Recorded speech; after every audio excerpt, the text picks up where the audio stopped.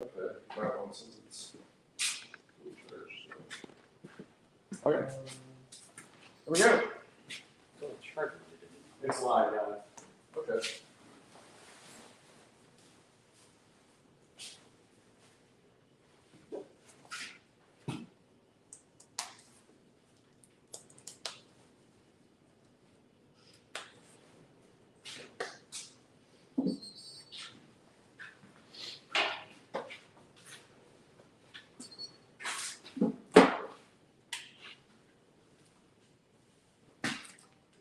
Reach.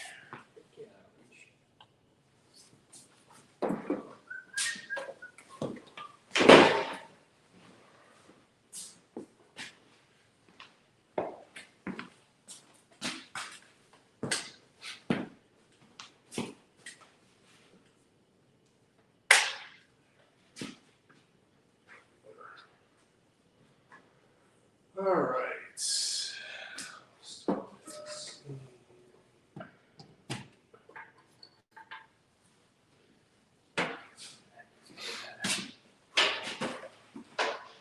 All right.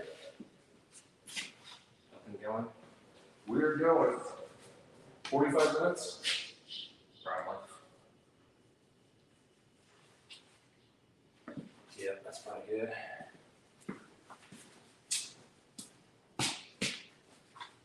It's just gonna sweep back. So.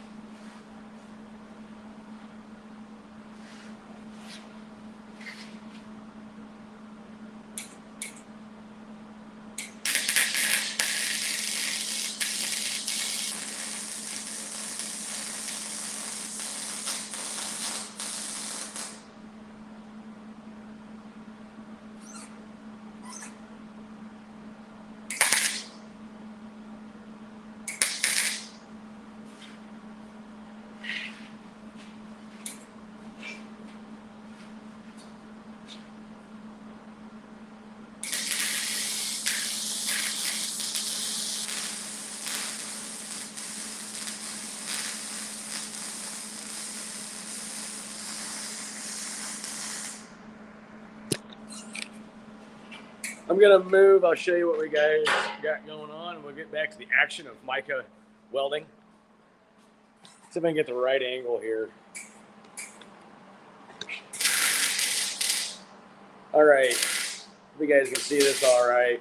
So what we got going on is obviously a 91 Chevy truck, 1500 two-wheel drive. It's got a 530 LS in it. But we're building an exhaust on this, and we've already got pretty much everything set up. Last night we started mocking some things up. We're not using a kit, it's just a bunch of miscellaneous parts and pieces we have with some extra mileage steel that Mike bought. It does have headers that are designed for this application, but what we're doing is we're not going for that true dual exhaust on this. This is going to be a cruiser. It'll be just fine, but what we're doing is making a three-piece exhaust where it's going to come off this header, off that header, it's going to come underneath here, and it's going to widen the one. That'll be one piece, which we mocked up last night. And then there'll be a second piece that goes from here to the back half. Now, the back half was already new. Micah had already purchased that and installed it. It's Flowmaster. Goes out typical on each side. So it'll be a three-piece, and we are using these style clamps to make it much easier for the three pieces. These are actually pretty good. Using these on the headers and multiple different transitions. So yeah, that's what we're doing. Is we are taking it 2 into 1, have a nice sweep when it comes through here. That's what he's working on now, into one right here. The way we did mock it up is so you can actually take this piece out really easily, take your midsection out really easily, and then your back one. We don't anticipate having to ever do that. You just never know what happens. One thing we did have to consider on this side is transmission line. We're going to go with the AN style, but so we took this and kind of swept it out a little bit. It is heat shielded here, but we're going to come here with the AN and we'll stake it around, and we'll use some of the heat protected, like Mylar stuff that competition engineering does. The only thing that sucks about doing a live like this in the shop, all the time we do this, we always have music on in the background, so we don't right now because of all the copyright crap. But let me show you what we got going on and why we really can't, why we're not really doing a true dual system. So, if you look, where the fuel tank is, right here, normally if there's true duals, it'd go right through. We did think about going from the front, snaking it back here with a double muffler going out back. But like I said, Micah had already just bought all this stuff and installed it prior to us tearing the truck down, so it's new. See, we are sticking to a budget. We're not going to tear all that out. This is all fine. We got a bunch of leftover exhaust pieces from other projects. We don't get rid of anything. And I think Micah bought one small universal kit to make this work. So that's what we got going on. It's just getting this exhaust going, mocking it all up. And like I said, today's goal is just to get final welded, installed. We'll make it look pretty, of course. Yeah, so it's just a random shop day. Weather's absolutely crap. It's windy, it's rainy, thunderstorm warnings, all that type of stuff. So yeah, if anybody saw my post about Vortex, Jimmy did go pick up a 5.7 Vortex block engine. He had some stuff going on later that afternoon, health-wise, where I couldn't go, but he did pick it up. It's a complete engine, got it for $50. So there'll be more on that, why I bought a Vortex, and why I bought a baby T1 L99 crank, and why I bought DZ302 Vortex style fin aluminum valve covers. So with that, let's just get back to Micah on welding. Not flash my eyeballs.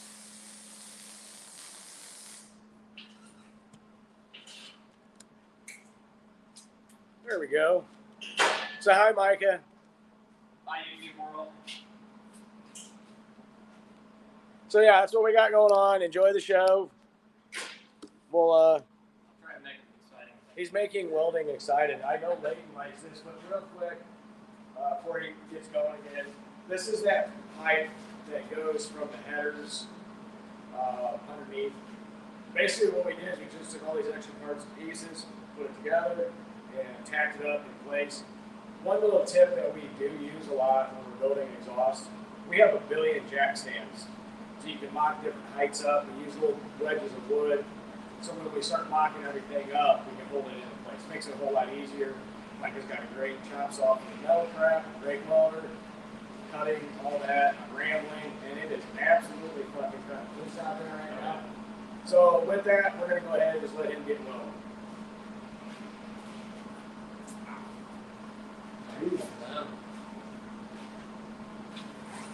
You can't even see out there. No, that's coming down.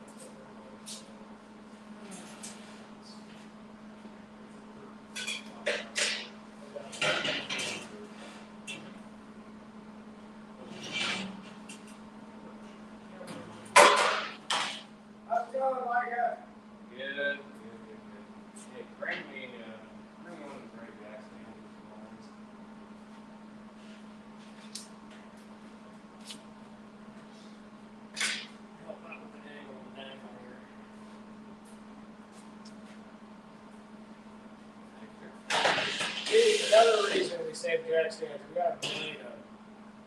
Helps out quite a bit. Weird goofy angles.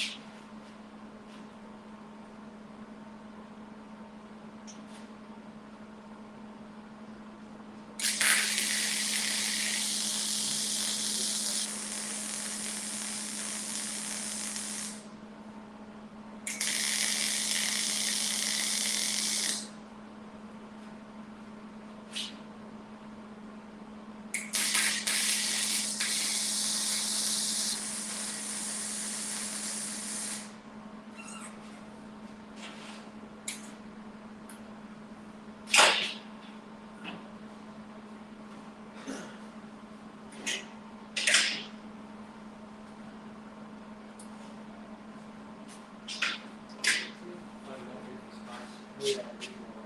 Where's that? Yeah. Yeah.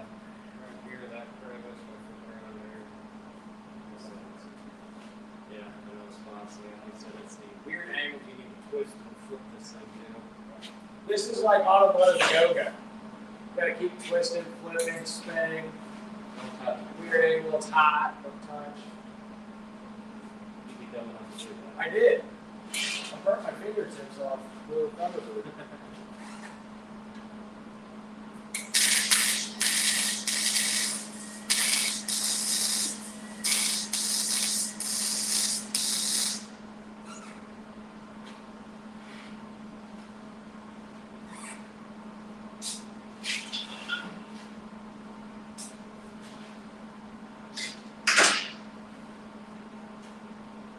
Is that rain went through?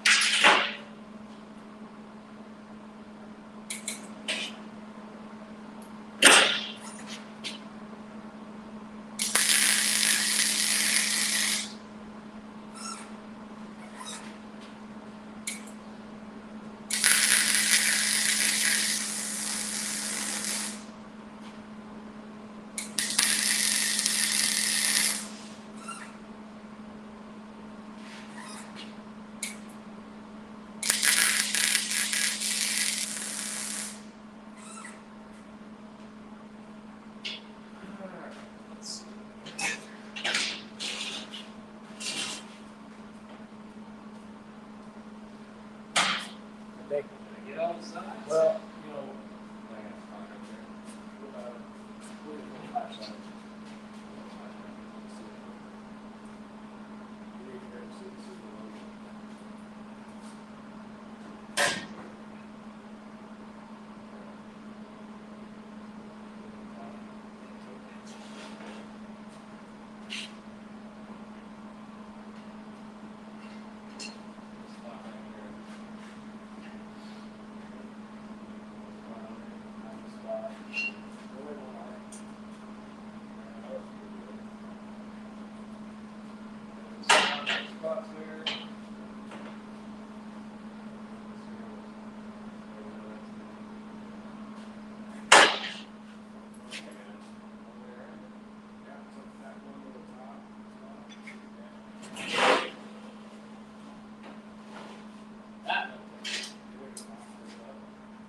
I gotta roll the pieces straight first.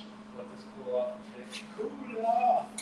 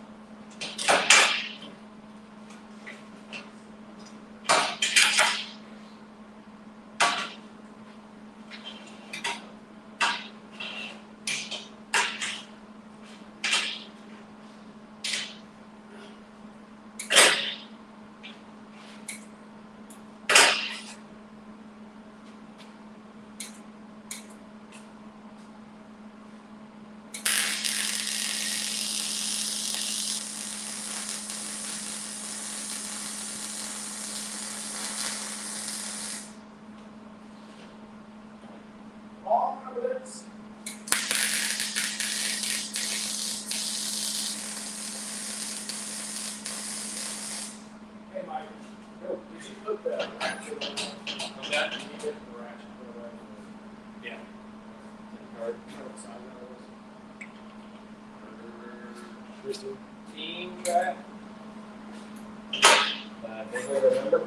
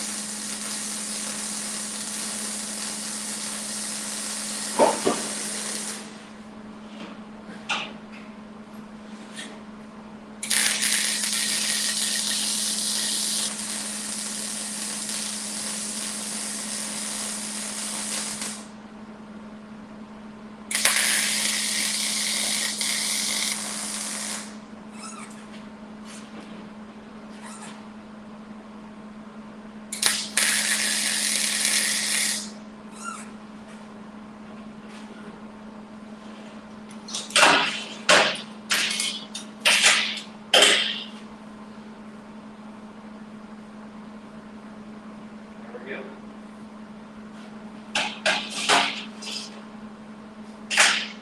Alright. Can't really call it a welding lesson, though. Alright. So we got the Y pipe built. This is the transition pipe. We're gonna go ahead and I'm gonna move the camera over that way.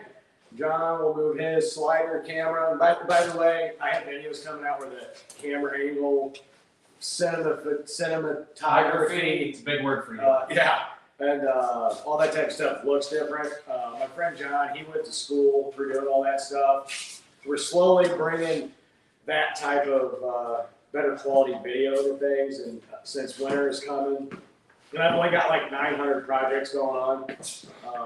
We're gonna learn how to edit more, like much better. John knows how to do it. I have no freaking clue.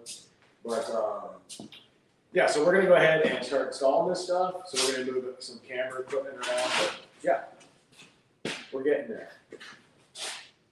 So much fun. Well, I timed that perfect.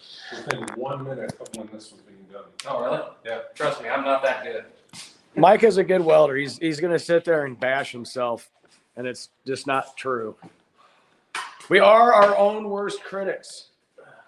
I'm no professional. Let's see if this is a good camera angle. See, John actually uses like good stuff. I use like the Low budget. $12 Amazon tripod where I've ran over like 4 of them, and my iPhone. They break every 30 seconds. Oh yeah, yeah. John broke one time. He's like, "Oh, hey, I'm sorry, man." I'm like, "No, dude, they're like $12. I ran them over." My mics, I constantly destroy. Yeah, I'm not very easy on any of this equipment. All right, this stuff should be cool enough.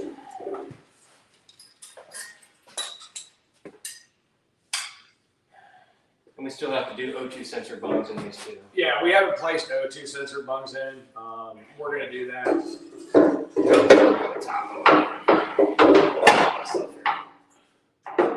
So you see, we built this pipe.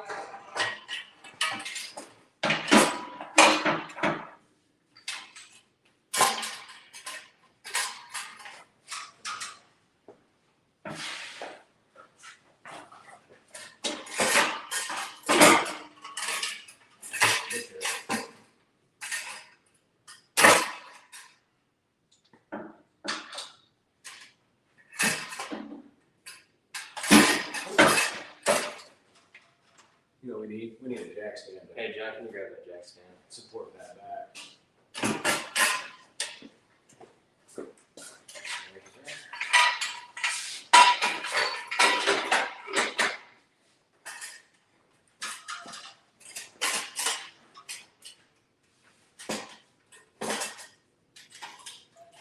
There we go. Good. Didn't move.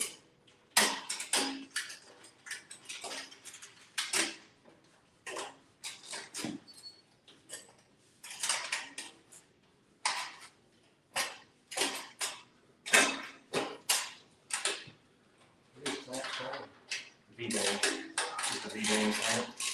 We're just gonna snug them. We're using V-band clamps throughout the different transitions. Kind of a little tip on that. When you're mocking all of this up, you do have a little bit of wiggle room you can play with these. You just want to make sure your mating surfaces between the two plates is flush. Otherwise, you will get a leak.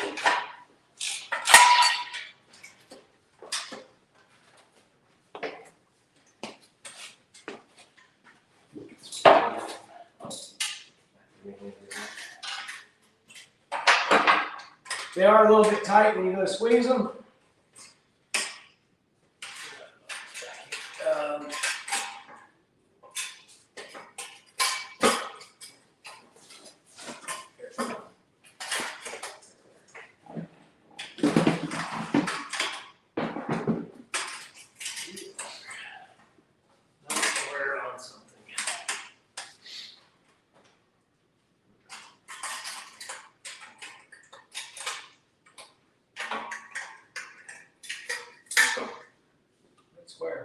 Square. I think the clamp is square. I'm gonna have that. Yeah. I see something not playing nice. Oh, you're hung up on the edge line. Clamp fat. Yeah, that's good. Okay.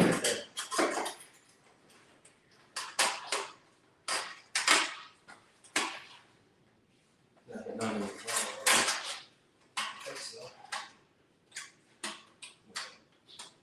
Isn't that nice?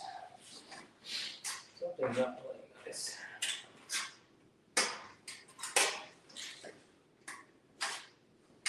That's how it goes.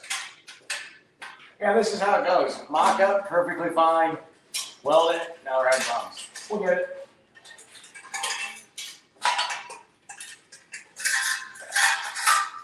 So That lines up perfect. that lines up exactly the way we had it last night. Oh, wait. Right there. Come on. Your pipe. That needs to be. It goes in it. Does it? Yeah. Watch it. Put your V-band on that top clamp part. That's what I'm trying to get, but I said it's clamp. How did that move? There we go.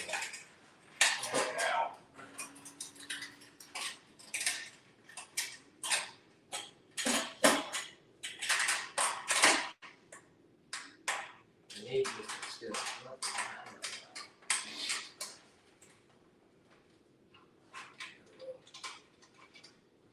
The hell I had it. Like a wrench. All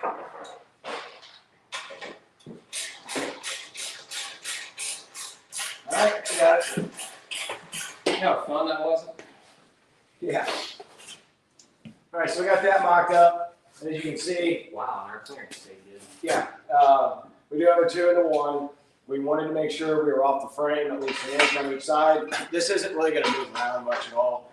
But when we designed this out, we did take into consideration drive shaft and all that. Now this is a 2-piece drive shaft. So this here, it's not going to be moving. So we don't have to worry about that. But we did want to make sure our clearance is pretty good with this. So we bent it down, went over. Found the area with most clearance where if something was to spin, it's not going to get into it. We hung our factory exhaust, well not factory, but the exhaust mic I had already built for the back of this, which is perfectly fine, it's new. And then to tie it all together, we made this mid-length pipe. So it's truly a 3-piece style exhaust. Makes it a whole lot easier if we ever got to take it apart. Which that's not the plan. Just to let you know. Pre-planning. Just to go. That's all that was. Yeah, just kind of thinking ahead. There might be changes down there. Yeah, there probably will be.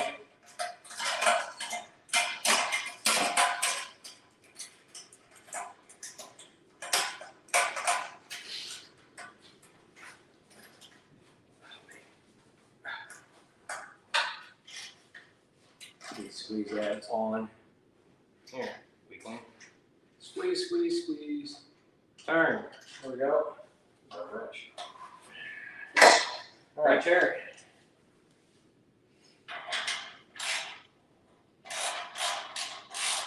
Wow, full of gas. It's been a while.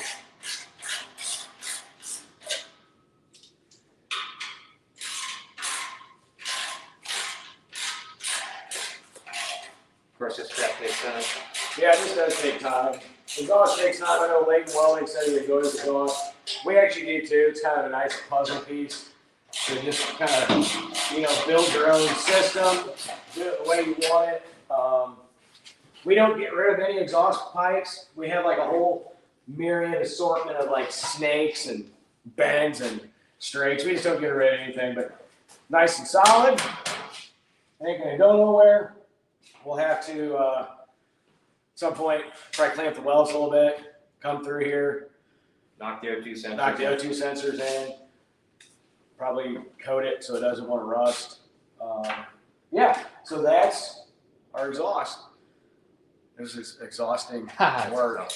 What an exhausting day. It's budget. It is budget, but But it's it's actually pretty good. Got satisfaction building it myself, so with help.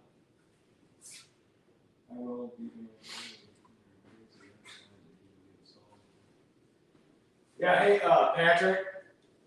That's what we do too. Works out really well that way. So yeah, kind of where we're at now. Now we got the exhaust built. Micah is waiting on alternator. What else? Waiting for the alternator for the powder coater, then it's got to be taken to the shop to get rebuilt, which is nothing. I don't know why they're taking so long, but they are. I got stuff to treat the bottom of this cab, so that's there. I got all the paint stuff to do, inner fender wells and firewall and all that stuff, so that's on the list to get done. What else? We got the intake to address, but what else? We got paint the firewall. Paint We got a lot of work still left to do on this before we make the cab down back down to the frame, but we are getting closer. we're getting a whole lot closer. We're probably going to have this all ready before this. The underside's already been cleaned. We sanded the firewall, still got a little bit more detail work on that. Same thing with the inner fenders. Prime that. Because kind of what we're doing is Micah is going to have this truck painted, but just to get it back together, we're going to go ahead and paint the firewall, inner fenders ourselves, the color that we're going to use on the truck. That way that's done. I'm no professional at that, but Yeah. I'm good enough to do it. So Yeah. done it before, and like I said, I'll leave the outside professional. But like I said, this is still a budget build, so I'm still trying to save myself a few bucks. Yeah, so far the budget build's going actually really, really well, and not too shabby. We got some more work to do today. What else are we gonna do today? We're gonna either have to do that up there, we're gonna be painting, You wanna paint? or we're gonna be coating. Let's paint the firewall. So What do you guys think? Paint the firewall I mean, ain't painted to be primary. or primer? Let's just primer the firewall. Let's do that. So we still got a lot of good day left in it. So Yep. have to regroup and. Yeah, so allow me to move my $12 Amazon special, absolutely piece of crap tripod. And I'm serious, I have ran these things over, breaking them. They're just junk. Snake around, snake around. Okay, so if you guys can see what we got going on here. We do have a video coming out on sanding this. We actually called it the most boring video ever made because it is boring work. But we stripped this firewall and we did some initial sanding in here. Now, if you notice here, it's more down to the bare primer. Whatever cleaner we used initially to degrease this thing because of all the factory grease and oil shit that was flying around, it actually ate through this paint. But we got this sanded down pretty good. Like I said, we're not body and paint experts, but we're just going to make it nice. We'll get that taken care of. Yeah, it's getting there. Check the comments. Hey, what's going on, Mr. Andy Wood? Andy, I'm sorry. I know I'm not working on a big block Ford. It's a Chevy, but it is what it is. Oh, hey, by the way, I did put a comment in there about looking for a DZ302 Chevy intake. I'm going to be doing a video build series pretty soon of an EZ302 Chevy. I'm taking an L99 baby LT1 3-inch stroke crank with a 90 Vortec block to get that 4-inch bore 3-inch stroke magical 302 combo. Actually, we got an engine yesterday. I've already got the crank, and I did find a new old stock Duntov 3030 cam with the same specs as the original DZ302, which was actually the same specs as the 327 hypo fuelie cam. Okay. And I did find a set of NOS lifters. So what we're going to do is Jimmy and I are going to put together an engine that is exactly the same characteristics and specs as the DZ302, down to the valve size, trying to find the correct intake for it. I think I might have found something close, everything. And what we're going to do is we're going to dyno it, and we're going to document every little thing on it, like price. Sorry, I'm sitting down. Like price, it's going to be horsepower per cubic inch per dollar. And we got some plans for that engine. So yeah, we're going to do an EZ302. And just to mind you, there was actually nothing crazy about the DZ302. It was stamped DZ302, but it was actually a 327 block 283 crank, 327 hypo fuelie heads cam, one-off Snowflake Winners Foundry intake with a 780 Holly, 202 160 valves, nothing insane. Did have a mechanical cam, and I do have one of those coming, and solid lifters. Mellings, high volume oil pump it used. So it was nothing crazy, but if you were to do a real DZ302 out of real DZ302 stamp stuff, you're talking over 20 grand. But our goal is to build, Jimmy and I build this DZ302 spec, EZ302 Vortec era engine. All the machining, everything, quality parts to build it. That's going to be more powerful and stronger for 10% of what you can do a DZ302 at. So we're shooting for $2,500 and 425 horse and have it strong as hell. Spend 7,800 RPM somewhere in there, that range. So I know I'm a Mopar guy. I built a Ford, working on another Ford. I know I'm going the route with 302. Yes, Andy. Yeah, in fact, Andy, the EZ302 wasn't my idea. It was something Dallas Brown and I have been talking about for a good 10 months. And so him and I have been on the phone a lot this week. And it's just been buying parts. It's like a buying spree. But the other thing is after that one, we're going to do an LS version of it called the LZ302. So you take a 4.8 liter LS, you take it 30 over with the stock crank, and it's like 3.9 something bore, 3.12 stroke. So it's close to the 4-inch bore, 3-inch stroke. And then we're going to do the same thing. So there's another channel. I'm not going to say who because he hasn't said anything about it, but he's going to build a legit DZ302. So we want to do the DZ302. What's that going to make? The LZ3 or the EZ302. What's that going to make? And then after that, if I'm not completely broke, we're going to do the LZ302. So it'd be the 3 gens of small block Chevy 302 cubic inch engines. And they're all going to share the very same characteristics of what made the DZ302. So that's kind of our plan. And if you want to sit back and what are we going to do, Mike? We're working on a firewall? Yeah, we got to regroup here. We got to regroup so you can just hang around and watch us regroup and stumble through this like we know what we're doing. Make fun of, yeah. It is absolutely crappy out. Normally we have the doors open in here. We'll push this chassis out. Mike has actually got a nice big shop. The only problem is it's crappy out, so a lot of the stuff that would be out of here is in here. But here's something cool. Mike and I have known each other for, what, 25 years? Yeah, something like that. Yeah, like 25 years. And like throughout the years, if you find something cool car-wise, I would shove it in here. Like, there's all kinds of crap over here. Like, check that out. These are all like new old stock mufflers I came across of like the original Thrush silencer, an old Champion tune-up sign, a Tiger muffler. I mean, literally, that's how a muffler came. It was all fancy. We got a whole bunch of neat stuff. But the one I like, and I found these, I'm not going to say where, but this is an old Chrysler shop service. 3-way protection plan. Obviously 70s, a little bit of innuendo with that. And then they had the one that went with it that said, to get your lubrication now. 3-way protection plan. Dirty minds think alike. I'm just saying they were probably doing that for a reason. All right. So we're going to fumble through here and kind of do our thing. Ask any questions you want. Yep.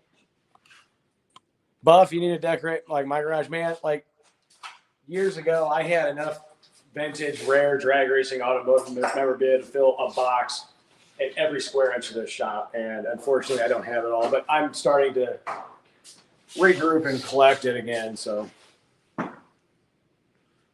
yeah, after all, it was the 70s. Exactly, Malia.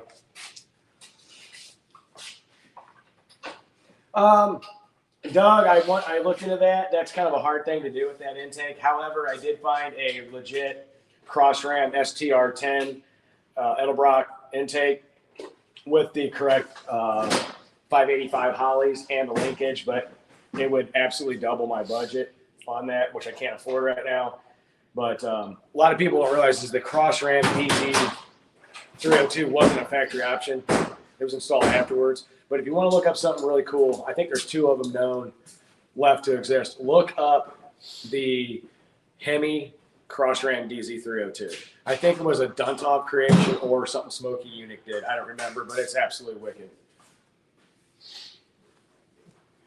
Buff, I'll come and decorate your garage. You're not that far. You're in about 6-7 hours away. I'll come.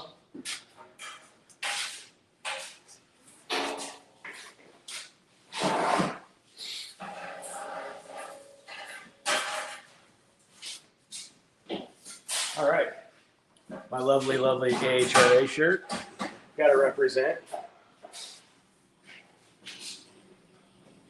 Hey, Landon's in here. Okay, so why don't we just pretend we're working and setting up? I'll quit rambling and go help these guys.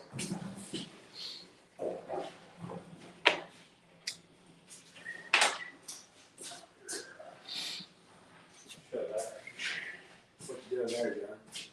They're glamour shots. Glamour shots. Yeah, we're doing glamour shots. So like we're trying to up our game.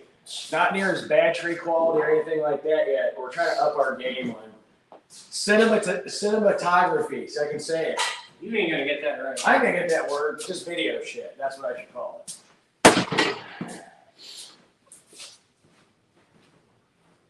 We'll be haggard in What, haggard? Well, let John get his glamour shots and then we're gonna roll chassis back. Oh, okay. This is the last one.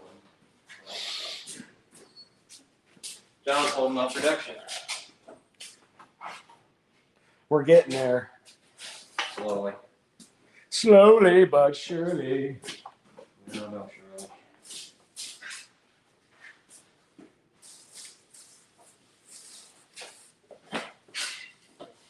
Yeah, remove the $5 carbon brake.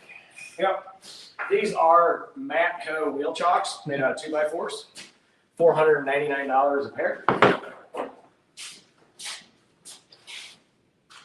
Obviously kidding. Well, the price of lumber at one time, you might as well bet. Yeah, price of lumber is probably cheaper to buy a Matco style thing.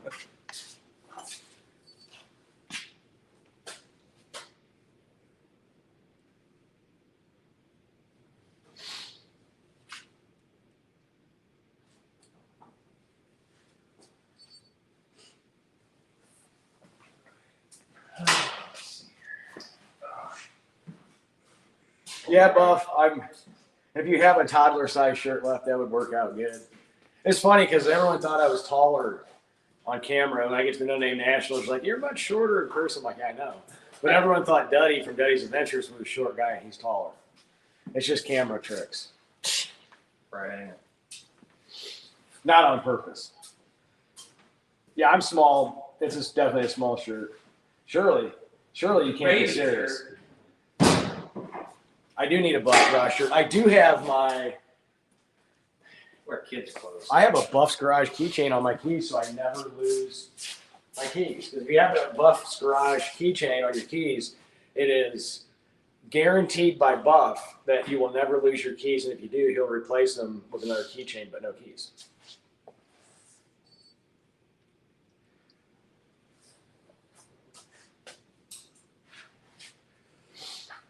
All right, let's get a plow in here.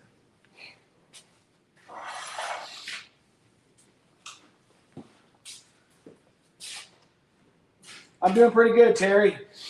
Just enjoying the absolute crap weather, so we're just working on cars. It quit raining. It did quit raining, but now it's like 105 mile an hour winds.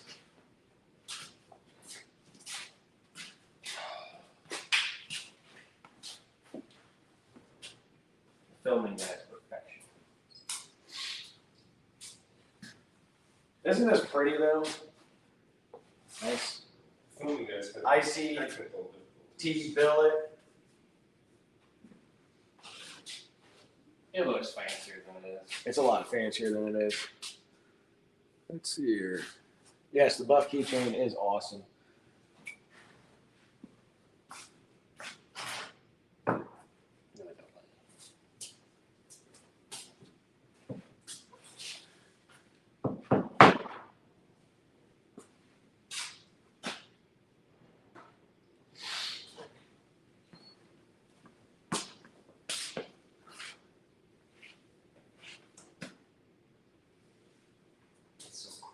It's quiet in here, which sucks because we can't have a radio on. Always work with music. That's the great thing about time lapse. When we do all that, we can have music just blaring in the background. When we actually do something live, when we're talking, one of us dreads having to go shut the radio off. Yeah.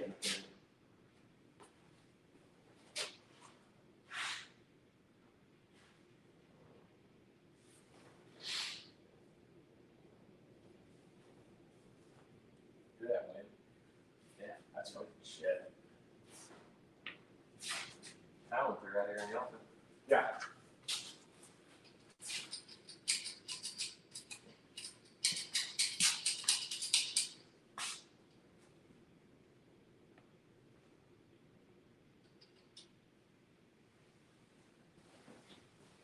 Just wondering what we got going on back in here. Watch Just behind the scenes. behind the scenes cinematography. So I got the word right. He's got this fancy camera slider, iPad, all this shit, right? I'm just gonna call all this shit because I really have no idea what it does. But this thing moves. He'll set it up so, like in our time lapse videos, you'll see it like slowly moving in and out or side to side. I would probably break this thing if I touched it, so I'm not even gonna. I probably shouldn't even be near it. But Oh, you're good. so yeah, what we're gonna do? We're gonna move the chassis out of the way. How we do it?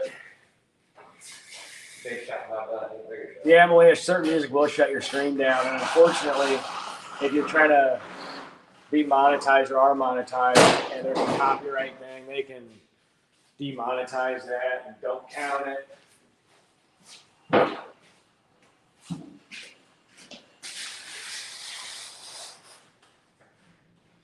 Hey, where's the parking brake? Our Matco 2x4s.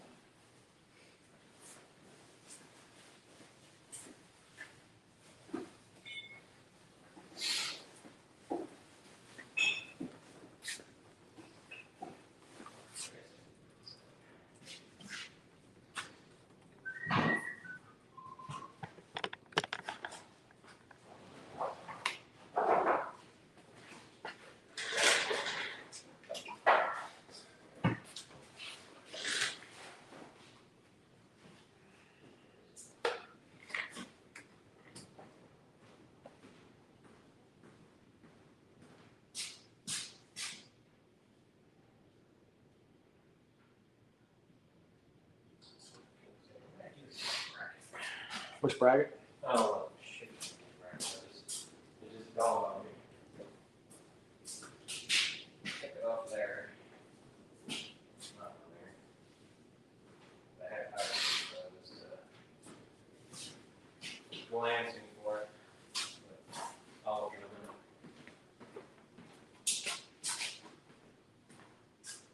Gotta go down. Everything clear over there, Jeff?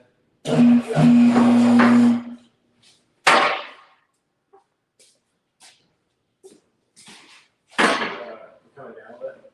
Well, yeah, you gotta come down a little bit. Oh, yeah, Get out of the way. Is that card alright? yeah, we're good.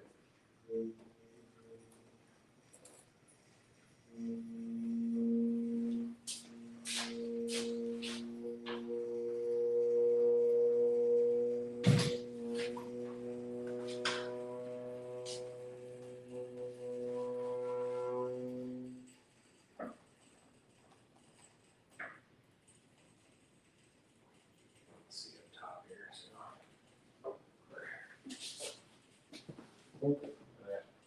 Cracking. Like crazy coming out of that. And I'm bringing it down to your short level. Just Yeah. Pointing at that.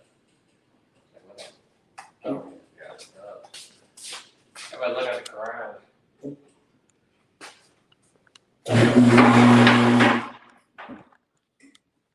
Oh, the oh so fun stuff.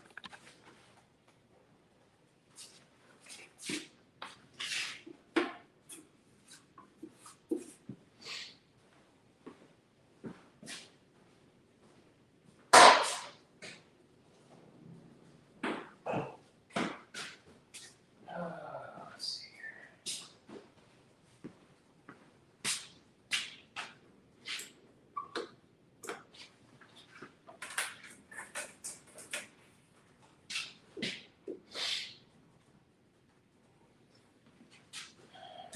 This, we never did take this out of there.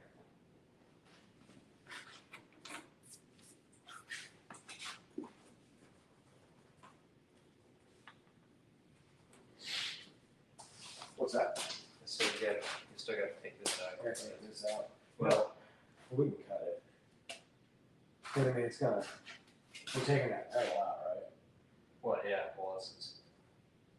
I mean, if we cut it right here, it'll just go right back up. You know what I'm saying? That way we ain't gotta worry about that door before we get to inside. What about I might be able to pull the cable. You know what? I might be able to pop that loose from here since we can't open the door. Stop moving it. The other way.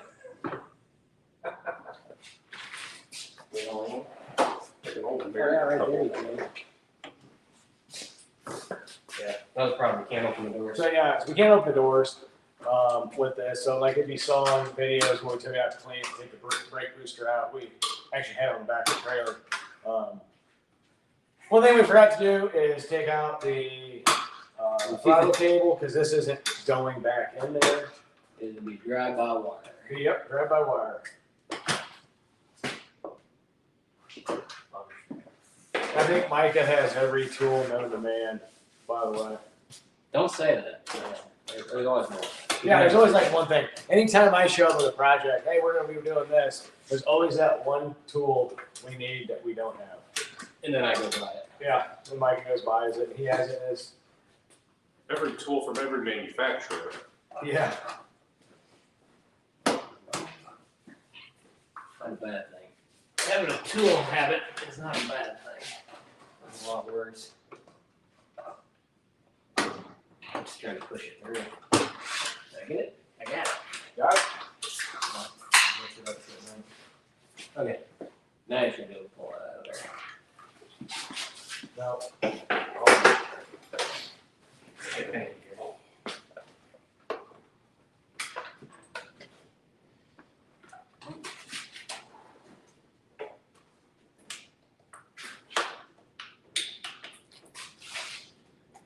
Put that goo behind it.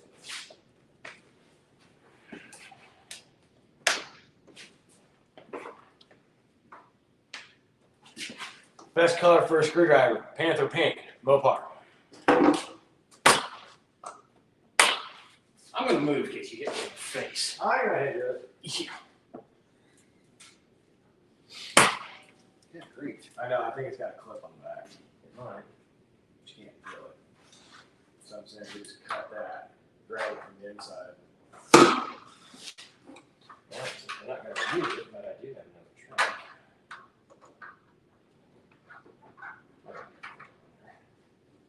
Is there? No. Pops out. Is that glue?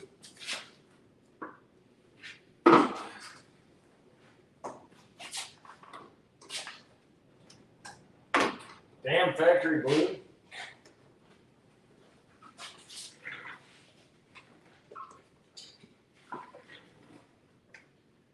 Got a big one. It's a little bit more meaty. It's not used. Yeah,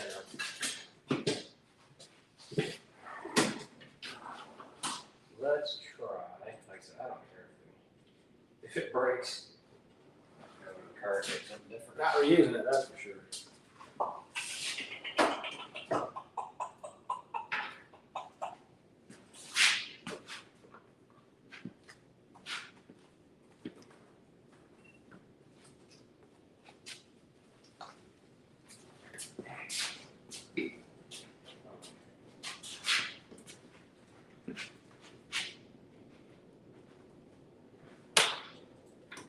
I'm gonna try some.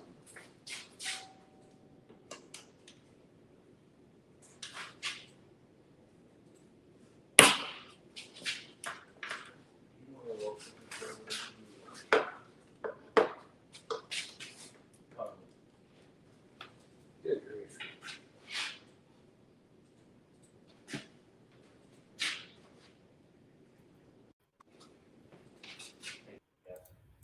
Yeah.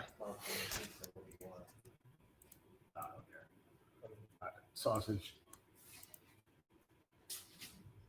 As long as it's not pineapple.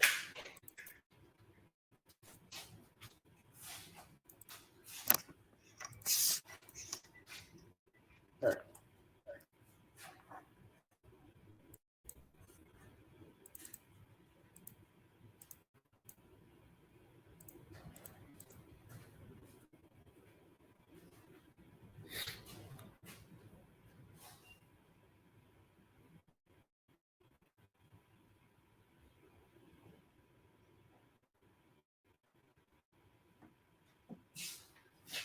Okay. Yeah. Here. So, hopefully you guys can see everything okay and hear everything okay.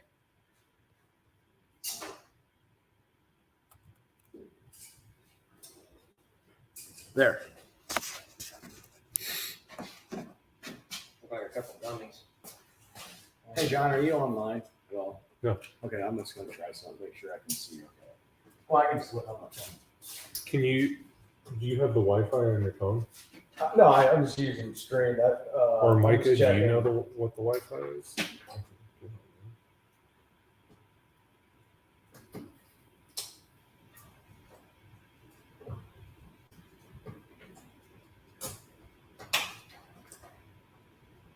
Just press it. Well, now we're gonna have like.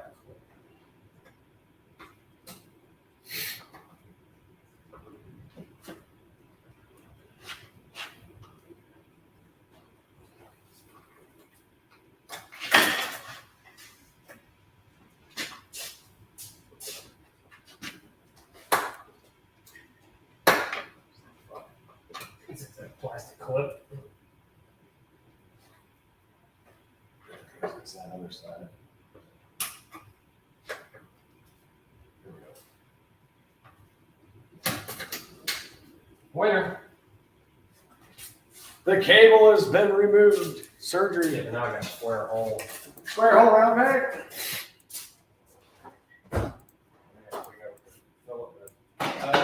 Maybe well in the hole. You get those square plastic furniture things. I have the ribs. They make them all like a specialty hardware section at Lowe's, and they just go. And they're black. So that's not a bad thing. So here's my question. Do we want to take all these out? Like take a picture of everything and take them all out? Or just gonna paint it? Just gonna paint what's that? Okay. Well, there's no need for it. That fancy. What is this? Windshield wiper?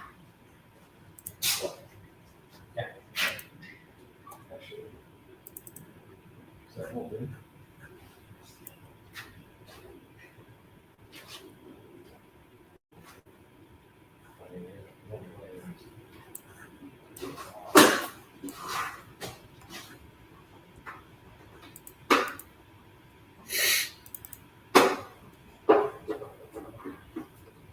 Right in there. Yeah. That's taped off. I said, oh, probably what we're gonna do. Back feed. Well, I mean, can't we So they got take this whole. So is this is the booster, right? Yeah. So why don't we do this? Are you worried about paint getting in here? That's all the paint.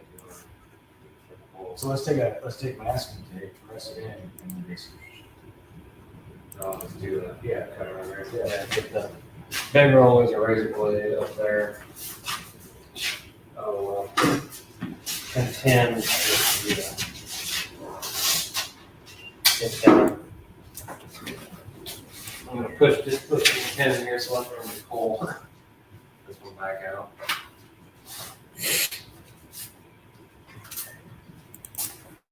Trying to find the correct angle. I said, There we go. All right, hopefully you guys can like see okay.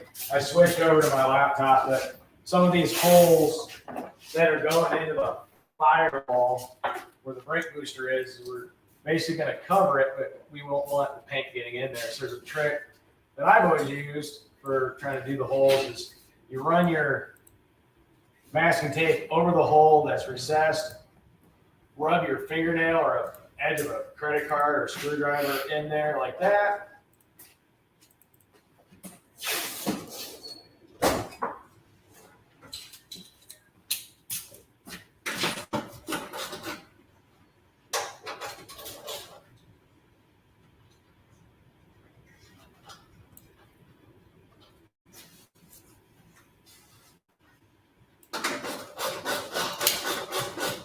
There.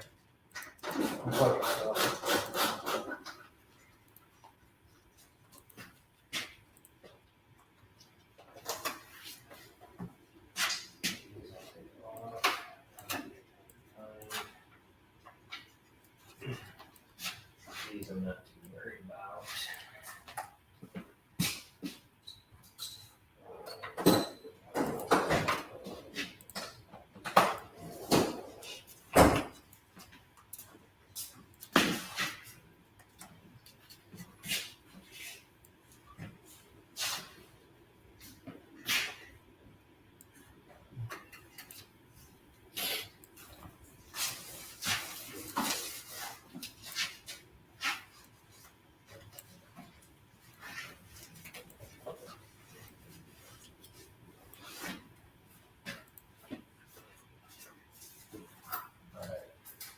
Got a little bit of a thumb right here, Micah. I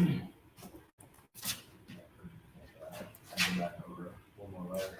There's the other bite, right? No, yeah, there's no way. Like this, I thought the picture over here. Yeah. Okay. Try to get behind it. Well, yeah, I got an idea. And I was thinking this will be covered up. Just kind of make a box and just fold it in. One thing. Yeah.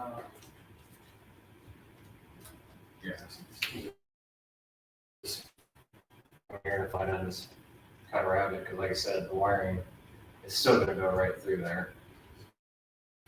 For the factory. Yeah, wiring can still feed through here. All right. Factory crap, so.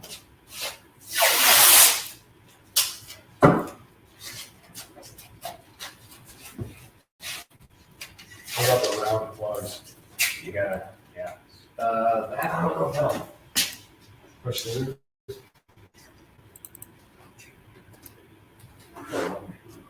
should. Yeah, there we go. Here. Let's do this. Yeah, just brain out and wrap it, and then I'll just go around it, and then we'll just tape up. That's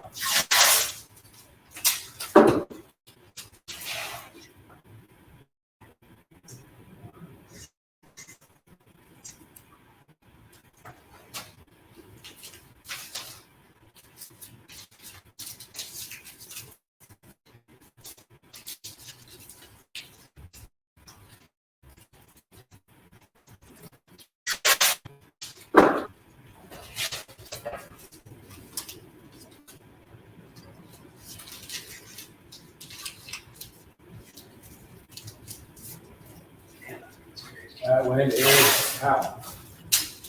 How?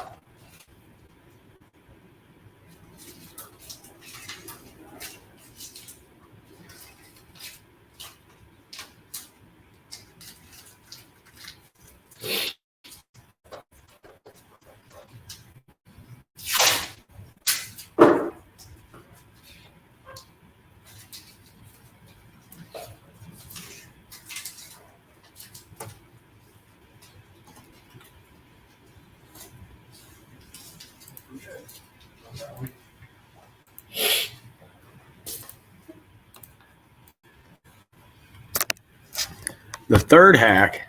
There's all kinds of hacks.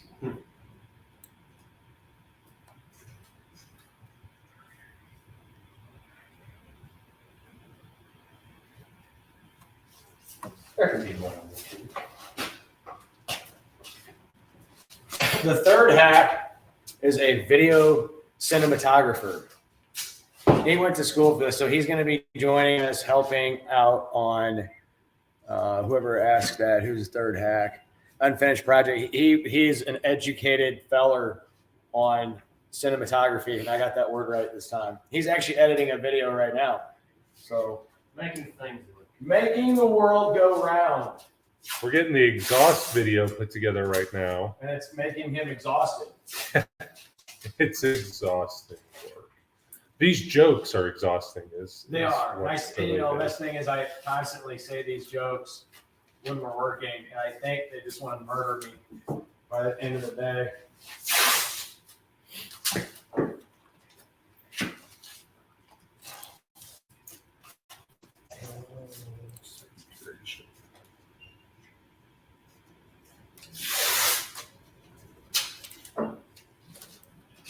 This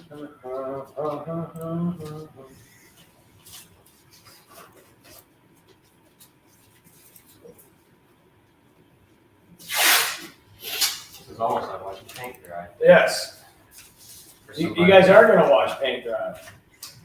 Well, we're a little way away from that. I'm not in a rush. No.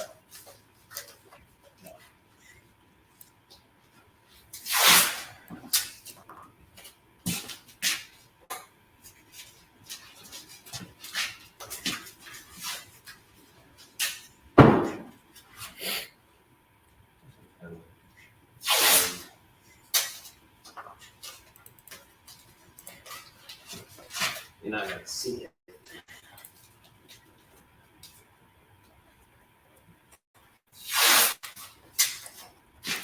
This is going to be the fun part.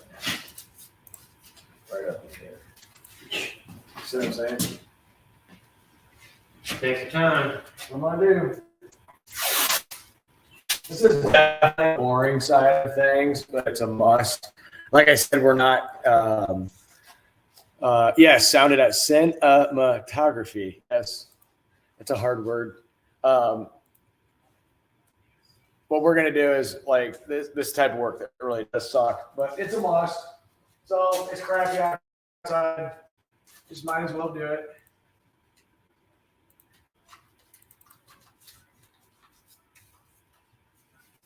Michael wants a nice truck, so we're gonna make him a nice truck.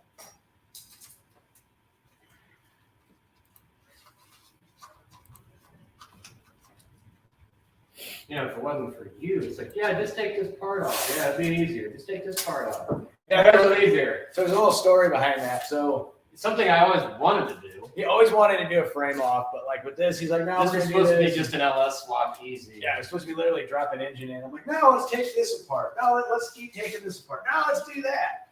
And that's where we're at. I don't blame him now, but Oh, at the time it was like, oh shit. yeah, I should have been driving this months ago. But in a nice, slick and pretty quick truck. Somebody's car got in the way. Yeah, the Thunderbird got in the way, and I do need to.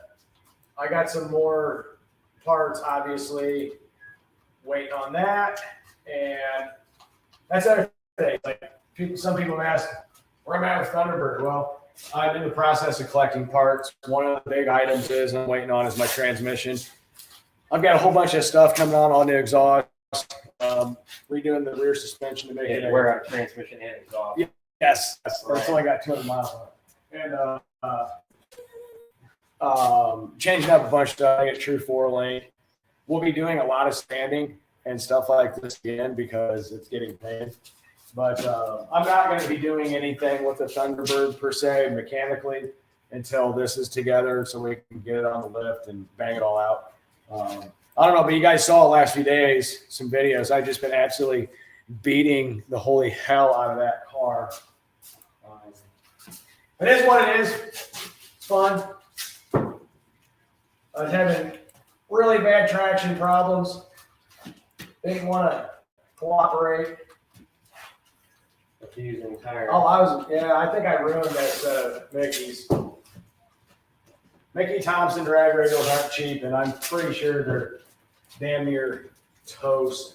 Taking donations. Yes, taking donations. And If anybody sponsors. wants to join the Abused Tire Fund, you can PayPal me. Sure, you're not the only one that has that problem. No.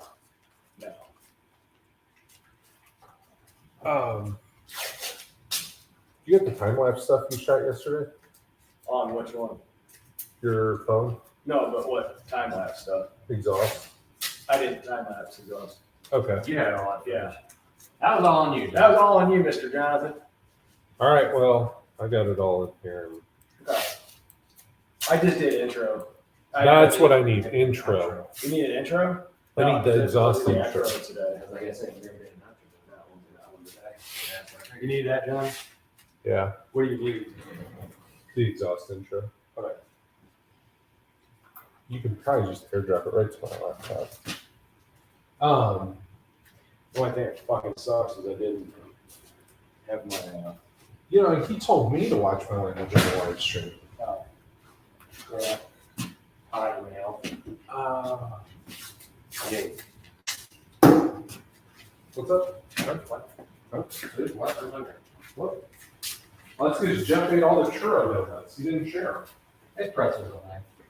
Lunch will be coming. All right, so we're getting closer. No, we're not. There we are. Closer than we were yesterday. This last night. Closer is waiting for turn the key to start the game. Closer is a good That's song. closer for me. Closer is a good song by 9 Inch Nails. Then you can't listen to you. Because of copyright crap. Or eBay. You get in there. We want to play by the rules. All right. Think, Mike, that's. Don't think. I try not to. Anytime I get an idea, it turns into thousands of dollars in broken shit.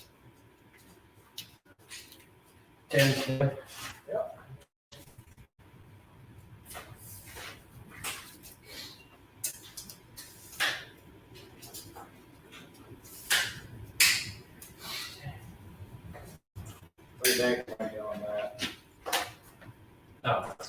Okay.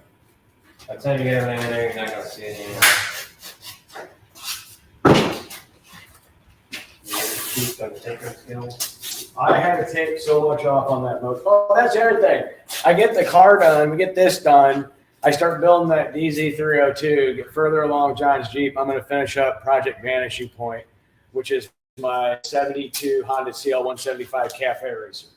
It's just really hard to find certain parts for that motorcycle. Very hard to find. What about this stuff up here?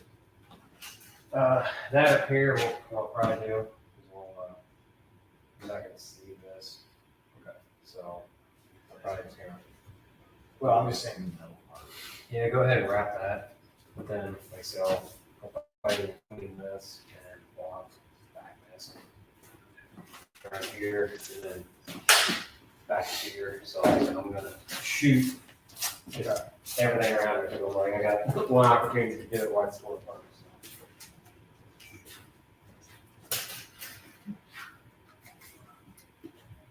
So yeah, the Honda, I bought a all original 72 Honda CL175. I tore it down last summer, well, 2021, before I had a YouTube channel and started making a cafe racer. The engine's built. I actually found new old stock 13-to-1 compression race pistons for it. So I built the bottom end.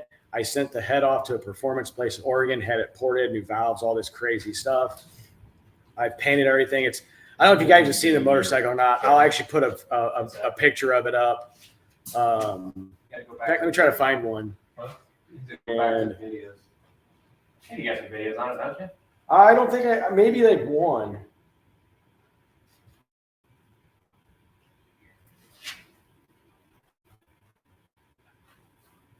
I don't really have many videos of that motorcycle. They talked about it Yeah. early on.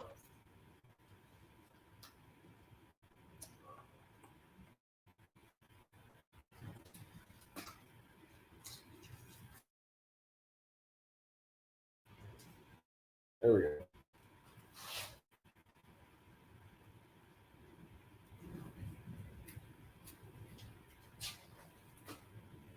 That would have been like January. Now you're asking me for a date? Yeah, right. It'd have to be around January, February. I'm guessing January. Yeah. So this is what the motorcycle looked like when that's a bad angle. If you guys can see that or not. So yeah, that's what my motorcycle looked like when I bought it in July of 2021. I actually drove it home. And then, yeah, pretty much.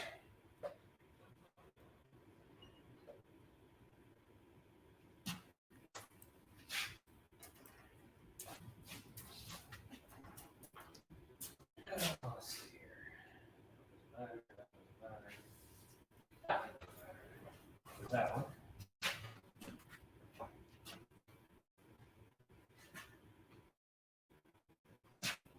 Here we go. And this is what it looks like now. It's actually pretty close. Just a lot of odd things that I need to take care of. So yeah, that's what my CL175 looks like now. Kind of bad picture, but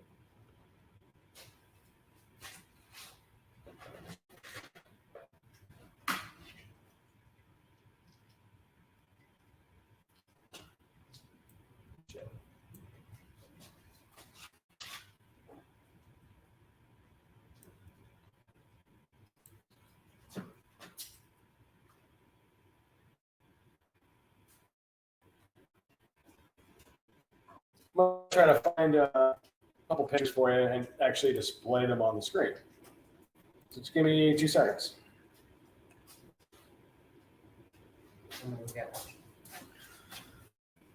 Six right now. People are probably going to be folding out here in a little bit, but we'll show a couple pictures. Sorry, I look goofy. I'm just on my laptop trying to do some stuff.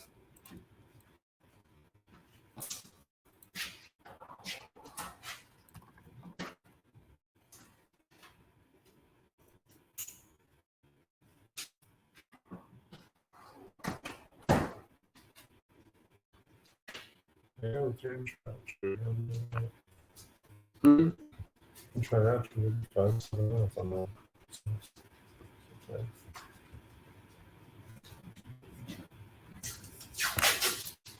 What the hell is going on with my Gmail?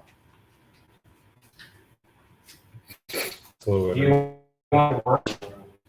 It's just being weird.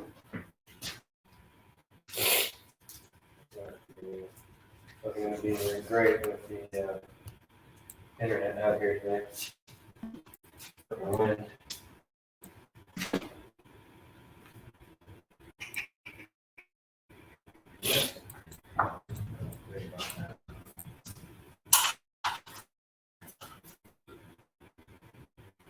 Oh, I'll find it later.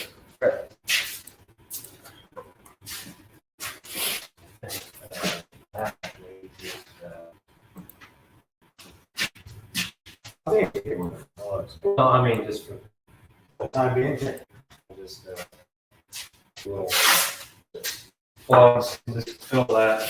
Because everything else over here.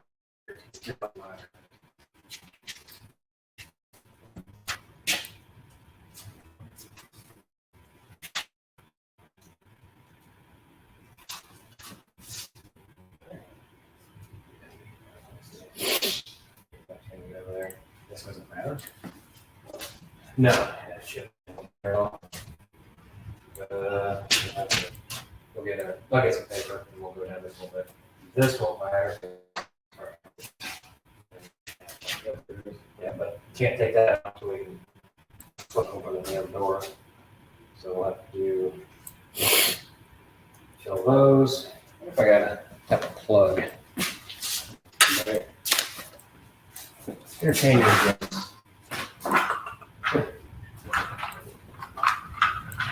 Let's see what we have in the health department.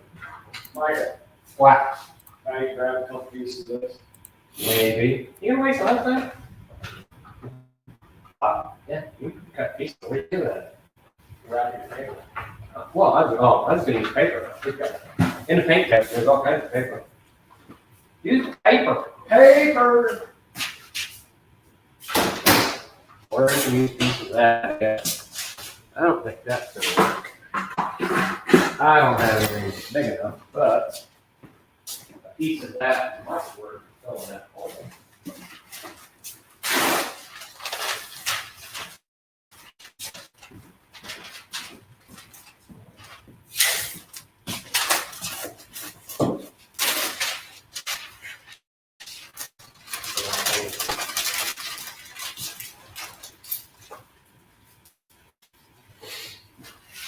Improvise here. That's what I'm gonna try right now. I don't know how well it's gonna work, but we know it's right.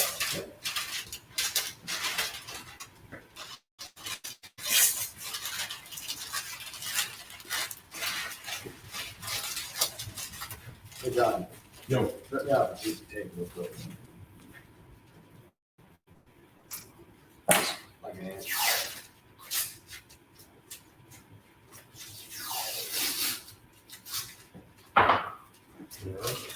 On the top there.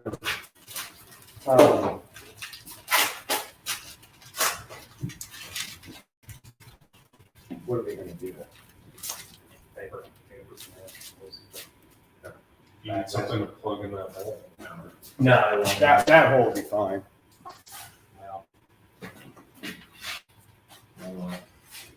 shove a little bit of that behind it.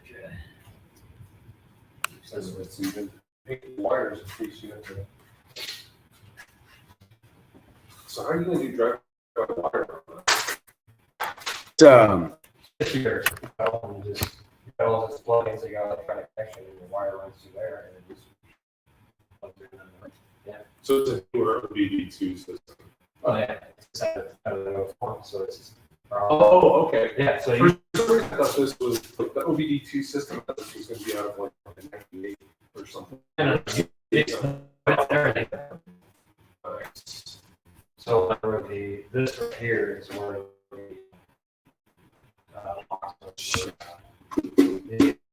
'cause That's what it was exact for the electronic when they go for. It's exactly right. So this right here will plug into that. Yeah, you get rid of the cable, and it's just all wire. So you put the panel in, and there's the company bracket you can bolt to the firewall, and you bolt the pedal to that. Take the connection to the hood. That's sweet. You're ready to rock. That's nice, especially if you're gonna use it for cruising, because. Yeah, cruise control work anyway. Yeah, so it's Oh, it's drive time. Trying to find something here now. I might be able to. Yeah, the signal is getting spotty. Let me try some. okay. But I mean, I could convert this on. O2 is still driving on water. And I could have kept it that way if I would have had that donor. If I would have had it right my way, I donor last night. Save money. I was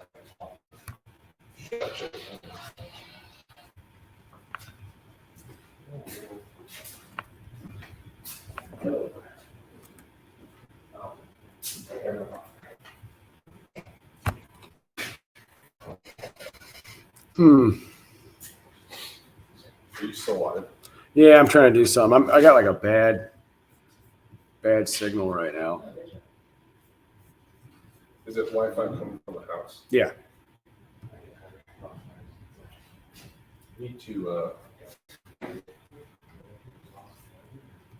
you can try to throw a repeater out here. Yeah, it's not working. Oh.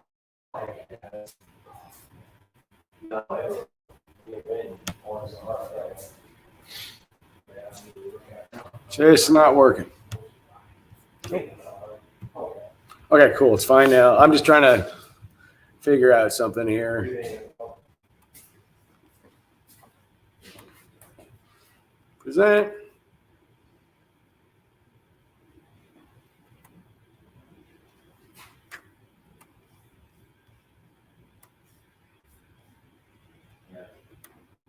Shoot.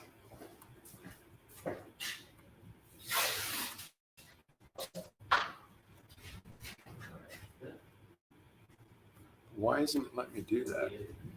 It's not letting me share. Oh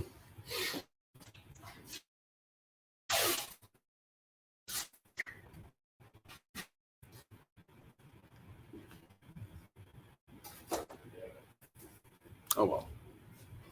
It's not letting me share my screen. It's not letting me share my screen.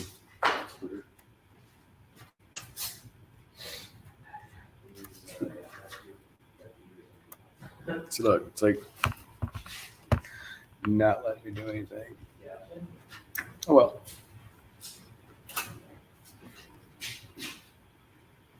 What we do in the firewall? Well, so one thing we're doing with the firewall is we're going to paint this whole entire truck, but we're actually going to get it down on the chassis before we do all that work. We still got to finish the cab corner. So we strip the firewall completely down, remove all the unnecessary stuff. Small and so we stripped everything. We've done an initial sanding. We're going to take everything off. And we're actually going to paint this firewall the same color as what the truck's going to be. Only reason we want to do that is we want to make it look nice because it looked like absolute shit when we tore it down. So we're going to make it look nice before we get the cab on the chassis. That way, when the engine and everything, it's not in the way. Like I said, we're not body paint professionals. We just play one on TV. So the whole goal is to the firewall painted. We started doing some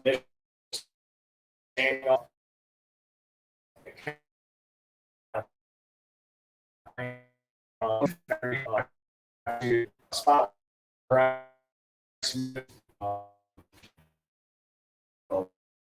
also going there. So yeah, that's what we're doing now. Is just we're covering stuff up that we don't want to get paint on. We got different hardware. where the tip is. So we'll clean all that up. So cable, we take this one, guys, we're not worried about that. I have this one, obviously I have this and this. So we're literally just taping stuff off so it's not out of the way. But we're gonna have to cover windshield, that type of stuff. Now, mind you, we're gonna take this and then we're gonna redo the bottom of this truck. It's just all work piece right now is the firewall, so we can get closer to mating this cab to the actual truck. Yeah, that's all.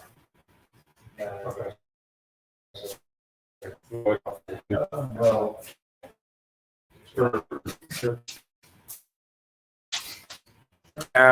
too far away. Yeah, I should put it on the microphone, but I'm actually working off my laptop.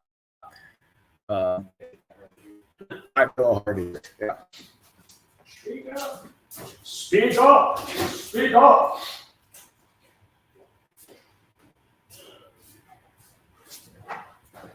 Okay, where is my bag of goodies? There it is.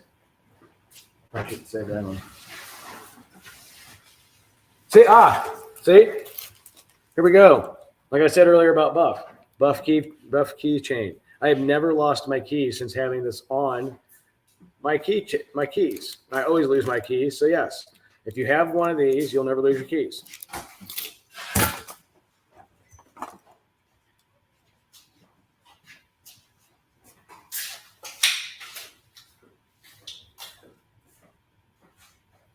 Give us a rough wipe there. Yeah.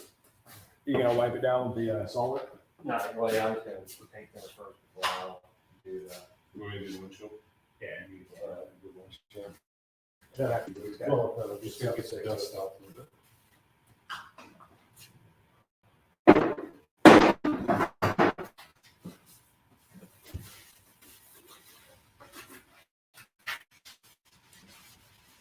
Get some paper. Yeah.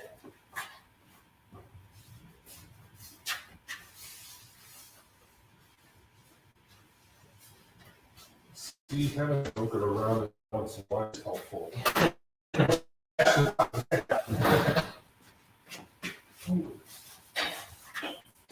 Us short people are over. You're a man. It's beneficial for drag races. Smaller. I am under 6 feet of man left. 6 feet.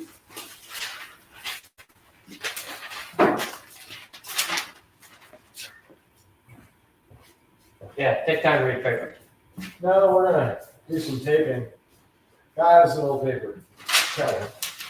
Budget. Well, keep it small, kid. Go up. Go up over it. I don't feel like scraping shit off the windshield with a razor blade, but I don't have to. Put our initial spot down.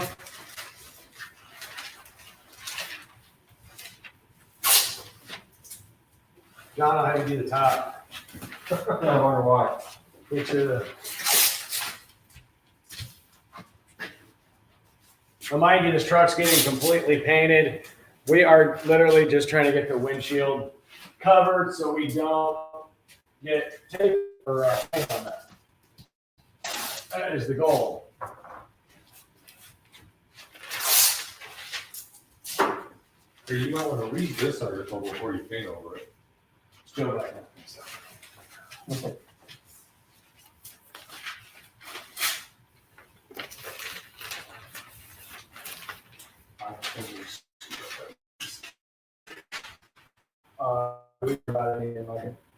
What? I'm pretty much thinking just, I was claiming we can just run it to this edge right here. Okay, like that. Yeah. And just, I say because you're gonna have that cowl cover on there anyway, so it's-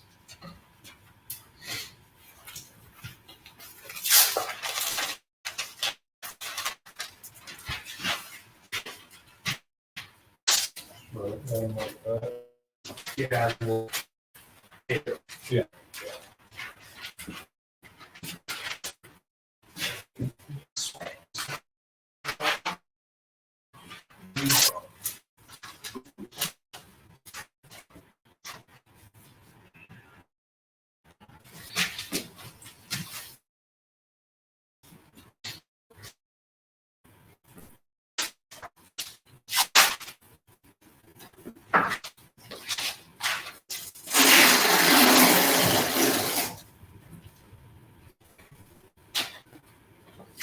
How many people can get working in this small area? Well, if I wasn't 7.5 feet tall.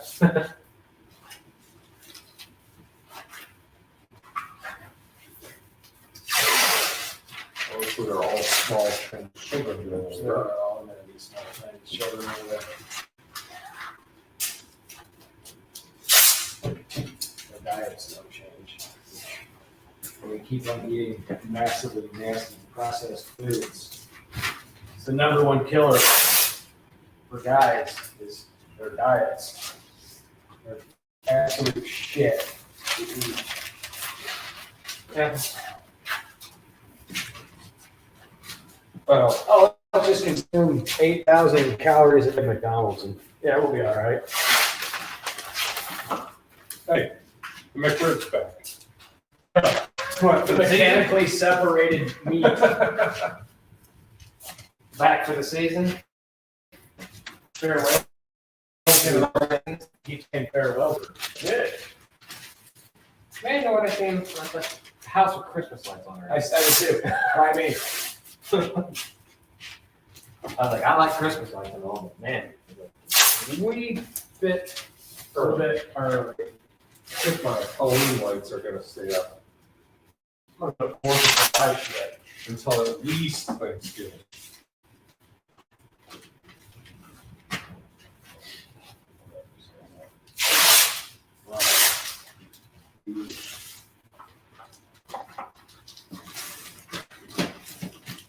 Let's play a game. How much did you use? Oh, you should say when we take that to Denver.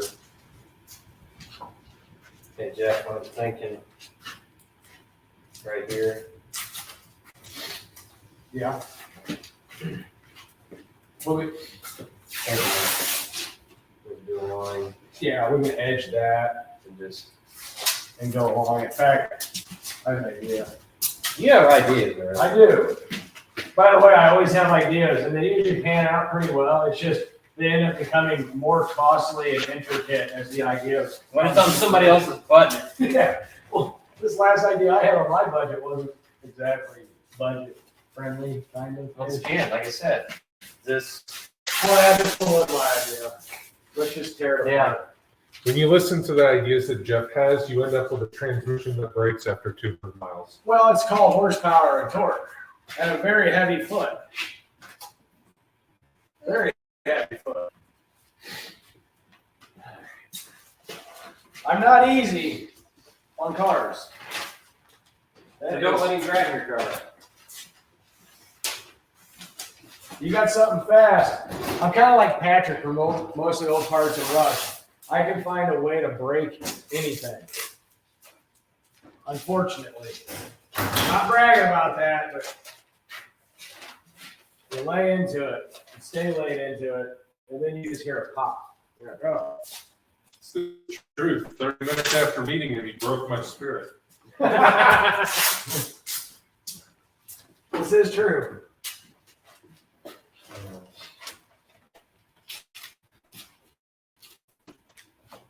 You wanted this on the inside? What did I do? I do everything. I just made a line straight down. Jeff, you're probably Whatever Jeff wants. You're probably gonna have to tape this while I hold the paper. Not what I want, that Jeff wants, remember? Perfectionist. Mine project, his project, my budget? Micah's project ended up. I'm gonna fold that in and just try to make a line. Whatever. Whatever you want for my truck, Jeff, it's fine. There we go. I just got to hit that corner. I agree with whatever you say, sir. Well, if it's Micah's budget that we're playing with here, then he needs to buy a 4.6 RH transmission that'll fit behind the 318. Well, we need all kinds of stuff. Okay, so.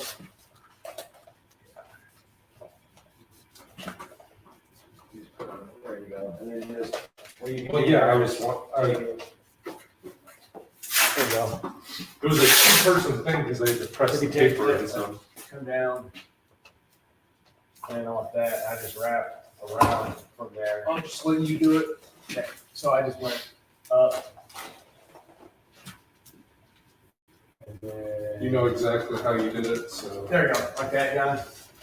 That way, we're just protecting that shit. And he's gonna. Right. I don't even think you're gonna see that, but no. You want back there? No. I gotta take my TV off. I'm gonna have like $900,000 in taping shit off. Instead of just taking the vinyl top off. Well, Taking the chrome trim off. that's stainless on that. That trim is impossible to find. That's the problem. Yeah, mostly old parts ruts. Have a heavy foot and a rather large shoe.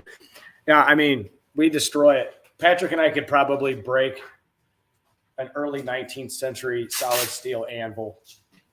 So. It's kind of funny because I was out beating on my car last couple of days. I told my dad I got some broken stuff going on. I got to do this, and he's like, "That sucks." I'm like, "No, you just find the next weak link." So I'll get it fixed. I'll find another weak link, break it, and just get to the point where it's strong. I know my weak link is transmission. Got one of those coming. The suspension style geometry in the back, no bueno. So I got all that stuff in already. Just need to do a lot of. We'll be doing a lot of engineering. We've already stiffened the frame a lot, but there might be some room for more. Engine mounts, transmission mounts, maybe a motor plate because that thing moves around a lot. Probably upgrade the axles, put a spool in it. I already had axles, but I don't think they're going to hold. So Link, it's never the opposite. you didn't way out.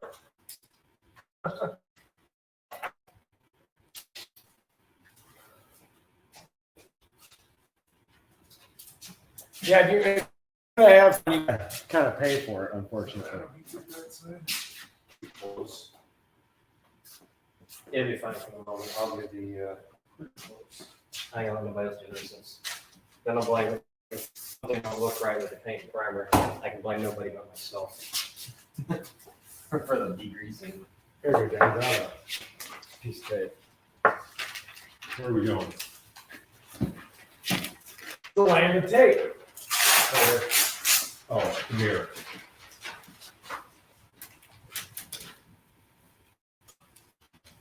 Right there, good. And then we need to come down through here. I'll get another piece. Just so it doesn't overspray. And we'll put one like right here. Okay, I didn't go up the window on the other side. I We just went will. over the mirror. Just, I mean, we just don't want to have that opportunity arise.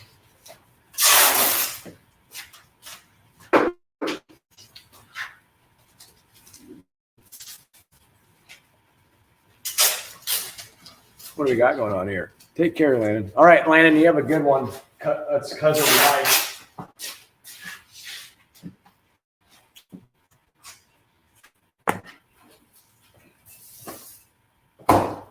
Yeah, you gotta. If you're gonna build something powerful, you definitely need to build it strong. Just saying, because you will break stuff in a heartbeat. Grab another piece and grab that green tape. So we can do the same thing we did on the other side.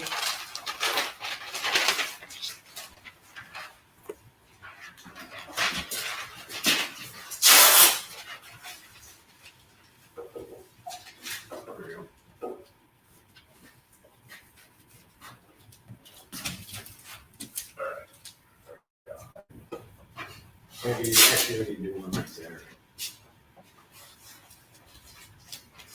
The sad part is we gotta get everything up for the frame. We're gonna be the fenders. We gotta do all that. 'Cause we gotta do this all in one shot. All the paint, fenders too. Yeah, we gotta do that too. It's all we gotta do it in one shot. So we'll have to. Oh, sure. Yeah, I don't want to do this all in one. Oh, that's right. So it's not gonna. I don't want to do that too seconds. I just want to get one and done. Timer today. If we're doing it. So. Yeah. I got it. Remember that, so we committed to.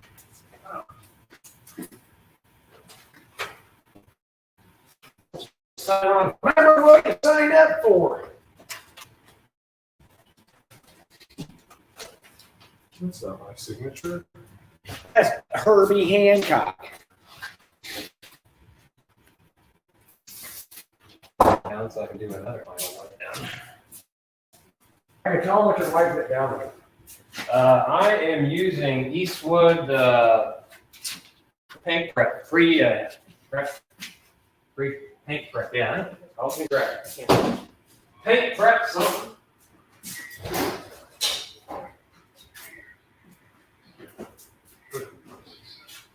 There we go.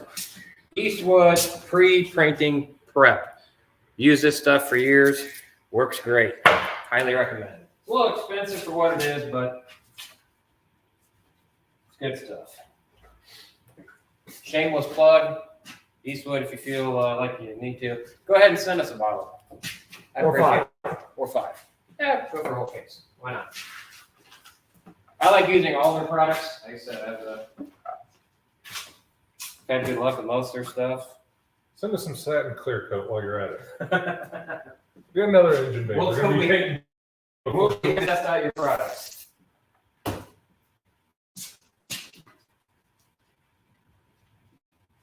You can use the Harbor Freight gun again today. I am. Budget. So compared to the other guns you've shot with, how does it stack up? Not bad. I mean, the only thing that's funky about that one is this so finicky for all your knobs and adjusters. The way my hand hits, and I have a huge hand, it kind of bumps your air pressure a little bit. So I mean, that's my only thing. It sprays out good for a budget gun. It's just your pinky. Yeah. So your big man hand probably wouldn't be very So conducive. I'm gonna get my compressor soon. I think it's air or water separator. That's When you got ogre hands, when you're Yeah. gonna hold that thing down.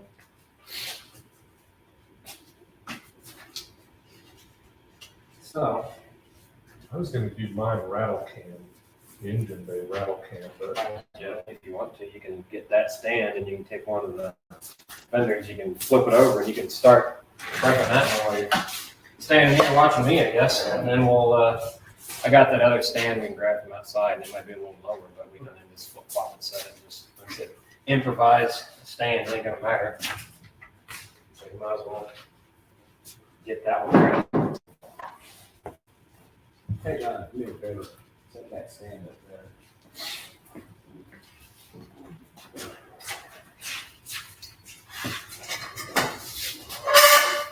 Here's a good joke for you. Why are cars and music alike? I don't know, why don't you tell us? Because they both involve fenders. You get it? Fenders? these dad jokes are gonna kill me. I have a heart attack on this live stream from these dad jokes. All right. So, what did we need to do? Well, like I said, from masking everything from this side. We need a mask here, right? Yeah, because this side's gonna be, This side of the exposed. this side's gonna be exposed. Okay. Pretty, so I'll do it. I'll do it in a one. you have to get, There you paper. Where is the blue? Oh, here we go. Blue's over there.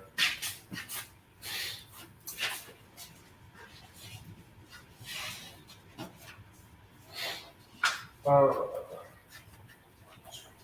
Which one's screwdrivers? There you go. taking that off. You're gonna pay it. But not now. This will be painted when the truck is finished. Everything's under here, so you can mask off. I'm gonna just pull it back and then. If you take it off, it'll get lost.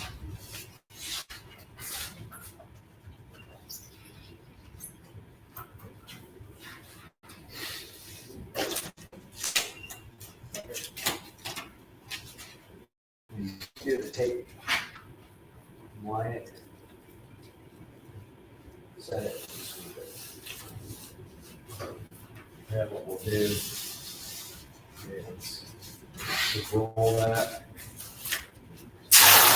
Use this small green one across there.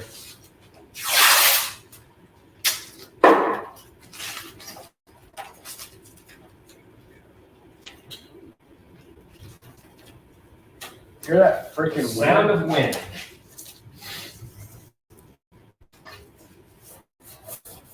The sound of wind.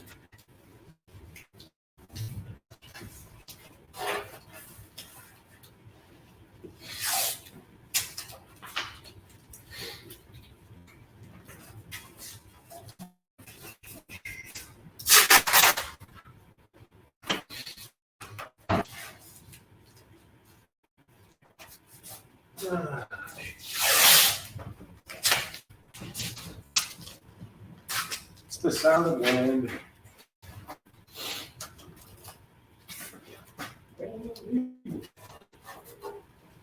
Definitely windy as shit out there. I'm honestly surprised we haven't lost power. Shut up. That'll end. Well, be fine for the house, but not the shop. It's not hooked up to the house or the shop. I actually got my generator out last weekend and fired it up, let it run for a while. Let that thing rip for a little bit.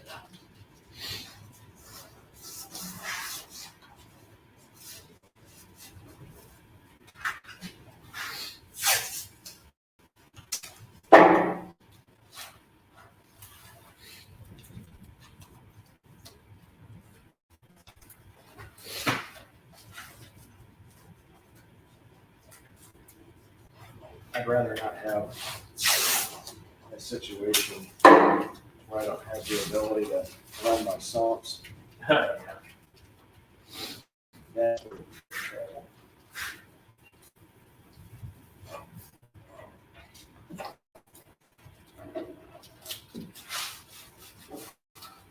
That's where we get lots of trouble.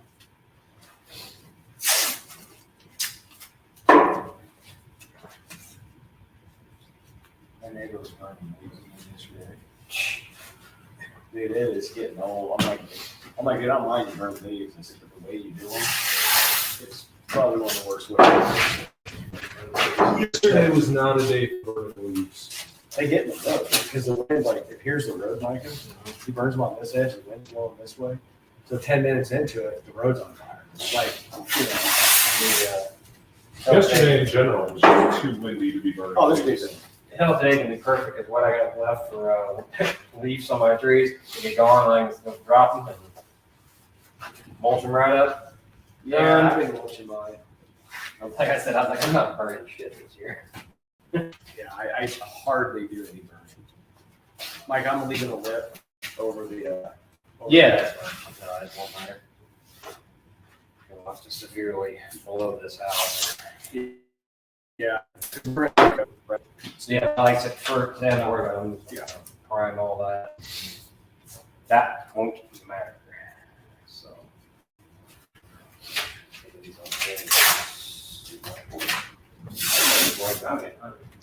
I wish I could just burn all the leaves in my yard. But there's too many of them.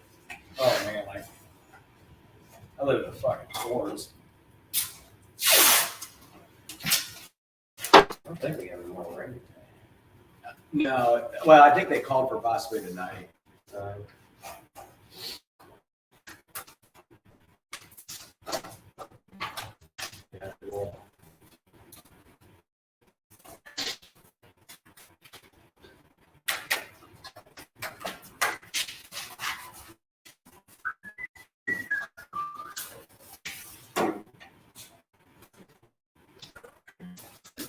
we got going on here? 2 hands on the wheel, Patrick. Nah.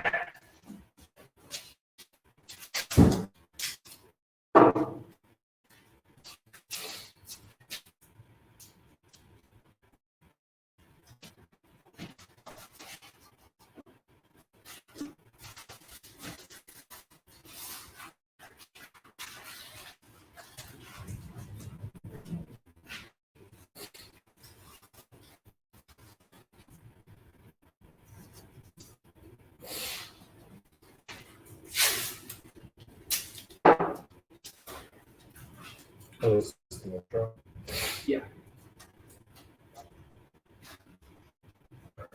It should be the whole intro. And I think my mic is screwed up on it.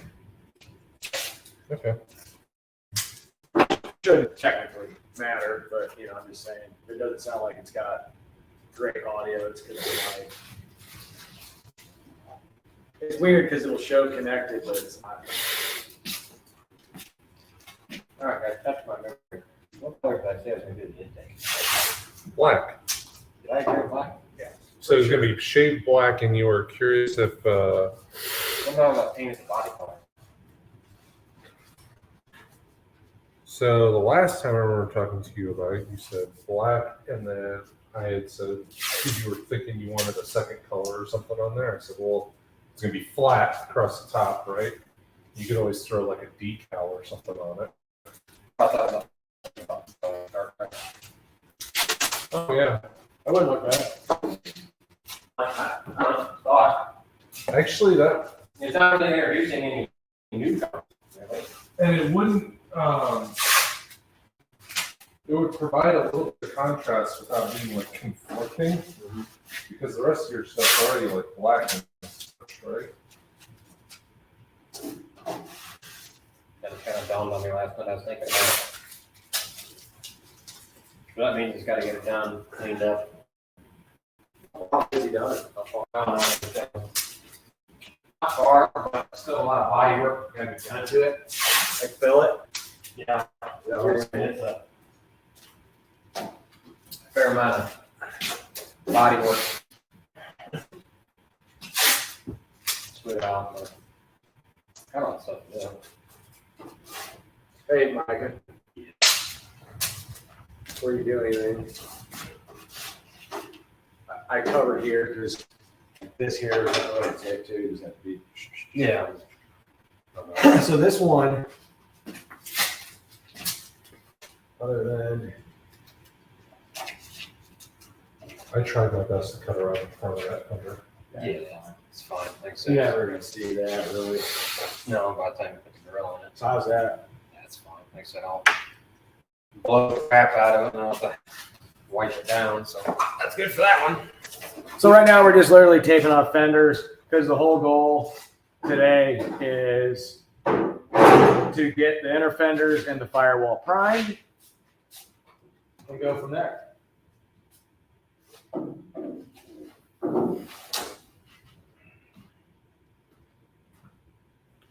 Yes, Patrick, left-hand driver. Left-hand driver, right-hand shifter.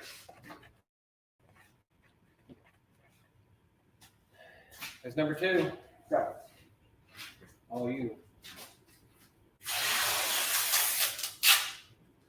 You very well may be out of green tape by the time.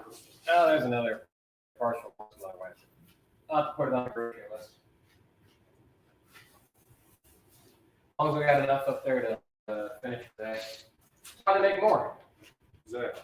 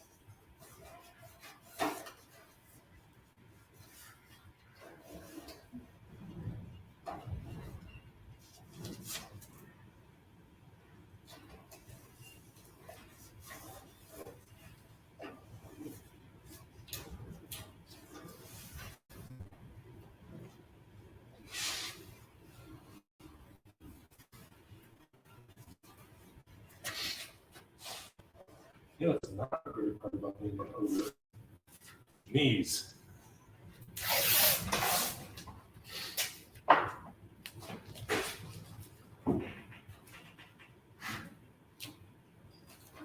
Or wearing green.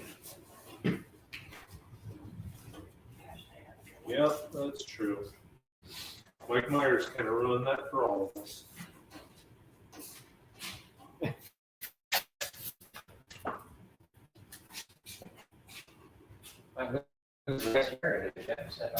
I know. I know.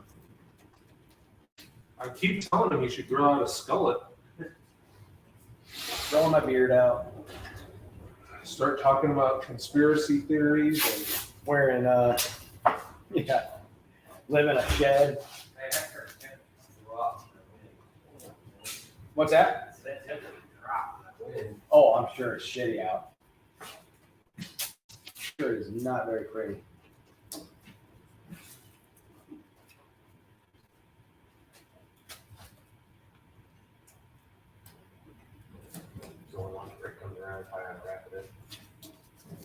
What's that?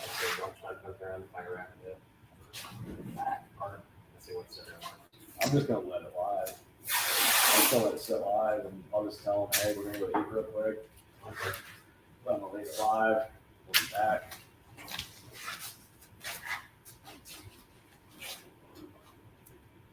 That way I don't have to make another stream yard. No, I got you.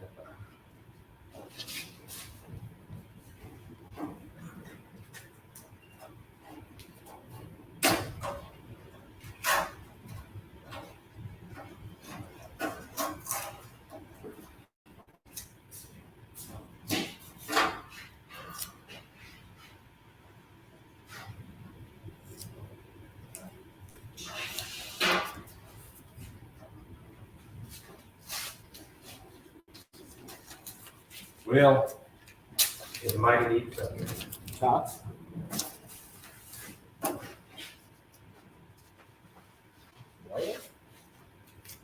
You guys are doing a fantastic job, by the way. I want to take a closer look. Jeff might be doing a fantastic. I have taped off so much shit in my life. It is not even funny. Painting's not really my thing, Coach. I know I have an art major, but all right. I'm gonna cut this. So don't move the fender for like.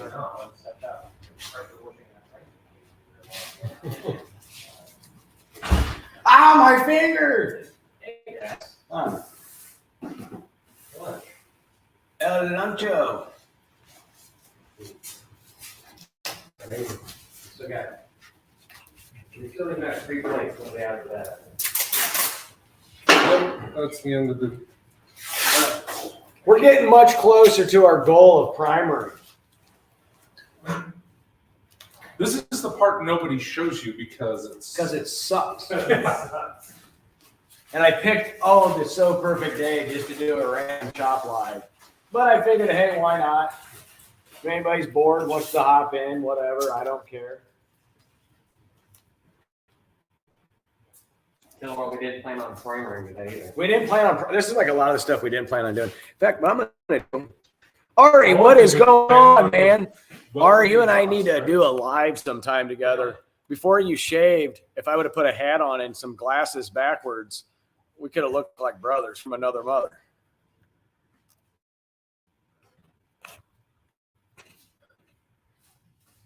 Here's the string art link if anybody wants to hop in and ramble. While we ramble. UP's back. Ari's got a lot of neat stuff. And Ari does Sunday Night Lives. If anybody ever wants to check it out, I'm not, I just see him. It's usually after some other lives. But Sunday Night Lives, Ari does a great job later on in the evening. He's got some cool old stuff. He's like me. He likes the vintage, neat stuff.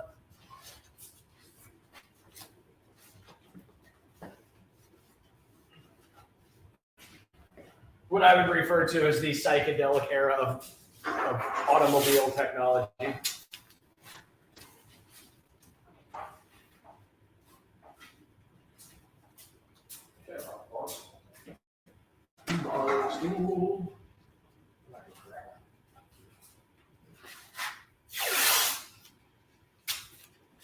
I almost said a really bad Batman joke.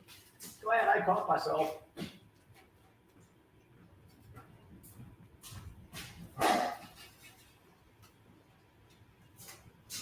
Making an Johnny list.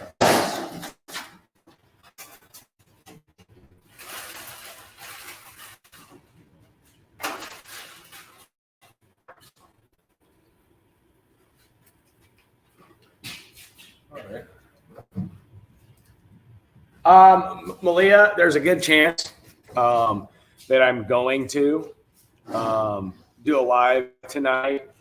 It really depends. I got to go see how Jimmy's doing with some stuff.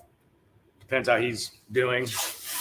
I'm not going to go into on this, but yeah, I just got to do a few things with that. So I probably will go live at some point tonight. It'll be random trivia. Ooh. Random trivia.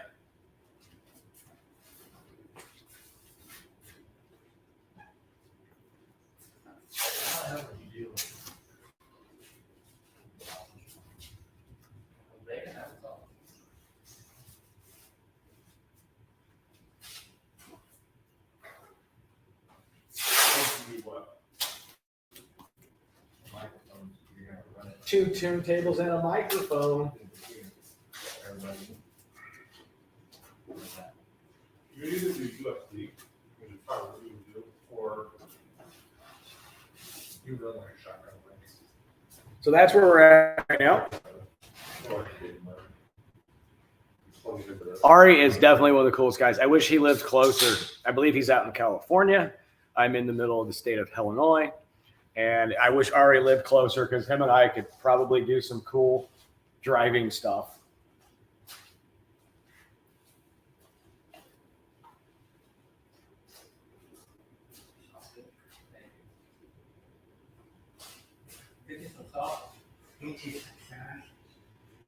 Remember the movie Golden Age? I want to take a piece of it. That's probably really why I've always taken bits of it. I mean, that's right when you're 12. Definitely an odd humor piece.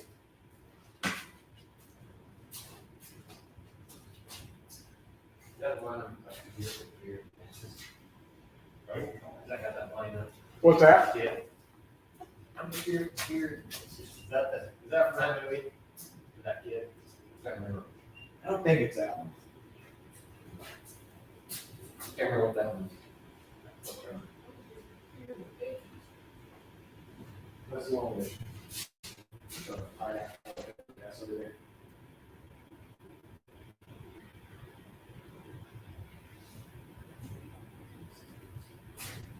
So,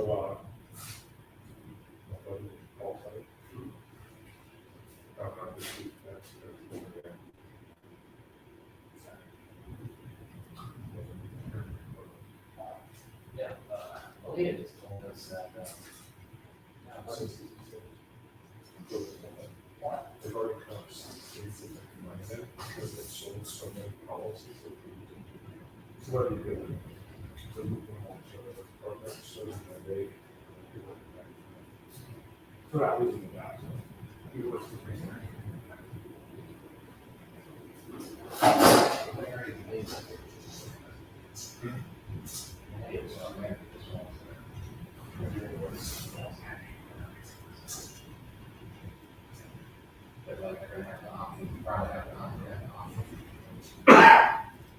Company or transition somewhere else. Oh, my Pokemon. Yeah, that's She said Pokemon. I did not know that. CCC said now it's Yep. Hey, look, Shopcat's back. Yes, he definitely could be my partner in crime, Malia. He's an awesome guy. It's kind of funny because like one series of videos I would love to do is like next year with Thunderbird when it's all done, just reaction videos because the car's stupendously amount of torque. When you nail it, it just goes. But Ari and I could do some fun stuff together. I'm pretty sure of that. But I'm going to leave this live going. They're just grabbing some lunch real quick. Kind of explain where we're at. We've got everything taped off. Paint firewall, everything taped off. Paint fenders. Mike is going to go in and clean the inner fenders. And the whole goal for today is to get the firewall and the inner fenders primed. We're not going to be able to paint it today. A lot of reasons why. One, drying time. Normally we'd have windows open and stuff like that, but we don't because the weather's absolute shit. So what we're going to do is go ahead and prime that. But if anybody does want to pop in and narrate in a very comedic way of all our mistakes while we work, that would be awesome.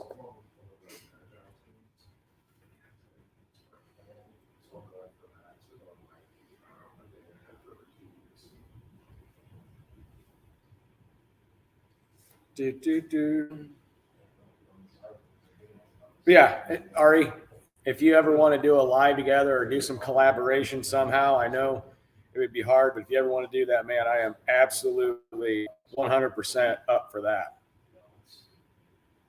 I don't know the time frame of it, but it is. Shopcat, it tossed codes for DPF temp sensors, so it had replaced sensors and then took about an hour to, okay. All right. Yeah, Ari Malia does collect records.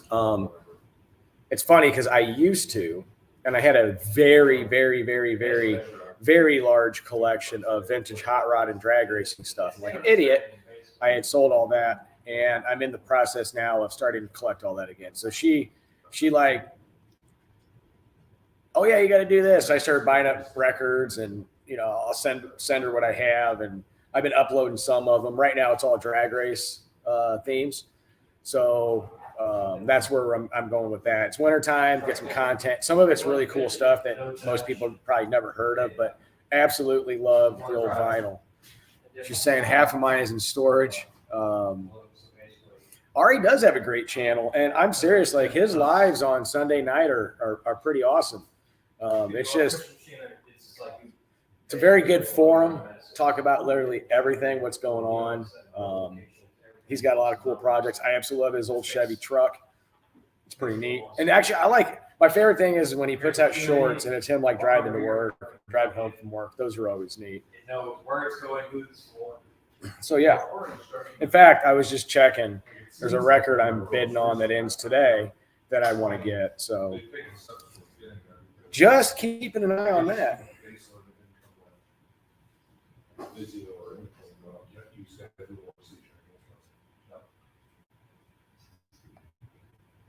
Always fun. It's a Ford one. I know the Mopar ones are really, really, really hard to find. I used to have a lot of rare Mopar ones, but like an idiot, they're gone. But you know what? I'll start building it back up. I'll start having another big collection of neat stuff. I have old vintage stereo much. They sound really good. Really, Malia, I find a lot of mine, generally speaking, on eBay. It's just you really got to know what you're looking for in some cases. A lot of people that do list them, if they know what they're listing, they want a lot of this. But if they don't know what they're listing, they have it listed wrong and they're cheap. And they're hit or miss. Like I bought like 20 in the last month. And I got really good deals on them all except one, and then it goes dry. I'll send you kind of the keywords I search for and stuff on that. There used to be some bookstores like prior to COVID. There was a lot of used bookstores in the Central Illinois area, and there was also a few really awesome record stores. And I would always hit those and come across some really really neat finds at really good prices. However, there was one in Springfield, Illinois I'd go to, and it was 2 floors of records. And I started finding the hot rod stuff, the drag racing stuff there occasionally. And unfortunately, I didn't find it there anymore. And I asked the owner, and he too collected the stuff. So it's definitely a select genre, if you want to call it, and not many people are into it. But when they are into it, they hold on to it. Let's see here. I find my best albums at swap meets, not always perfect condition, but I find some rare old crap. You know what? Same thing with me too. If you can find, like, even if I find one I know it's not in good condition, but I know the rarity of it, I'll still buy it anyway. I've been doing this with the records for years, so I know the ones that are really rare, hard to find. So even if I find one beat up, I'll buy it. Yeah, I am going to get the Ministries one. Jesus Built My Hot Rod album. Anybody doesn't know that album, it came out in the 90s. Ministry came out with a 12-inch single called Jesus Built My Hot Rod. And on the album cover, it was a 446 pack. Really cool album, especially for a Mopar guy. Cool song too. Yeah, I'm going to get it. They're a little bit high priced for that one right now, but I'll definitely be buying one. So yeah, like project wise, what I got going on is collecting the parts and pieces I need to upgrade the Thunderbird. So I'm not doing a whole lot of work on that right now. There's some stuff that I need to get started on it, but I haven't yet. Collecting parts for Project EZ302, a small cubic inch engine I'm building to prove a point on utilizing modern-ish era parts to build a DZ302 on a budget. We're working on Micah's truck here. Got to get that going. I've been helping John here and there on his Jeep, just basic stuff right now. And the music side of it, of course, always doing something. All right, everyone's collection has a brief country, folk, and blues selection. Yeah, so like a lot of the stuff I do, other than, and I haven't started collecting it again, but other than the drag racing stuff, I love the early '60s, surf rock, like Dick Dale, the Challengers, all that. It was always hot rod themed. A lot of it was just instrumental, and it was really good. There's some really rare stuff, but I do like a lot of that blues stuff. And one of my favorite from that era would have been John Lee Hooker. Really good. And Al Green.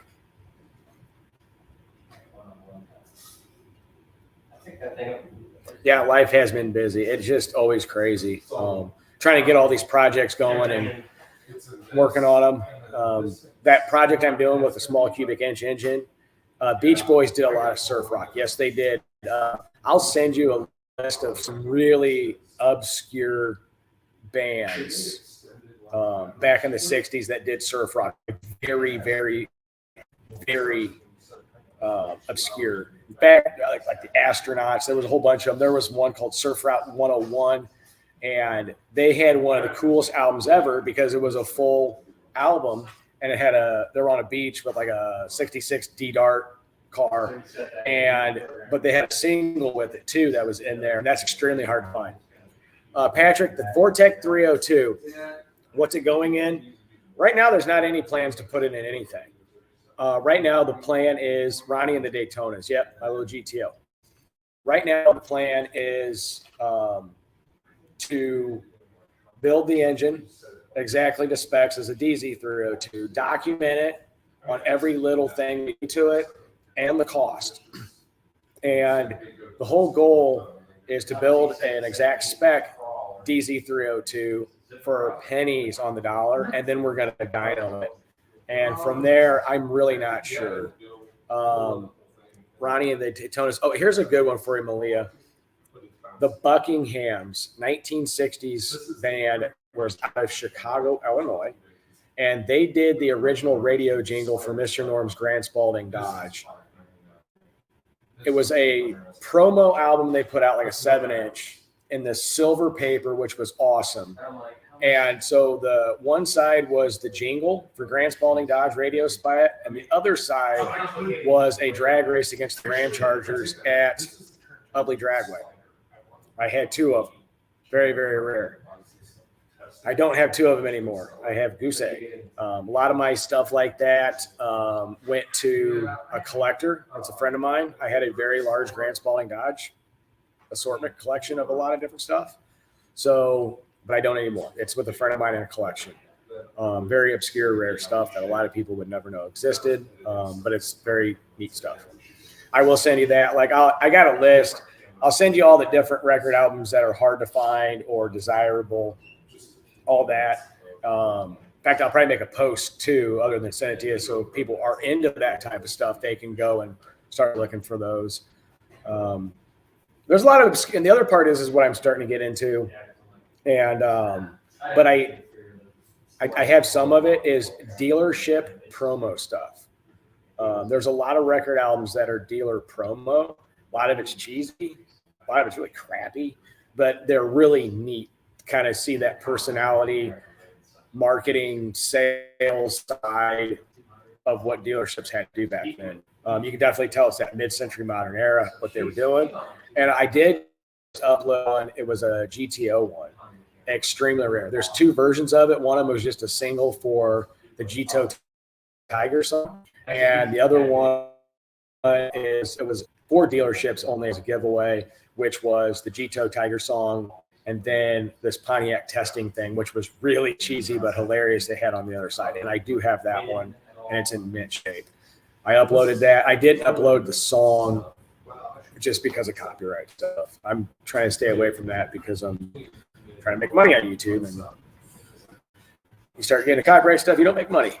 But so Patrick, I really don't know. My budgets have been getting smaller and smaller because it's spending a lot of money on a lot of stuff. But it would be really neat, Pat, to find a 68, 69, 70 Nova shell that's in shape and build like a lightweight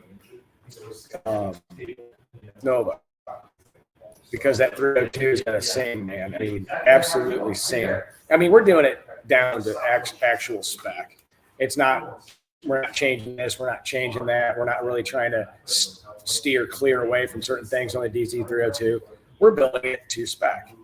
And it's going to be fun. It's going to be really fun. Jimmy's got some health stuff going on right now. And so kind of is putting a damper on some of the brainstorming between him and I, but we'll get it figured out. I do some stuff with dealership promos, Ford promos. Yes. In fact, that I have, Ford had a performance thing, advertising was called the Going thing. And I actually have two of those albums, haven't listened to them yet, and third one that I'm bidding on. But any of that dealership promo stuff, if you're ever at swap meets or whatever, I'm pretty sure everybody here has my number or has a way to get me. Just shoot me a message, and man, I that's what I collect. All right, rockabilly, rocksteady, surf, Don Diego, yeah. I mean, all that stuff is neat.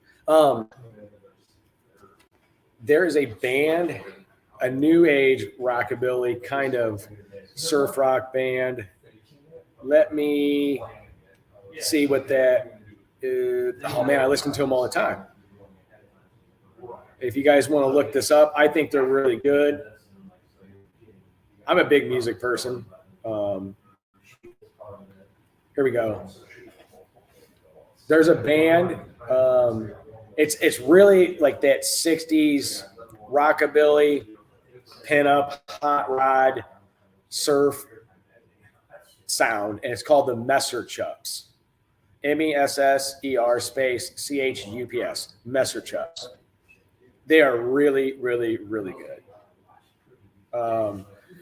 If I came across drag record, I'll buy them and send them your way. That work or pick them up. That absolutely works for me because, like, this is how dorky I can be.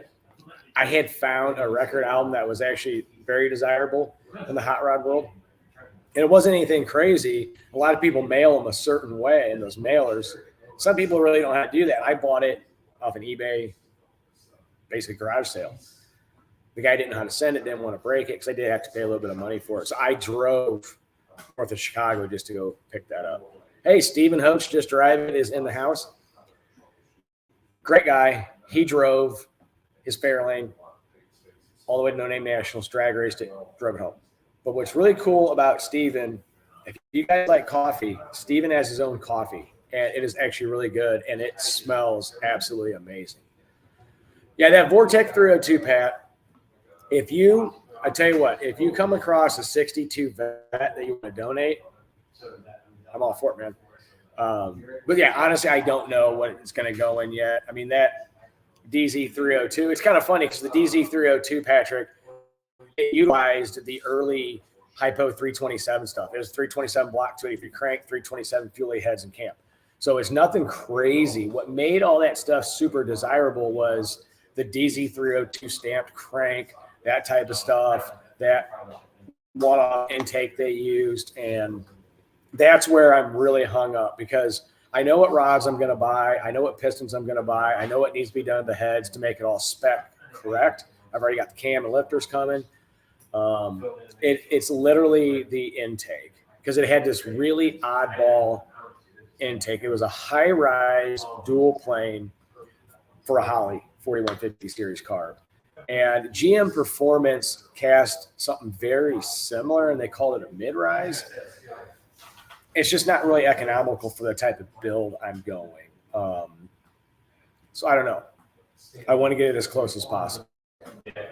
And some of the other stuff with it is like, if I change the intake design a little bit, I'm kind of going off track of my build. But it is what it is on that because they are, like I said, super hard to find. Now, what's kind of cool, Patrick, I did find a Sex's Vortec era motor, and those DZ302s have like a finned, really unique valve. And I found a set of them that look like almost identical, but for a Vortec engine, and they're the tall. So it looks more correct, and I have more room for rocker adjustment. And so, yeah, that's where we're going with a lot of that stuff. I know I'm not going with the Offenhauser small block cross ram. And in fact, one that was actually more desirable on that was the Edelbrock STR10 with the center stud, what they call a centered stud throttle brackets. And also they were factory 585s. That was not a factory option on that engine. You could go ahead and they made those for it. I found one. You're not going to touch it for under $2,000, $2,500 with shit carburetors. Smoky Unit also did have a DZ302 made. I want to say it was Duntov casting, but it was a Hemi with a cross ram. And they made, I think, 2, 3, or 4 of those Hemi DZ302s. But it wasn't an Offenhauser. It was an Edelbrock STR10. In fact, they made an Edelbrock STR12, which was for the small block Mopar 340 only, and an STR14, which was for the 440.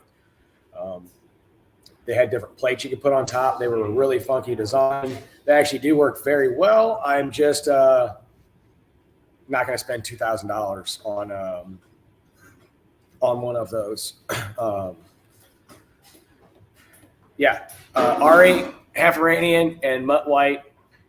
It's odd because like my background is Romanian, Hungarian, and German. But if Ari still had his beard, we were both wearing hats and glasses, we could probably pass as brothers. Yeah, I seen a Smoky Eunuch, Eddie Edelbrock, single running 350, bad. It is the Smoky Eunuch stuff was pretty neat. The DZ302 Hemi was very, very, very, very few and far between. There was very, very few and far between those names. Malaya Ari is seriously one of the coolest guys in the world. But so yeah, that cross ram though B&R is neat. I've been eyeballing one for a while, and I just can't. The intake with carbs that need to be rebuilt was $2,500. I've looked up the stuff to rebuild those carbs correctly. You're gonna have $3,000 into an intake and carburetors. I'm doing this build on a budget to factory specs. Now, that's not saying down the road I wouldn't try to acquire one, put it on there and see the differences. But for now, that's it's not an option. Because I'm telling you, like,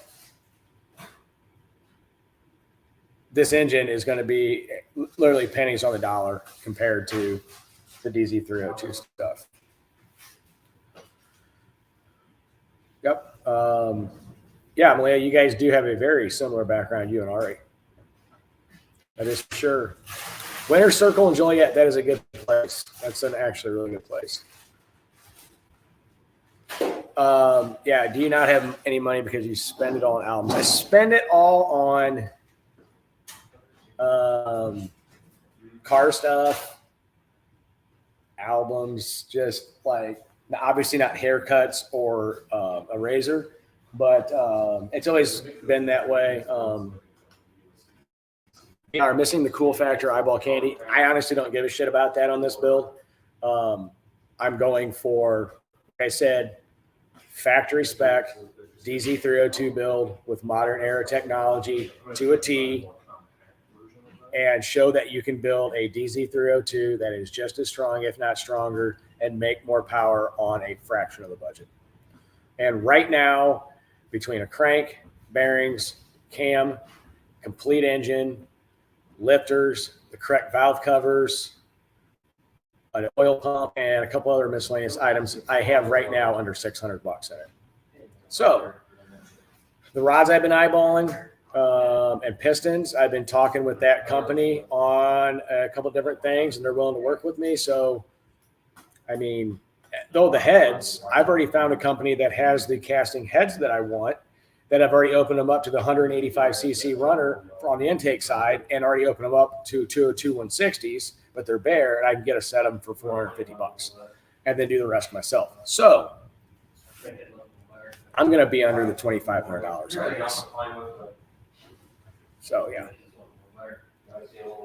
yeah, I need a haircut though, Melina, and I'm gonna get more and more homely looking because like I just let it grow in the winter. I get it trimmed every once in a while.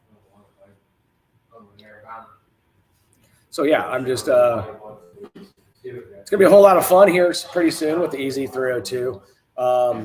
It'll be fully internally balanced. Everything Jimmy and I are gonna massage all the oil passages, massage everything, blueprint it. I mean, we're going to make this thing a tight engine, and it's going to be a lot of fun. Yeah, the original DZ302 Trans Am Penske spec was rumored to be 600. Now, funny thing is, B&Rs, they came out and, rated that at 290 horse, 290 foot-pounds of torque. That being said, it was more like 400. And when Penske got a hold of theirs, they did cheat. Not on the engine, but it was on the body. They actually had to stay within specs. They ended up taking an acid dip this car because the guy that teched that first car leaned on it and dented it, barely touching it. Yes, Patrick, I am using Vortec heads, and I'm taking them to the correct 202 160 size, the correct runner and all that. The valve guides have to be cut because of the lift, but we're going to go fully through them, probably Manley or Ferrara valves, a real high pressure spring because this thing's going to sting. So, and we're not going with the factory roller Vortec style cam. They make what was called a LT4 hot cam kit, which was close to the DZ302 specs. Way too much money. So I found a new old stock, the Duntov 3030 cam, which is a direct replacement hypo cam for the DZ302, and as of last night, I found a set of NOS lifters for that application. So I went ahead and bought those. So literally the whole cam specs are identical to the DZ302. Other than journal size on crank, it's really not going to be that much different. It's going to have the 700 rod. It'll be a 64cc chamber head with a small dome piston making 11-to-1 compression. So, yeah.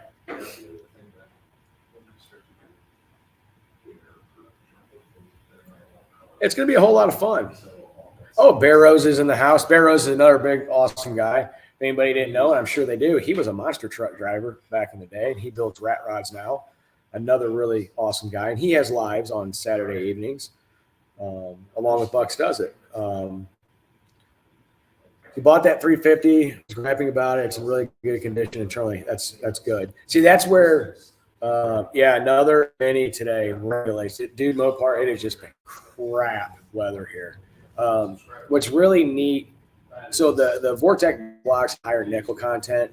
The one thing I don't want to do is, yes, the first monster truck did originate in Missouri. Sorry for sidebar, but yes, it was Bigfoot. It was Bob Chandler and his Bigfoot. And that truck's still around. It still wears original paint, and it is absolutely awesome. It was Bigfoot 1. I used to stop by there because I had family in the Merrimack Cabin areas that had a farm.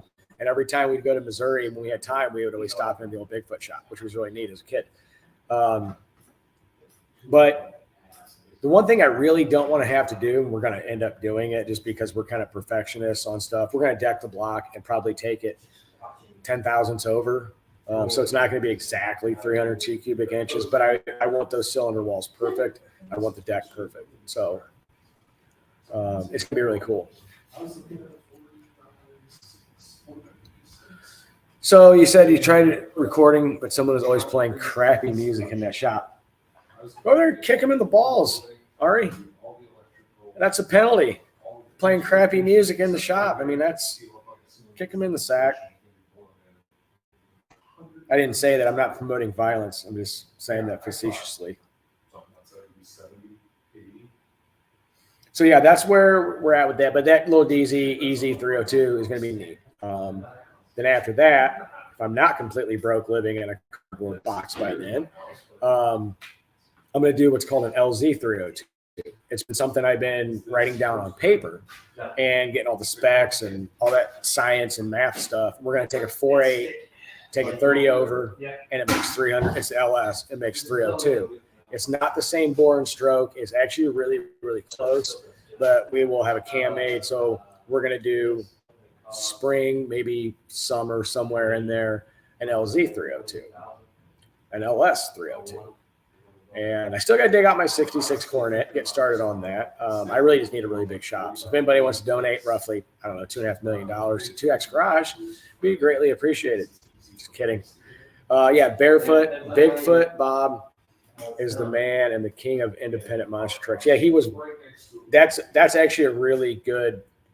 And Bear Rose did explain one night of how he stayed independent instead of getting sold out on a lot of things, which is pretty neat.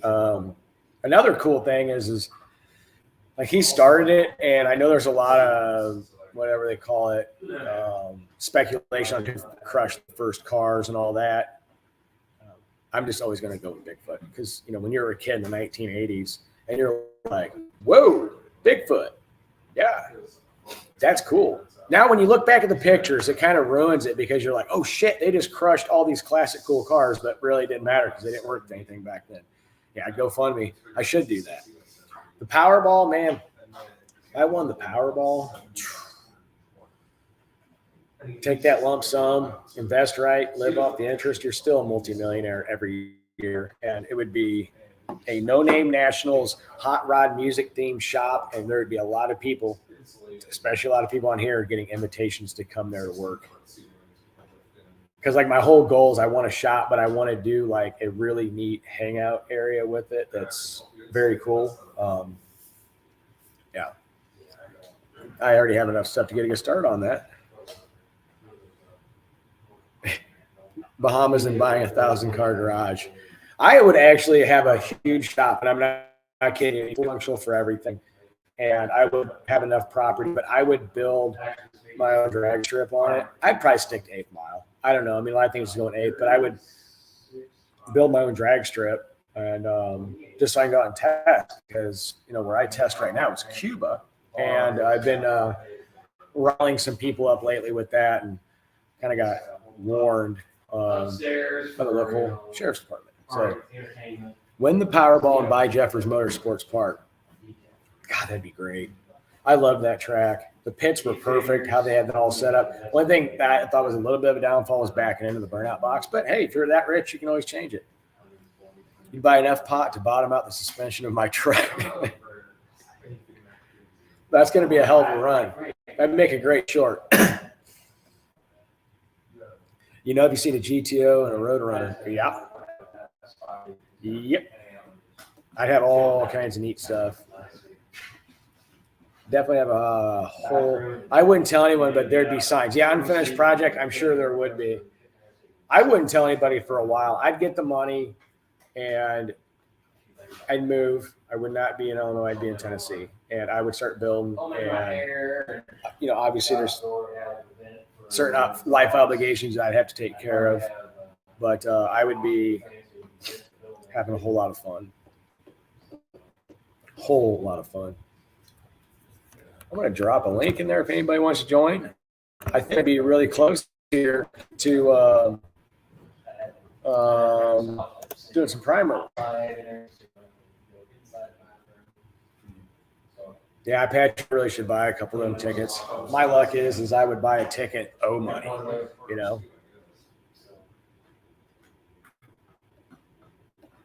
Yeah, but the thing is it's not the DZ302 from the factory never used a cross ram intake. And I'm doing what the factory is doing. And I've looked into the C4 Renegade Crossfire replacement hypo to make it work with the 4150s and all that type of crazy stuff. It's not as easy as it sounds, but I'm sticking with the factory 302 build. There was never a factory cross ram 302. That was aftermarket. But that doesn't say I'm not going to get one at some point if I could afford it, put it on there and dyno it again and go from there. Just got to play. Yep. I'd walk the earth like King from Kung Fu. I would walk the earth like not Sam. Is it Samuel Jack? No, whatever his name is from the Book of Eli. Or I'd walk the earth like Samuel L. Jackson from Fiction. So yeah, one of those two guys would be good walking the earth because they were some bad sons of bitches. All right, Sir Ferguson. What's we doing? You're gonna wipe stuff down. Right. And we're gonna start wiping. So Ari, you and I'd walk the earth like Kang and Eli. So what we're gonna do? Kang. Kang. Marvel? No, not comic books. Kung Fu. Oh, Kung Fu. Not Hong Kong Fu. Kung Fu. No movie. John's a lot younger than us, so all these references he's not going to get.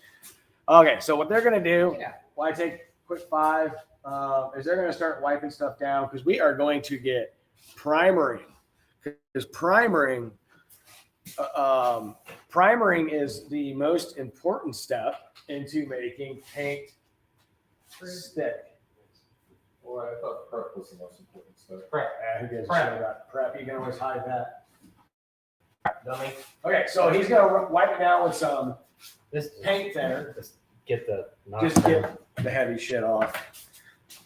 Yeah, it's time to work. We've been busting our ass. Someone out there's gonna be like, "Oh wait, prep's not that important. I could just spray right over this dirt."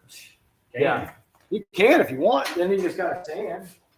We've been absolutely busting our ass for a while now on different projects. It's like we never sleep. And there's a lot of nights that I really don't, because what happens is I was on the phone with another no-name national channel late last night for a little bit before I went to bed, talking about something I'm going to be doing in December. It's going to be a whole lot of fun. Going to be in Indianapolis, hint, hint. But my problem is Thailand trip. No, my problem is when I start researching stuff, I don't get tired. I won't go to bed. Next thing you know, it's 2 or 3 in the morning, and I have a notebook full of notes. And then the next day when I read it, and it looks like Salvador Dali painted words on it. But it is what it is. A 3-year-old scribbling. Pretty much. So one thing real quick is there is holes in here we're going to fill, but we're actually going to undercoat after it's primed. There's a line right here, and it actually had some factory stuff, but it was all gone. We're going to replicate that because here it's not going to be exposed to the elements of road grind, but in here it is. And we're going to use. I got a couple holes to weld shut too. Yeah, we got some holes to weld shut because we're not going to use that factory trim, but we're going to go in here. We're going to undercoat that section. Micah doesn't plan on driving this thing in absolute shitty conditions, but this is Illinois. Our roads suck, and actually driving between my house, Micah's house, the shop here that's not at Micah's house, a lot of country roads, a lot of crap on the roads. So, yeah, it's never always that fun. Barrows, So don't try to I'll find walk the Mickey earth like Mouse Jimmy in his house. You won't find Ignatowski a shop. looking for a taxi. That's hilarious. Hey, look, Dean's joined us. Dean is from New Zealand, and the man from Mantis. Yes. You're not going to walk the earth. Let me think here. I can't say that because be a bad reference. You can't walk the earth like Lieutenant Dan. You have a wheelchair? Before he died. That's a great movie. That's probably one of the best movies ever made. Forrest Gump. Forrest Gump. That should be shown in every history class. Then explain. See.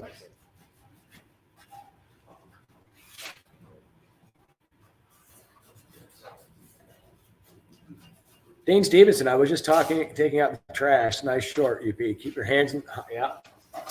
UP's always got good shorts. So yeah, that's what we got going on now. Little prep. Always a lot of work.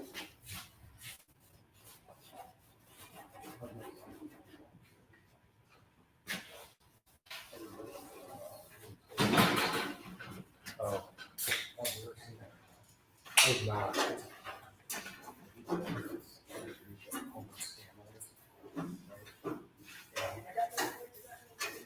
Oh, I've seen it.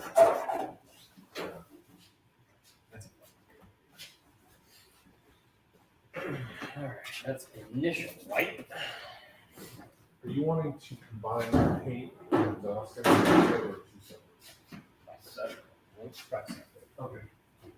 Oh, by the way, if you noticed, he was wiping front to back.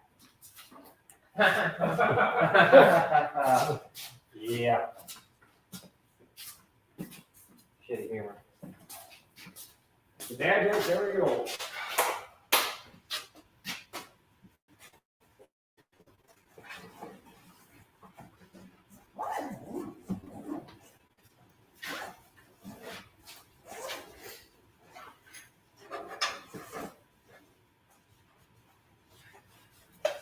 Ari, I got something cool to show you.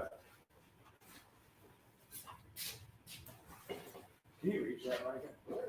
Why? You too short or too short? John? Taller guy. Look at that. See? I know that now. So here's something cool, Ari. I used to find all kinds of vintage parts. This is from the 60s. It's a glass pack muffler, right? And it's new old stock. And it's Tiger. Check that out. It's all the funky 60s colors and all that. The Tiger muffler. Isn't that neat? This would be cool to have some of these on your on a GTO. Because the GTO Tiger thing they did. Tony the Tiger. You get your frosted flakes, probably.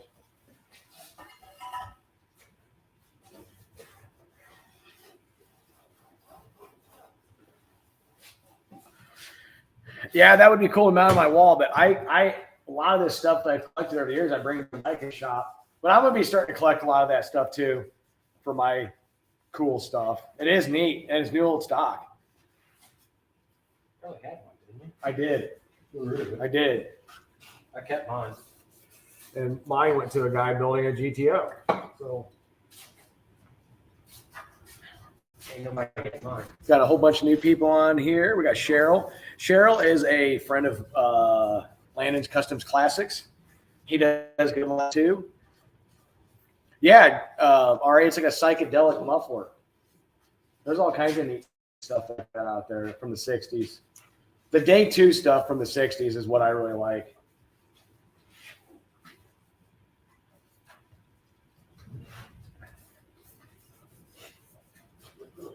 Fun watching it work, isn't it? Yeah. Or it's like if Albert Hoffman got together with aftermarket engineers in the 60s and they started designing parts.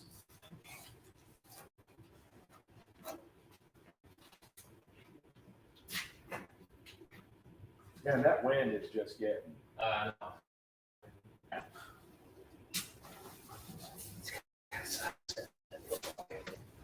Oh. Today's not a good day to play football. That'll make sense. Today's a great day for punters. It depends on which end of the field you're working on.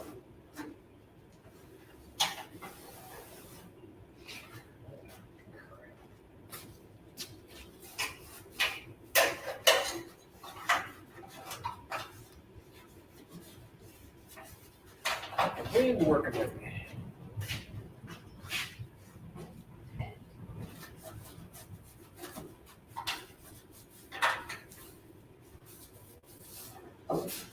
So what Mike is doing, he's just wiping it down with lacquer thinner, and he has a pre-paint prep there. Yep.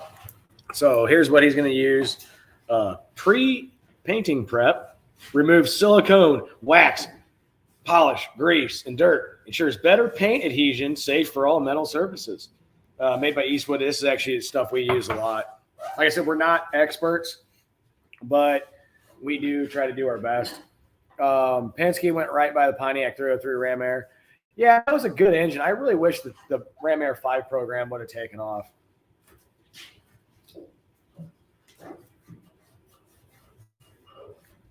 So yeah, that's where we're at. I've never done just a random shop day live, and we were discussing it last night, and it's like, why not do it? So we decided to do it. We just, can't have music on the background. Hey, Lars is in the house. LP94.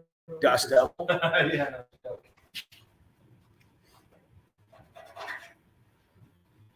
Okay. That's the first original one now. My body works expensive. But half the day working this stupid thing now.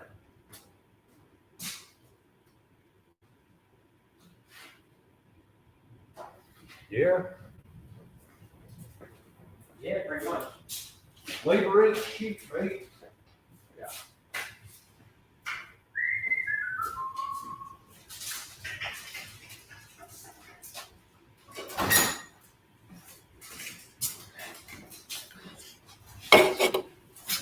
So yeah, Jeff, tell a story from the old days. let's see here. Ram Air 5 was a failure. Ram Air 4 was top dog.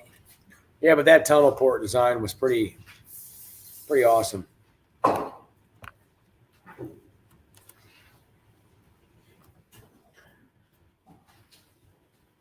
The tunnel port Ford stuff was really awesome. And there was the tunnel port Westlake 318 that was even better than all of them, but it was like a handful of them made. Really high winding, small block Chrysler. Yeah, say it. Can talk about Mopar, Mr. Ford. I know. I should really get back into the Mopar world. This Ford stuff's kind of kicked me in the face. I don't think anybody knows you're a Mopar man because all you have is Ford. I know. You tell them about this. I know. It's like, oh, hey, Ford. Well, I'm a Mopar. I know. I did. You're sending mixed messages. I did the trivia last Saturday on Pontiac and Ford drag racing, but for my Mopar one, I'm going to stop everybody. Guarantee that. Yes, sir.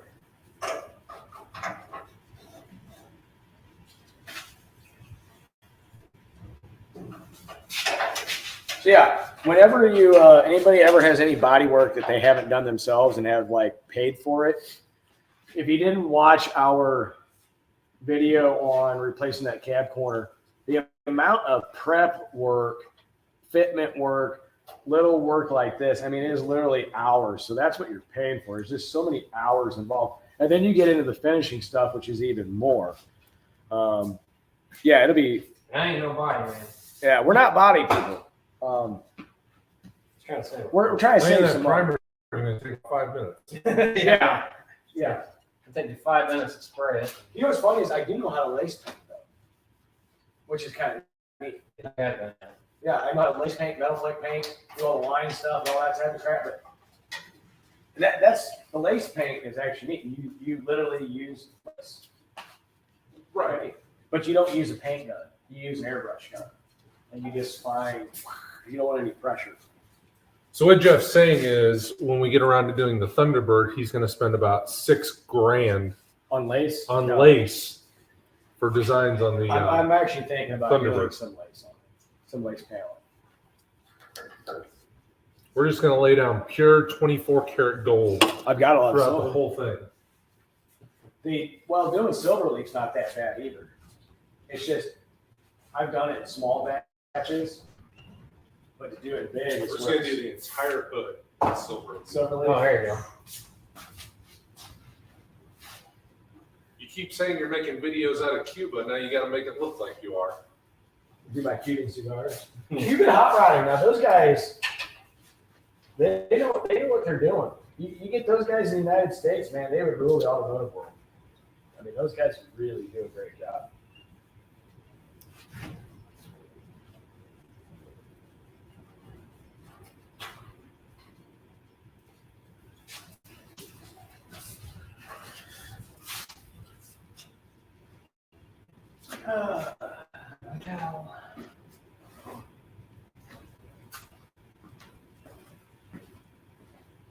Learning how to drive these type of cars. I think somebody just said in there, teach you how to drive it. Yeah. The Thunderbird will look good in 24 karat. So what's happening with the Thunderbird, it is going to get painted in a satin hot rod black, but I'm debating what kind of 60s era gasser style graphics I want to do with it. It's going to be neat. It's going to be really cool, Ari. I got some ideas.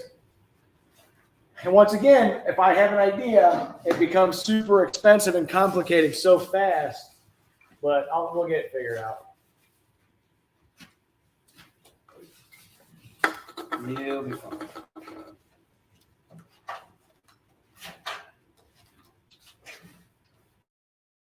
We're getting close to our goal of primering because that's the most exciting video in the world. Second most exciting.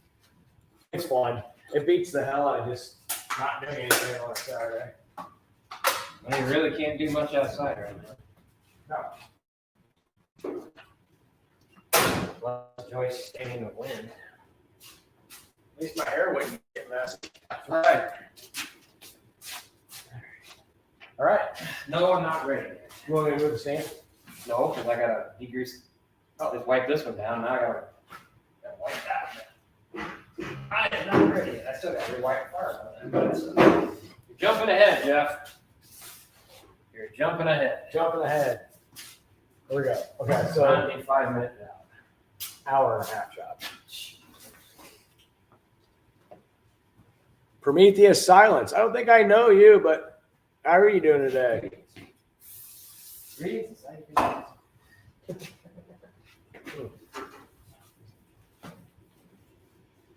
Whatever that is.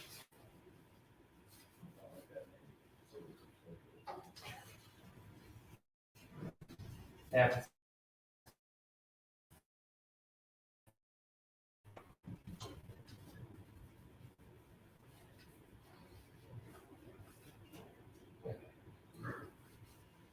You just like the gun though. Huh. Too much shit still on there. Greasy, grubby, oily finger. Greasy, grimy, go for guts.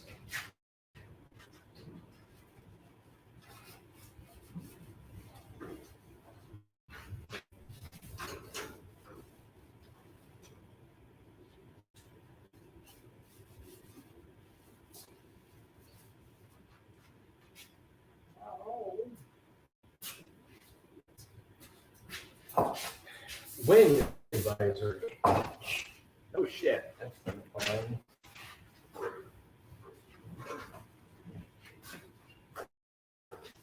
So yeah, we are definitely going to be primering here pretty soon. Stephen Holtz, I am working on the trench I cut across the gravel driveway so I could connect the meter loop to the sub panels in the house. Well, that sounds just about as exciting as doing body work. We're not doing body. Well, we're doing paint and body. Paint work. We're going to paint you a picture of what we got on here. Then we're gonna do a live stream paint drying. That's been done. People watch it. Watching paint, that's about exciting as watching people sand. Yeah.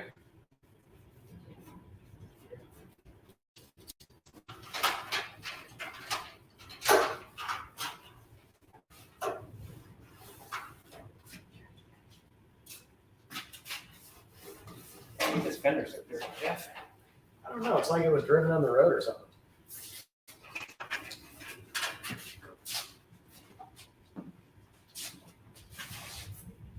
You know, it's amazing how acidic that road tire is. Yeah. How acidic does that. At least it doesn't have the common rot. You know, a lot of these is gone. Well, I've got enough fenders. Yeah, I know. But a lot of that shit is just gone. One of the trucks been Dean did half marathon walk with Mrs. Stinson and her bestie. Should be a laugh. Oh, that's not, well, your weather's probably a lot nicer than ours is right now, so you better just make the best of it, Dean, and enjoy the day.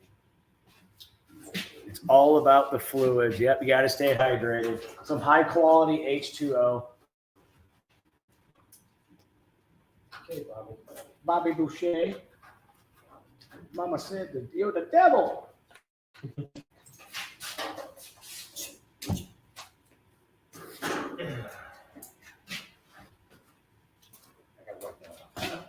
We're just having fun. I know you're right. Looks like you're having fun. Well, a marathon in this crazy wind, yeah, no way. Dean is from New Zealand. So his weather right now is probably very, very nice. He's on his 5th coffee and water. I might frequent every available Portaloo. You should just buy one of those 1960s NASA astronaut suit personal toilets they wore. Which, Dean, if you ever research the Apollo program, it's a very funny story on how they developed what happens if we need to use the bathroom thing while we're walking on the moon. You'll get a kick out of that. You know what they film in New Zealand? Power Rangers. Everybody on here watches. That's random dumb facts right there. There you go. Useless facts. Yeah, it's super windy here too. It's insane. My dad was just texting me a little bit ago. Says power is like in and out, in and out, in and out, in and out. The wind follows me wherever I go. Dean, I could absolutely believe that. I can see that. Yeah, so I'm really big into the 60s Apollo program, and I've watched and read many documentaries on that. And when they literally asked when they were designing the suits, one time you need to use the bathroom. The story on how they did that, you got to check it out. It is freaking hilarious. His weather is somewhere between Fellowship of the Ring and Return of the King. I'm thinking he's more like in paradise right now. Other than the political atmosphere in New Zealand, I would love to be over there right now. It's much more beautiful than the flat gray lands of Illinois. Soybeans and corn stalks. Well, but I live in that little forest area, if you want to call it that. But yeah, that was an old campground. You know, Illinois used to be mostly forest, much like Wisconsin.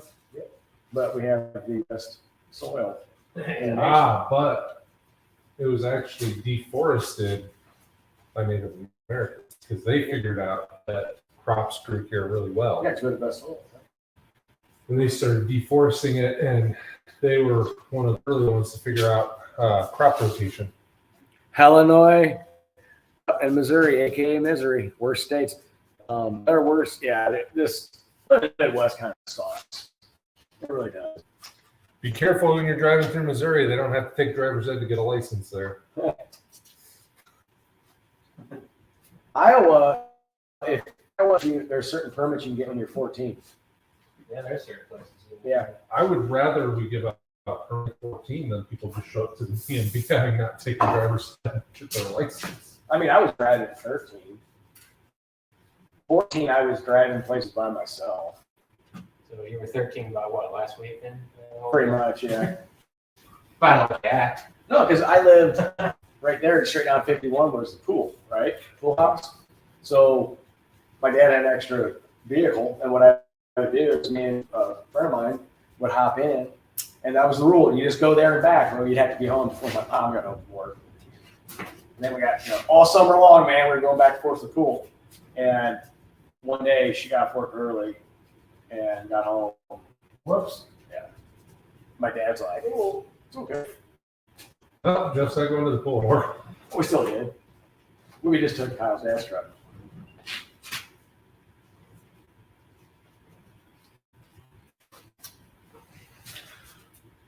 Tim Mopar's in the house. Worst states with the best people. Yeah, you could say that. There's a lot of people in Illinois and Missouri for the most part. You start getting more southern Illinois. The further south you get in Illinois, the better people. Yeah, they say, wait a minute.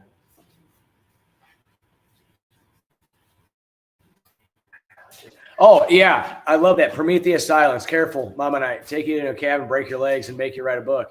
That Misery. That's hilarious reference. That's a great movie. And actually, I think he drove a little like 65 and a half Mustang or 66 Mustang in that movie. But that is an absolutely hilarious reference there.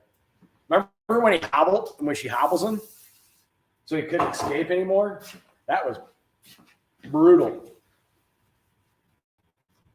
A lot of people are on meth in Missouri. Illinois, too.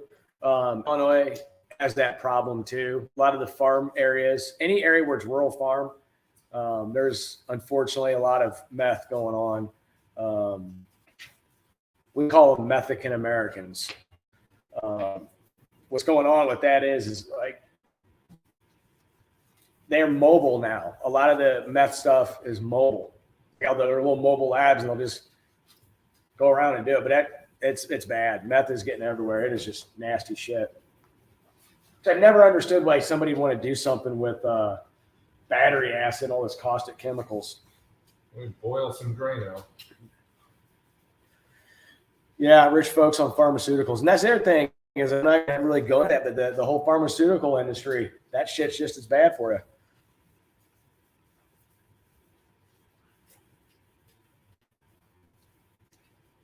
A lot of people are on meth in Kiwi land. Yeah, it sounds like a global problem. Patrick's back. Sure, there's a lot of meth issues. Fentanyl is the number one killer right now. You're gonna have to sit here up here shortly. Why's that? I have to. About 10, 15 minutes. All right. Ooh. And you can just Mobile meth tech, yeah. It's kind of crazy because there'll always be like a larger meth lab and then get busted. But a lot in Illinois is like literally a mobile meth lab, and they'll just set up in a shitty apartment, shitty hotel, set up, do it, they're starting get to do out, vans now. and too. vans. Yeah. Yeah, it gives that whole new meaning of living in a van down by the river. I guess the new one is making meth in a van down by the The whole river. meth lab down by the river. Yeah. Yeah, if I had neighbors like that were cooking, there'd be a lack of neighbors cooking. I'll put it that way. Definitely a lack of neighbors cooking. He's saying he would call the appropriate law enforcement agency The FBI. to take care of it. The FBI would take care of it. Because if they're true meth cookers, you know what I would do, John. There would be no law enforcement being called. There'd be Mr. 45 at the temple with one warning. Or just rebel on them. I'll just go over there and be like, oh, you can give me some pets? Dean, it's always a pleasure, even if not on meth. On my 19th non-negative drug test, I'm guessing I'm missing out. I'm clean as a whistle. Not shit. Except for taking a shower. Oh God, I'm goofy as it is. I don't need that shit. I'm already off the walls. I don't need to be any more bouncing off the walls. I would be screwed. Imagine what kind of video you guys would do if you wasn't on that. No, no, thank you. Nope. Not interested.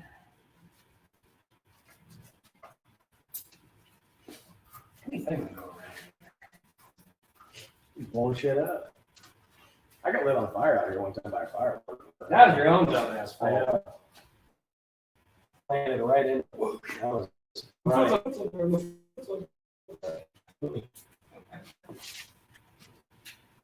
I still remember that day. When we first moved in, I was doing mortars and one of the tubes blew over right as it went off and shot at a 45 right past my face and exploded right behind my head. Well, that's what this did. It fell over. Yeah. It wasn't like us being stupid. It was just fell over. I think one of the best ones was a friend of mine was doing some fireworks. It was just old shit he had in his garage. I'm like, dude, I wouldn't be using that crap. It is some pretty good sized mortars. And taking one, the tube got wet, you know, because humidity. And you know, you just drop them in and they go boom. But it was like packing. I'm like, dude, I wouldn't like that. Oh, no, shoot. Blew the tube up. It didn't really blow the tube up, and it came out about this far. And of course, it was one of those mega ones. Yeah, it was bad. Yeah. Oh, I'm doing that. Yeah, shit. Mega tube. The boom tubes. Yeah, he is wife and front to back. And you learn as a child. Top to bottom. He's getting there. Trying. Dean, they keep testing me to find out what other new stuff might be around. That's hilarious. The painter at our local shop passed away and left a toolbox for one of the techs. While cleaning the toolbox, we found the painter's inspiration. Spoon, pennies, the works. Yeah, that's not good. It's like in the 90s. Cheap air was ketamine, trying to find the cable. It's like melted into a oblivious puddle that could barely move. Never understood that one either. All right. Well, we're going to move to practice. Second process. We're going to do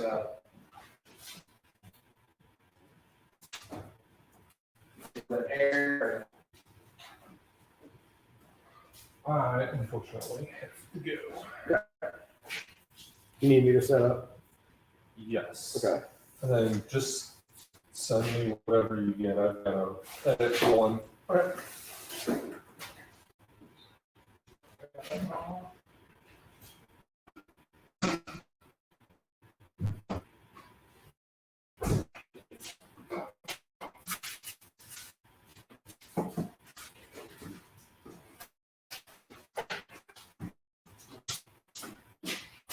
You guys stay here to smell paint? Sorry. You gotta do is Bob Ross.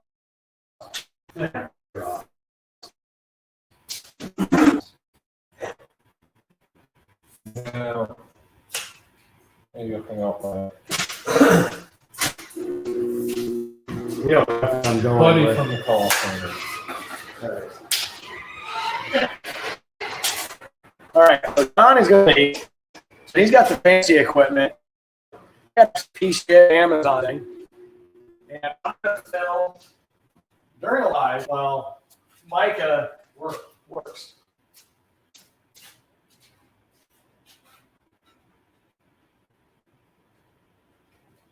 It'll be fine. You guys won't even notice the difference. So yeah, he's going to do a Bob Ross and paint. He's not going to do a Rick Ross. It'll be a Bob Ross.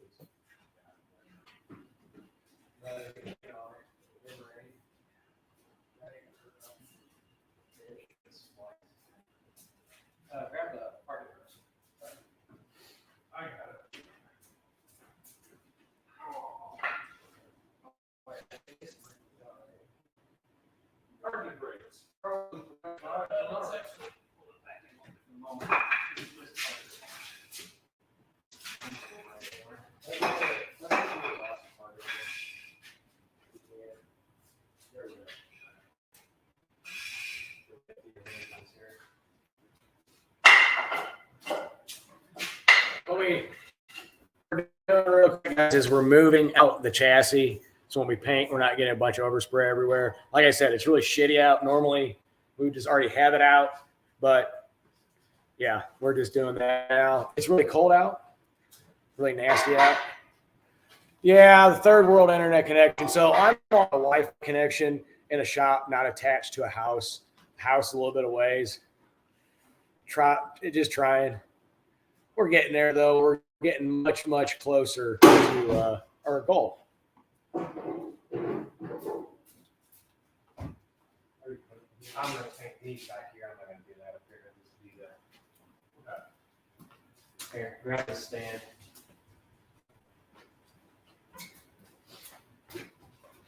I'm going to take a stand. You do that.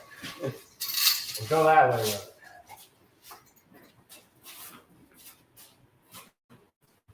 it. We did Ripley out. Yeah.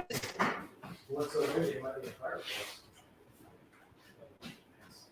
Okay, so Don't worry about it. I might remote the whole thing. So,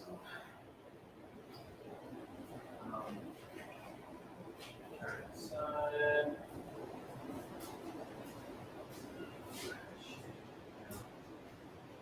Actually,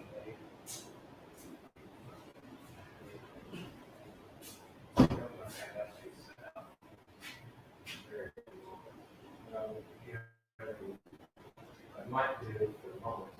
Bring the door down. That's how much for it.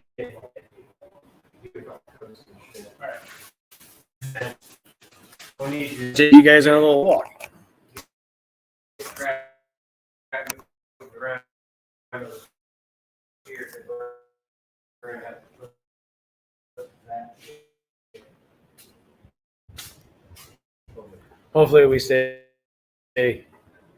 live.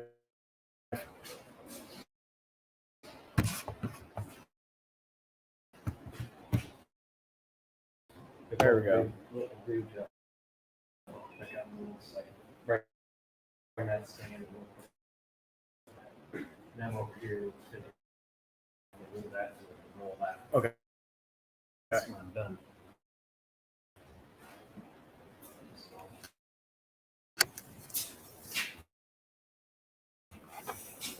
Hopefully you guys can see all right what we got going on.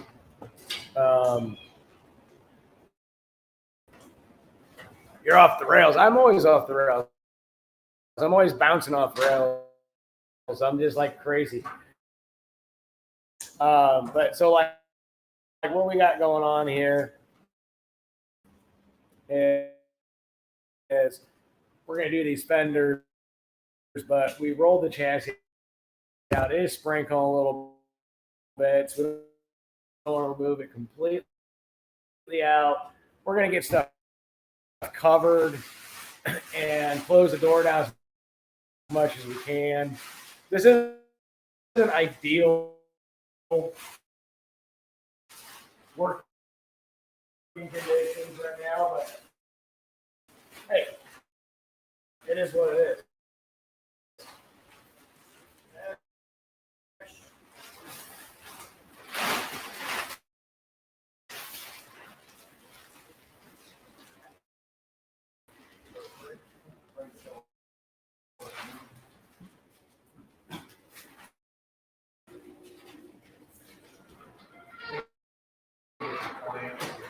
What's that?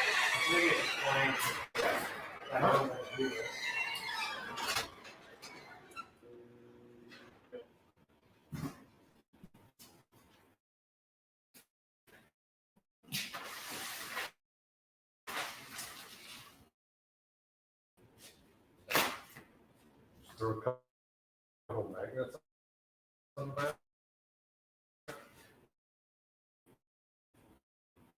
So it doesn't blow up. Here.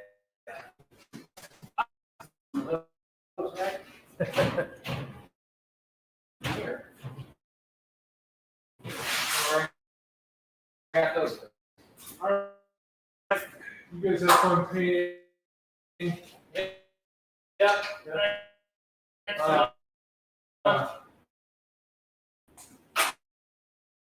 Yeah, I'll hopefully send. the next time I see you, you don't have a orange spray tan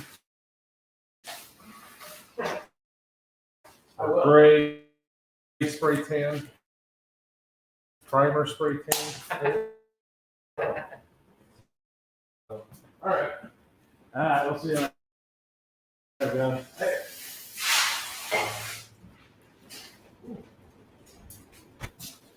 Just grab some cracks with it.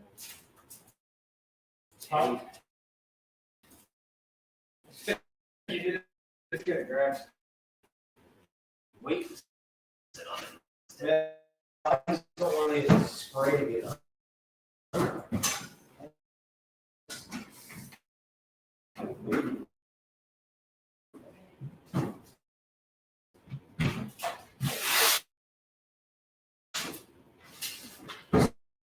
Don't want to spray. Get under. Yeah. Seal. Seal and heal. There we go.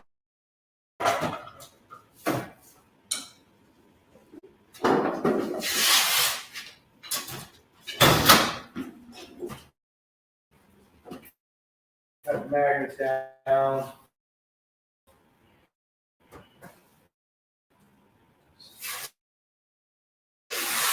Be careful. Ish.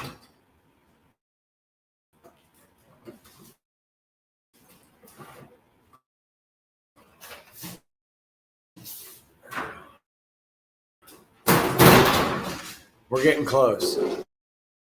I actually, I'd love to own a business, be my own boss. I would be really good to my employees. It'd be fun. It would be absolutely fun.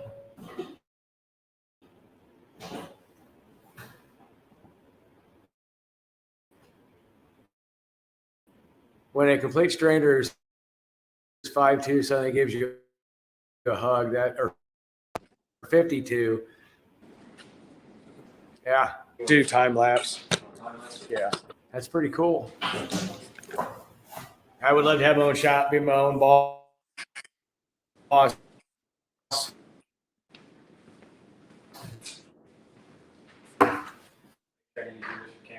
Well, I'm trying to get. I don't know what's going on. Having a bunch of good employees. I would get annoying because I would be telling the worst dad jokes of all time. And then come up with harebrained ideas. Build.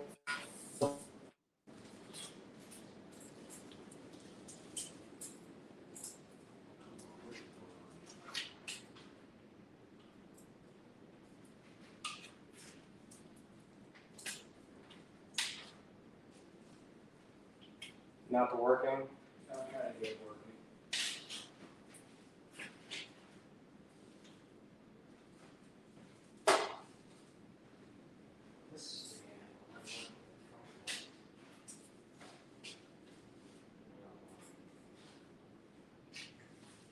Do I have to go to old school? Something.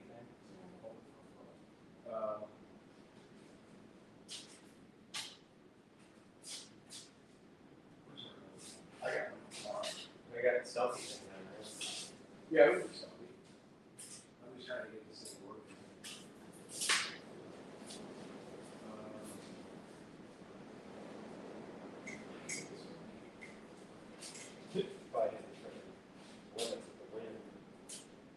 No, I mean, I can't even touch it. Stop. Can you survive on your phone there? Well, I don't know if it's in or not. That's the problem. Hey, I'm on this camera here. If anybody can tell me if this is working, that would be great. if this angle's working. Is that working on this one? I'm trying to get things fixed.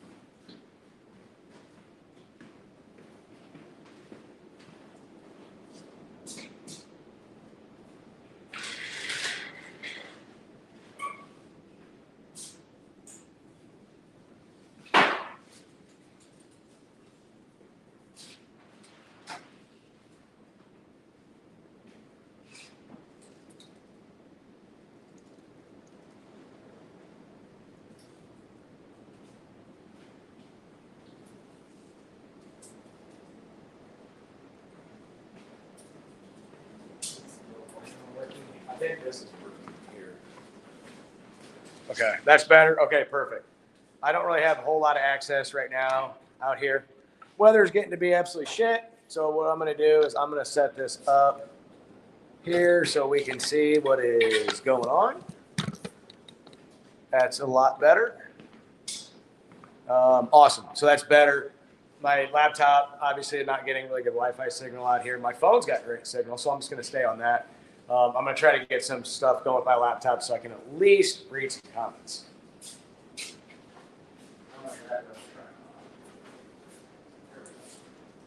Do what you gotta do. I'll be a few minutes getting shit set up. And the race parties, I'll have to fire up here. So that's fine. Ready for that. It's going to get noisy.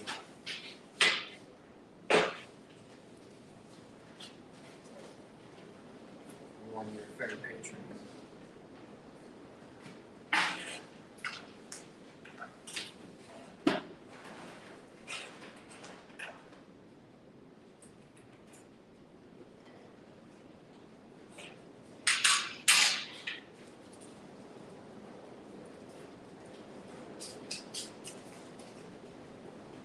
All right, so I think I got things figured out.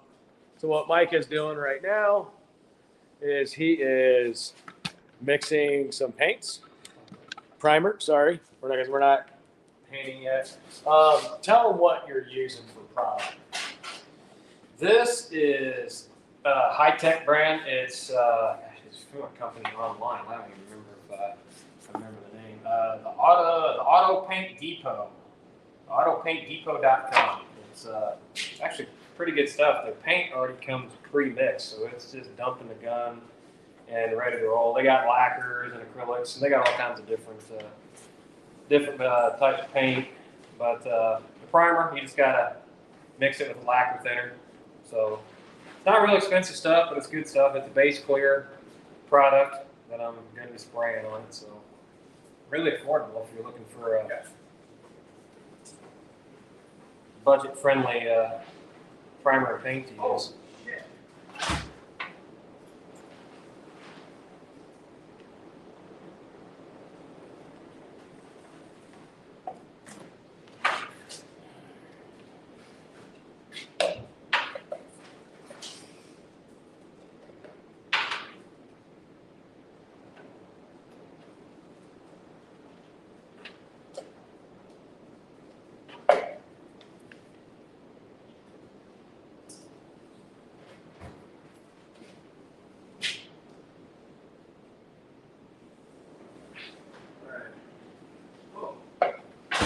Roger wind out there? It's getting cold, man. It's dropped like 20 degrees. So since my laptop decided not to really want to connect very well, I got my backup $12 absolute piece of crap tripod that I've had to fix a million times. So Micah will use his phone to do some time lapse because John had to leave. I should be having a microphone on, but I don't. I have a good one-ish, maybe, if it works.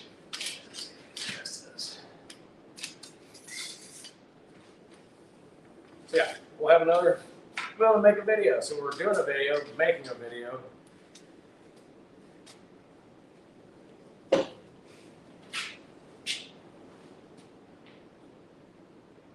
And for people that say you can't really just do everything on your phone, you really can.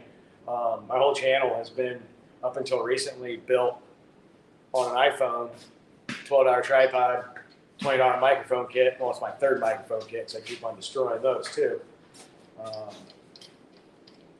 Yeah. So you can actually build, with a cheap app, you can build your own channel budget. Now we're going to incorporate like John's fancy stuff.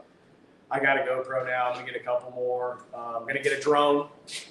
But yeah, we're going to slowly work our way into high-tech, higher-tech type stuff just for really cool content. But for now, it is what it is. We're spending way too much money. Just building a truck. Building trucks, building cars, randomly building an engine. And yeah. I've got a whole bunch of engines I need to do. One of them being a low deck Mopar stroker. But I got to get my 66 Cornet dug out some point.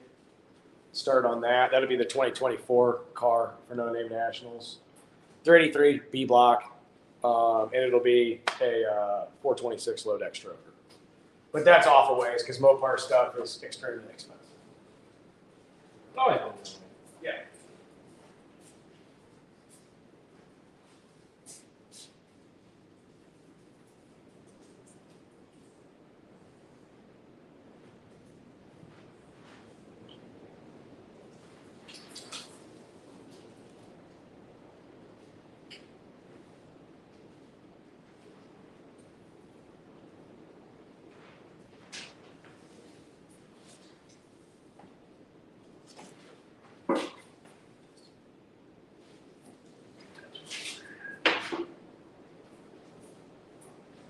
So yeah, this is more of that really awesome prep work that goes into stuff. Always fun. There's that awesome Mopar sign right up there. See it? Giant finger. Or hey, if anybody's older, they'd remember this. I'm crushing your head. Crushing your head. Crushing your head. Kids in the Hall reference. Very dry humor, Saturday Night Live-esque sketch comedy. Anyway, more crappy comedy. But yeah. Excuse me, sir. Dart first? No, the dart's going to be a little ways off. I want to get my dart done, but I want to get that 66 Cornet done first for a reason, which I'll reveal the reason why I start on it. So, Swath Performance, how you doing? So yeah, here we go. Micah is now I'm just testing. going to test his gun, make sure it's clean. This is part of the other process when you get into this. You're just not going to mix the paint, throw it in the gun, and go spray. He's going to test it. He's going to spray it out, make sure it's all clean, get the pressure right, and we'll put some paint in it, and we'll have like a test board to get our pattern right and sprayed. It's a bad idea just to mix your paint, throw it in the gun, hook it up, and start going. That's no bueno.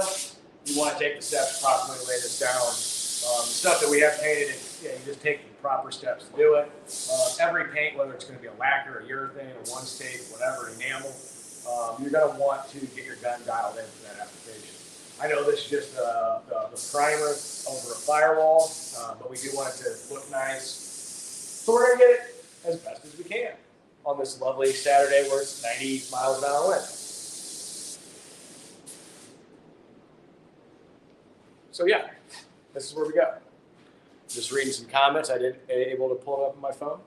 So that's what we're doing. So we're getting close. And as you can see, we started out the day finishing off the exhaust, which really didn't take that long. The last night was a really lot of mock-up here and there. But when you get, like I said, we've already sanded a lot of this, but all this little tedious work does take time. I know for people who watch my videos, we always talk about all the little things.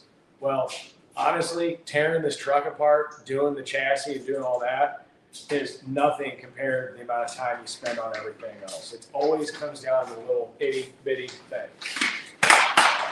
That's good. There you go, grab my stuff again. And he's using a high volume, low pressure application. It's nothing expensive. It's Harbor Freight. It's a Harbor Freight gun. And believe it or not, I know people out there are going to probably razz on this, but they do have some higher end guns there. And when we go to paint the Thunderbird, I'm going to do it in my garage. And I'm going to get a pretty decent gun, and we're going to do all the steps in my garage to paint Thunderbird. We'll cover that. That's a little ways off. So it'll be, everything's got to be done by spring, because I need to be getting all kinds of speeding tickets by the time spring hits for the cars in its second phase of. It's crazy. I have a little over 200 miles in that car, and I'm already going to be changing out transmission to something different, rear end something different, suspension geometry stuff, all that crap in the back. I'm changing a bunch of stuff on it. So exhaust, possibly methanol injection, don't know. So that car is going to go through its second life with over 200 miles on it. I know it sounds crazy, but I'm finding weak links and breaking shit and upgrading it. I've driven the car a lot. Like I tell people, there's 200 miles on the car, but all 400 of those miles are very hard driven. So I go out on that road by me because I live in Flatlands and it's an old highway. We call it Cuba, so we're not openly breaking any rules. And I do a lot of really hard test hits on that road. And I'm finding my weak links and finding how it's driving, making adjustments. And sometimes you just got to say, you know what? I'm out of a room to adjust. I'm at this point where I need to make something different. So I have like the factory, but it's high performance stuff for Fairlane, 3-link with the pan-hard bar and all that style system from Spawn Performance. But we're actually going to make it a true 4-link and change some other stuff up. Right now it's got a 9-inch rear end, 31 spline, pretty good axles and 430s with a traction lock. But we're going to go with a heavier duty axle, a spool, and 488s. The transmission will be here hopefully late November, early December. It's a full competition transmission. It's going to be built for the abuse and the power I'm going to be throwing at it. The converter, Patrick, I need to talk to you about that. I'm going to have one made. The next week link, I already know this because they're broken. Engine mounts, transmission mounts. Patrick and I talked about that. We're going to kind of set up our own design so I don't keep breaking shit. And then we're going to tear the car apart and prep it for paint it, and got a whole bunch of other stuff going on with it. A different shifter. I don't like the one I have now. And do some more fine tuning on it. I have a goal, what I want to hit on. Thank you, Swaps. And we're not really painters, but like we try to do literally everything on our own and learn and get better at it. So at one point when Micah and I hit the Powerball or whatever, come in some money, we can have a fully self-sufficient shop on the side. But yeah, I have a goal of that Thunderbird for 2023 Millennium Nationals, and I've made some videos joking about it, and I know all the guys as friends, but all the A-Body Mopar guys that showed up last year that are going next year, I'm calling them all out to single-handedly erase every single one of them and put them on the trailer. That's the goal. And I know a whole handful of them probably wouldn't be much, but like there's a couple guys that I know are going to be bringing the heat. two of them that I'm sitting here going, man, that's going to be a really hard race. Obviously, Patrick with his Dick Landy Turbo Small Block Duster and Mopar Jokes. I think he's putting a stroker big block in his Barracuda. So it'll be fun. It'll be a lot of fun. But I want to get that car pretty rowdy in the 8th mile. It's not going to be very straightable, but I don't really give a shit. It already doesn't get good fuel mileage. It's already $8-9 a gallon. My dad lives 4 miles away from me, and every time I go there and back, it's like $20 of fuel. But it's a whole lot of fun. So, Mike is doing now. He's raising up the cab because I believe. Are we gonna start painting over there? In just a minute, I gotta get my mask. I gotta kick on here. All right, so it's going to be a little bit loud because Mike is going to kick on the air compressor, but we're actually going to get to doing some primer in here.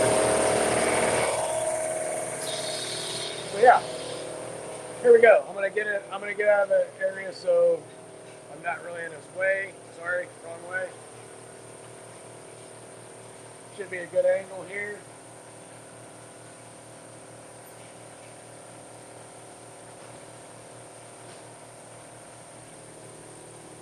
That should be pretty good. Yeah. All right, so got his ass. This is what we're going to be painting. We're going to have to do underneath it. There we go. Put on my mask. I'm wearing my mask. Get it? I got the face for radio. I'll get a mask.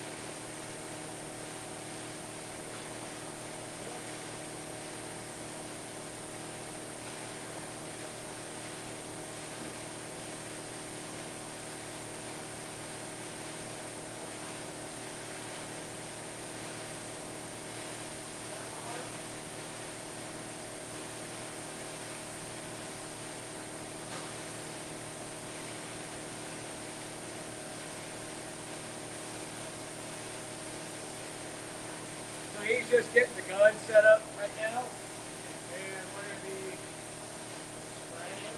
I didn't do the fender, sorry, it's a little loud.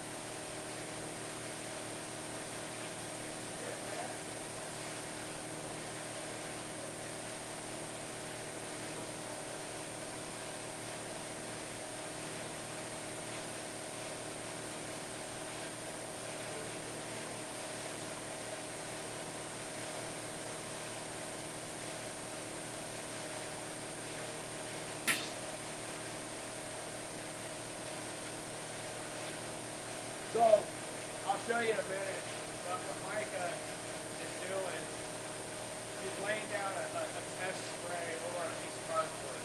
And this is why I said always check your gun, check your pressure, check your mixture.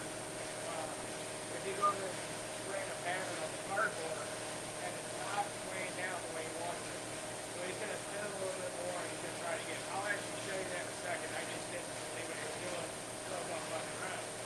So I need to pay attention a little bit. Oh, paint it black, UT, paint it black, you're a Rolling Stone reference.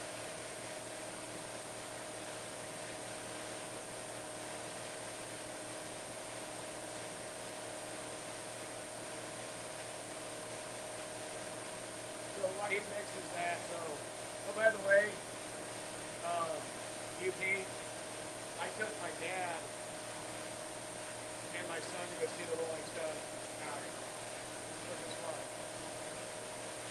2019. My son was 10.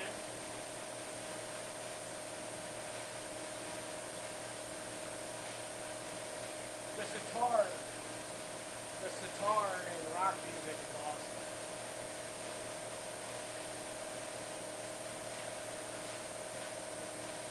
So he's over there right now mixing up some paint. We'll go for a walk.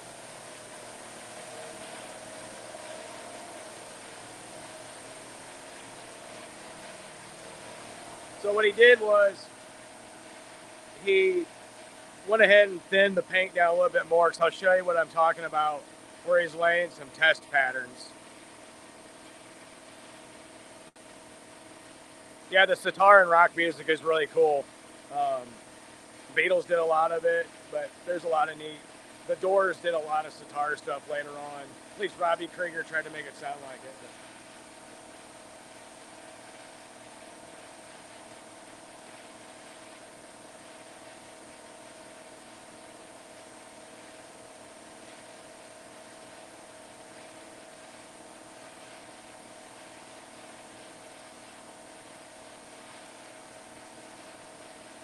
Let's go lay down some test patterns. I just need to wear a body cam. Oh wait, that'd be dangerous. So you see the cardboard right there, and he's just hitting it. There we go.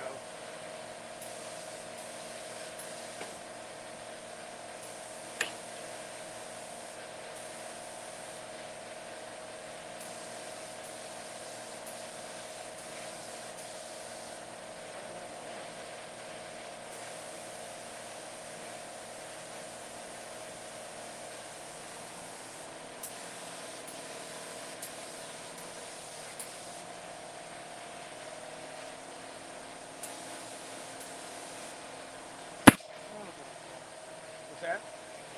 You ready to go? All right. I think we're ready. I think we're ready. All right. I think the magic is about ready to happen. Micah's got a really nice setup with the air system in his garage.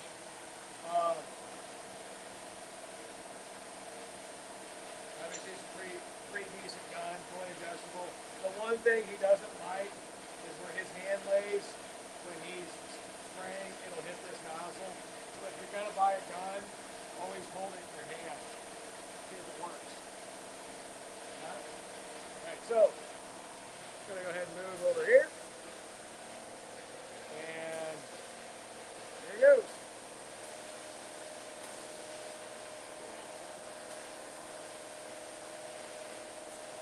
Thank you.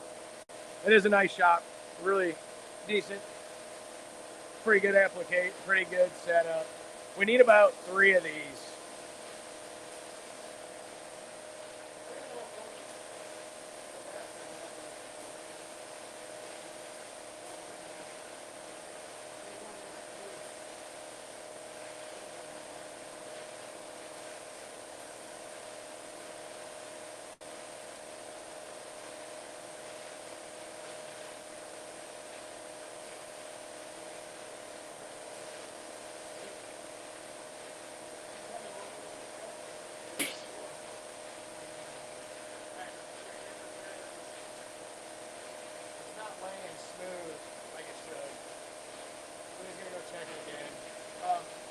sitar music. I know a lot of people aren't a fan of the Beatles, but they went over to India and did a lot of the sitar stuff. A lot of it's neat. I like that sound. There's a guy on YouTube. His name's Tom something. I don't remember offhand, but he does a lot of covers with a sitar. He's a really good sitar musician, and he does probably one of my favorite songs of all time is "The End" by The Doors, and he does a sitar cover of that, and it's freaking awesome. It's almost as good as the Hollywood Bowl '68 version The Doors did live, or the 1970 version they did live, I want to say, in Sweden. Check it out.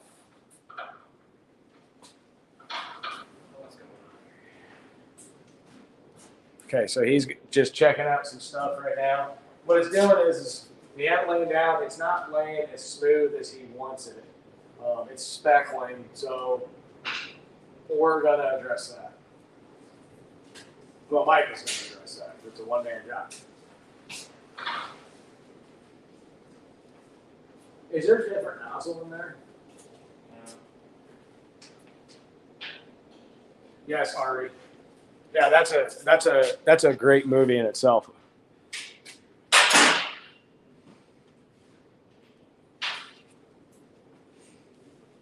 So I'm going to try to come in here.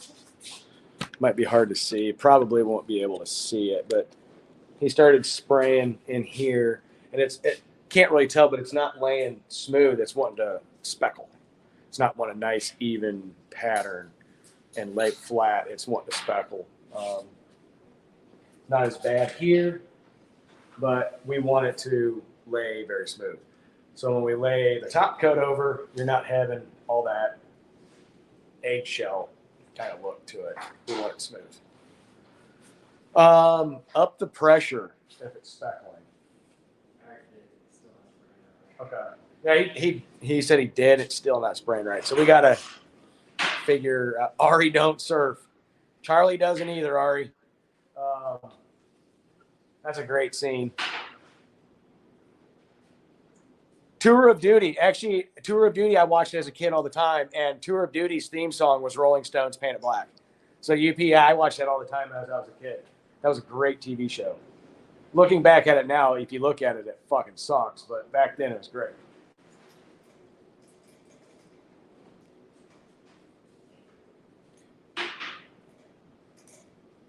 So that's where we're at. Mike is tending to his gun. Hey, Micah, where are you going with that gun in your hands? Not sure.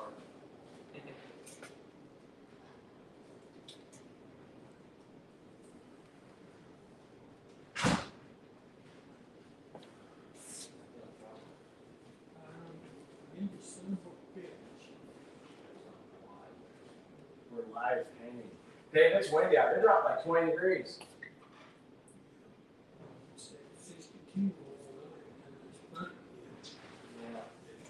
It's supposed to be 64 and sunny tomorrow.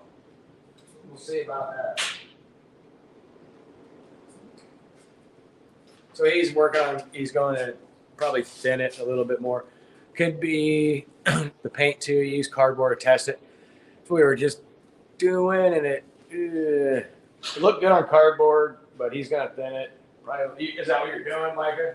I think I had it a little too thick, so it clogged the gun up. All right, so he's cleaning out the nozzle. I think he might have clogged a little bit because it was a little bit too thick up front. So he's cleaning everything out, and like I said, we're not professionals at this. It's been a little while since we painted. We'll get there in due time. It'll be nice. It'll be nice.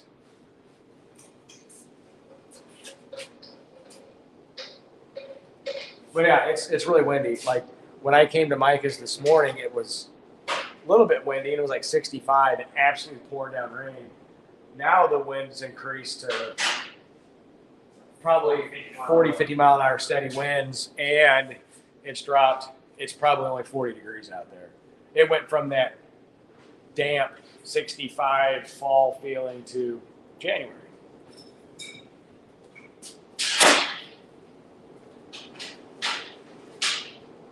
So we're getting there. All right.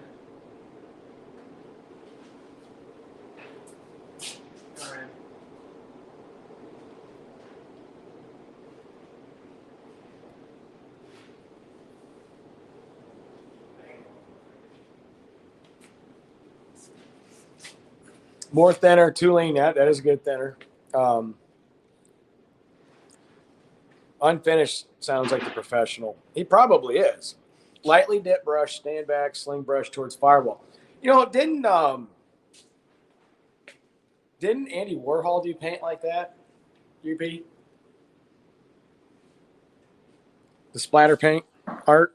No, he did the Campbell Soup stuff. Made millions of dollars off. I'm weird, and I know Dean's weird, but Andy Warhol was beyond weird. He was a whole different breed of weird. So yeah, Let's make it a mess. he's just making a mess, getting stuff cleaned up. We're gonna try this again. So believe it or not, Ari, I've lived here my whole life, and I don't like cold weather. I'm an absolute wussy. Anything under like 50, I really am. But you know, January, February here, it's tundra. If you get above 0, you're lucky.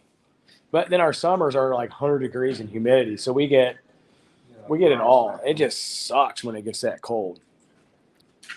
Oh, Jackson Pollock. You're right, Ari. That was Jackson Pollock with the splatter art.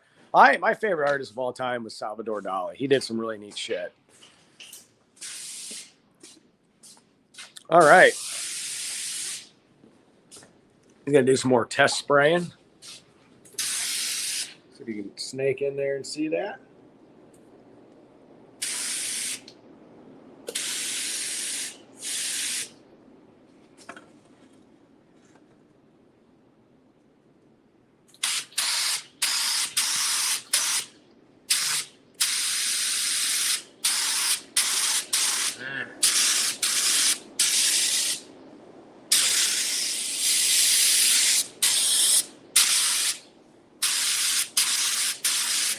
There we go. Much better. Much better. So we're going to do a point where he just did that, and it's actually much better. Let me see if I can get back into my StreamYard. There we go. So that laid down much better. Yes, Malia, that cardboard trick did work very, very well. Dean. Oh, that's hilarious. You among us. All right. Here we go.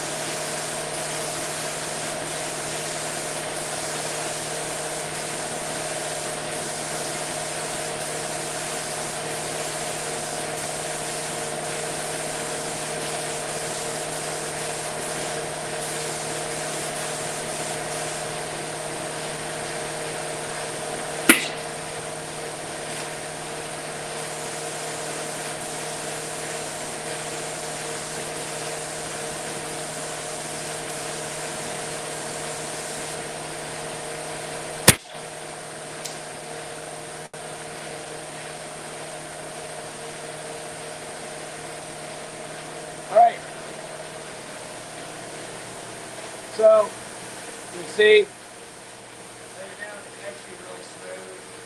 I'm not gonna touch it.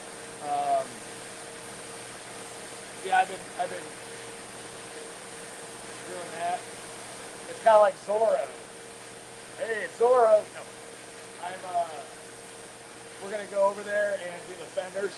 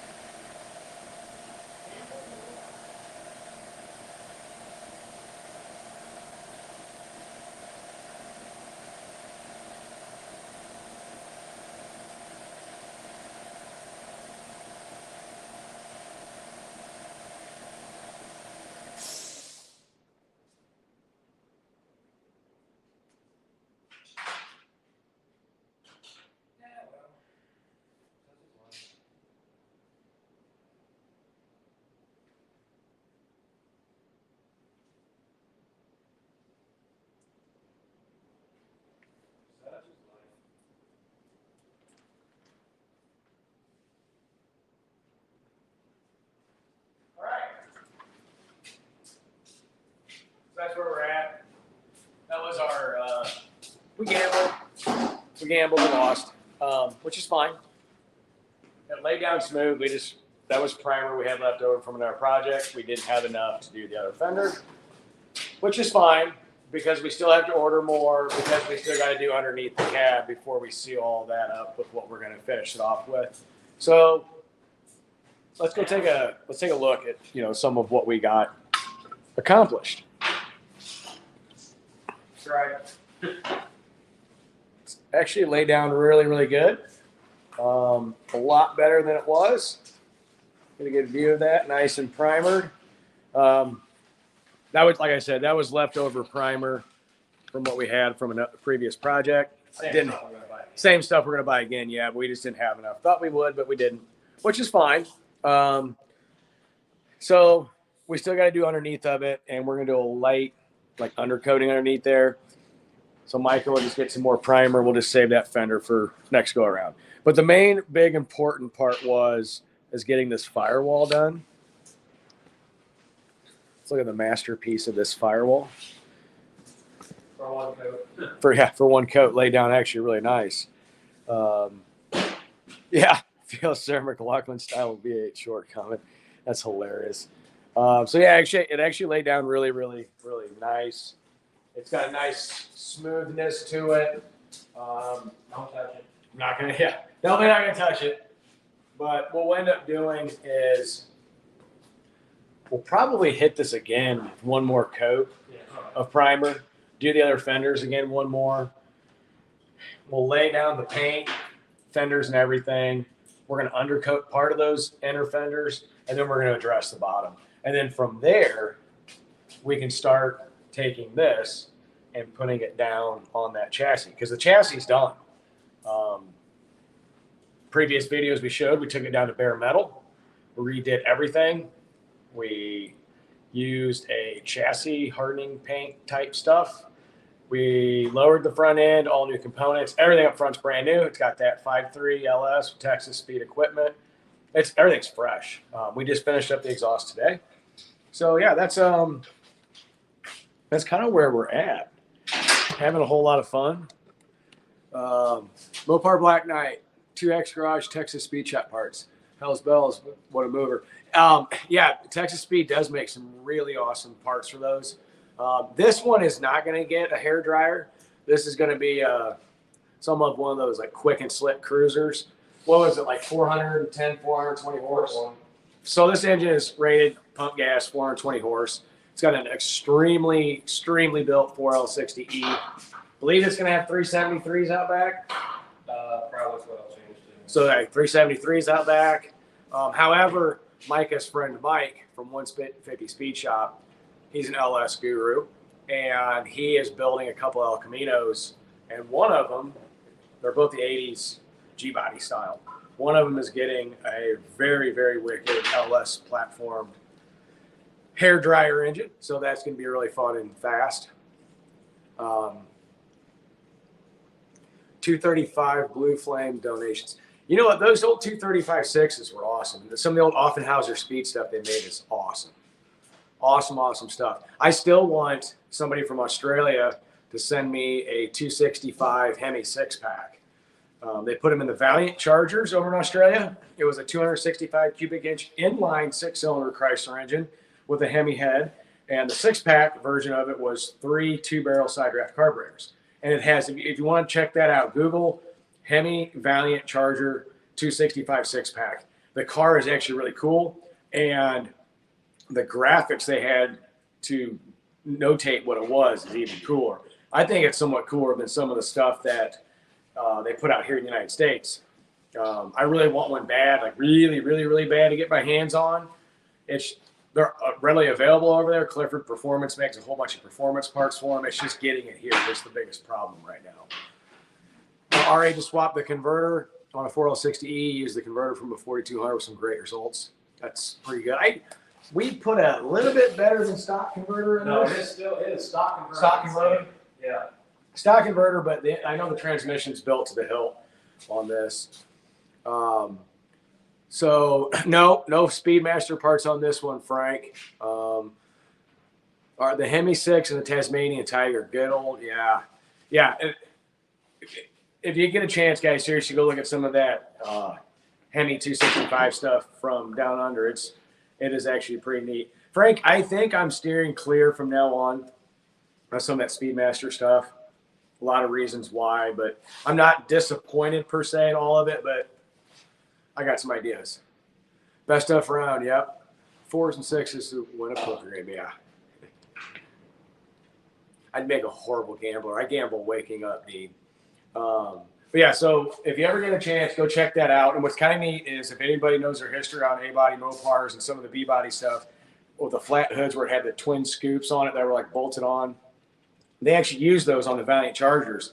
But since it was a single or an inline motor, it only had one and it was offset. Very, very cool stuff. A lot of cool stuff too is the Mexican and Brazilian Dodge Dart. They call them Chargers down there. Were really, really neat. Hey Joe, how you doing? I'd love to get my hands on one of those, but if I could ever get my hands on 265 Hemi 6, I'd be in heaven. Absolute heaven. We can bring back the Tasmanian Tiger. That would be neat. See, this is what needs to happen. One of us needs to win that Powerball so we can do like an American New Zealand build off. Just combine our very unique, eclectic mindsets and build a pretty wild car.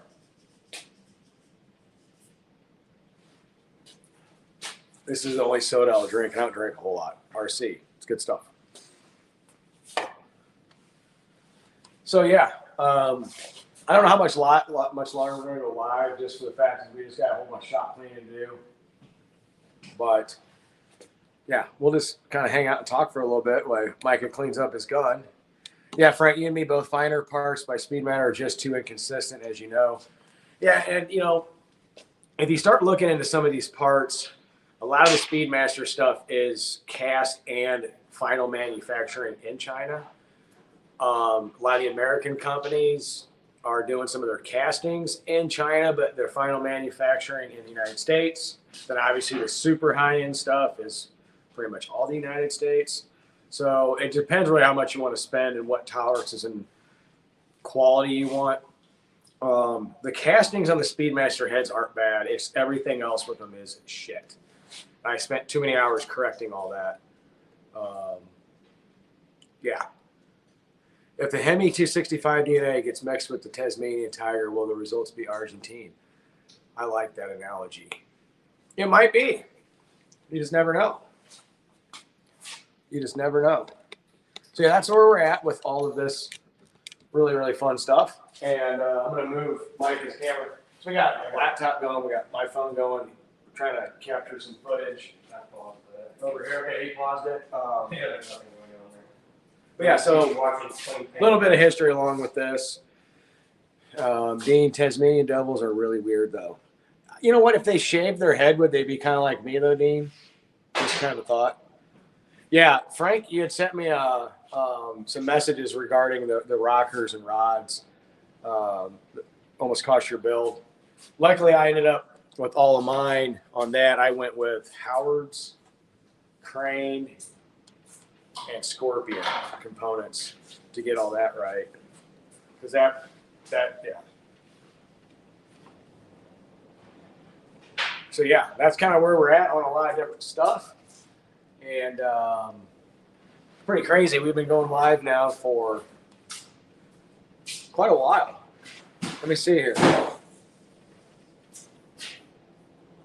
don't even know how long. It's been a while, 4.5, almost 5 hours. But still not quite as cool, Jeff. Yeah. So every geographical area has different animals. You know, you get down south, and if you're from the north, you're like, what the hell is that? And it's like an armadillo or something. When people get north and see stuff around here, they're like, what in the hell is that? And it's, you know, XYZ. Some of these other countries just have some really weird stuff that I think would be cool to kind of run across sometime. But my dumb ass would probably go to pet it and get tore up by a Tasmanian devil. That'd make for a good story, though. What happened to you, Tasmanian devil? Although I did climb into an alligator cage one time and smacked it in the mouth. That was a much younger age, doing stupid stuff. Malia, you have a good one. Enjoy the rest of your day. Like I said, I'm not sure if I'm going to do a live or not. I'm really wondering even if I have power at home right now, to be honest with you. So we're going to go live for another 15 minutes, making it like a kind of what we want to call it, like an even 5 hours. And just kind of talk cars. As far as some of the stuff you're going to see, video come out. It is wintertime. I like making content. It's wintertime enough. I got a jacket on. I don't care. Yeah. I am a pansy when it comes to cold weather. I am the biggest pussy in the world when it comes to cold weather.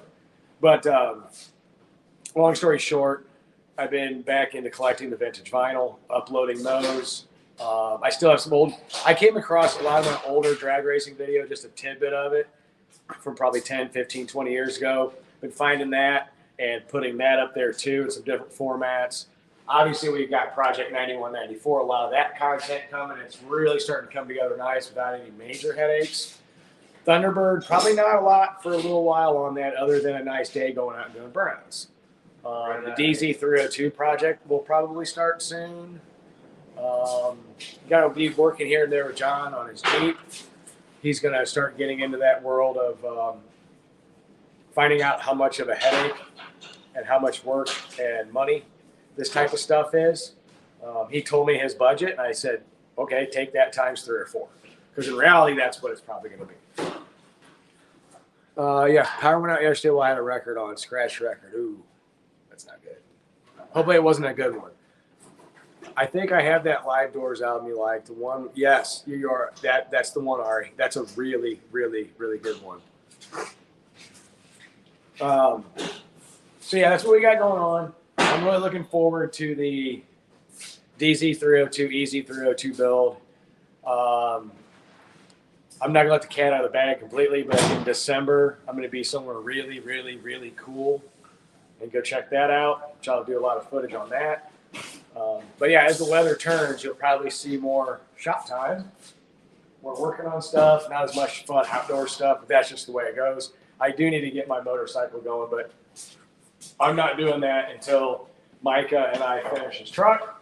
We get the bird going, and probably have the 302 thing going. The 302 thing, that's going to be pretty easy. I mean, we'll obviously do the machining at Jimmy's shop, and that's where I get to learn how to machine. He's got everything there, and I'm going to be the one doing it. He's just going to be hitting me on the back of the head with a hammer. It's going to be a little while. He had a little bit of help things going on, so which is fine. I don't have everything ready to do it yet. So we're going to do that and document all of that and go from there. We'll see what keeps on happening. Dean, the Wombles had a song that stopped on the record, and the music started to get slower and slower and faster and faster. That's interesting. The Wombles. Wombles sounds like, you know what? That'd be a great drag car name. The Wombles. So yeah, they turned on the power. They were captured by the sound. Interesting.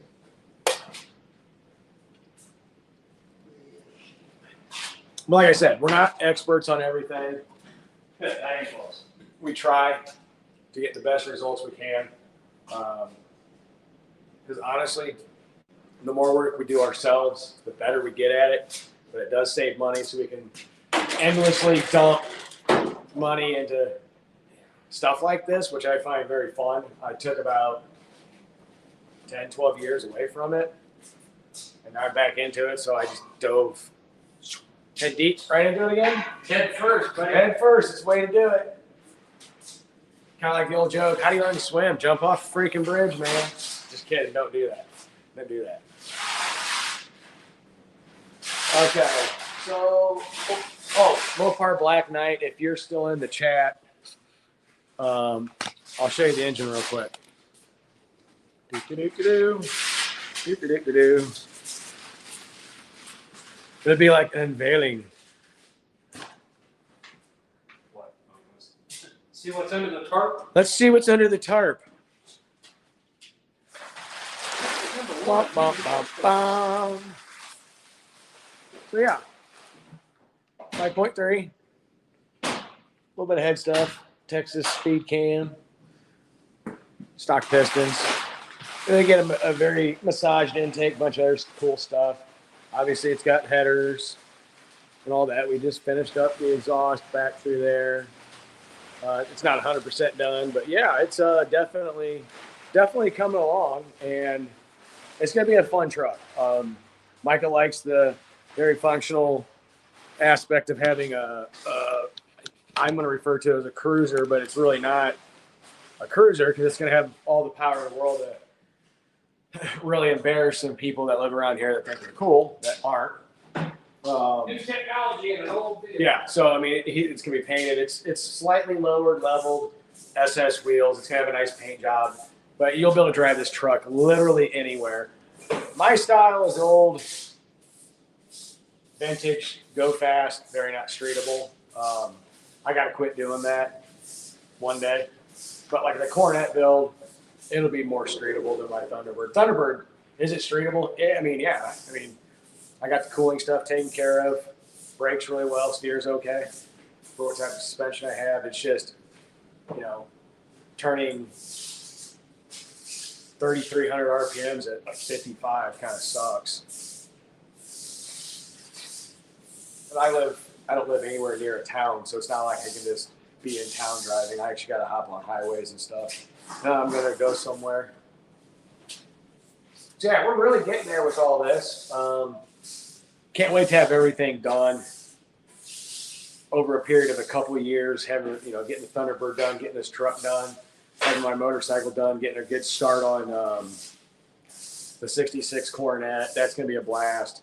Reason I'm doing that is my son actually turns 14 this week, and he really took a much larger interest in old cars when we went to the Notre Dame Nationals. And my dad and I and him went.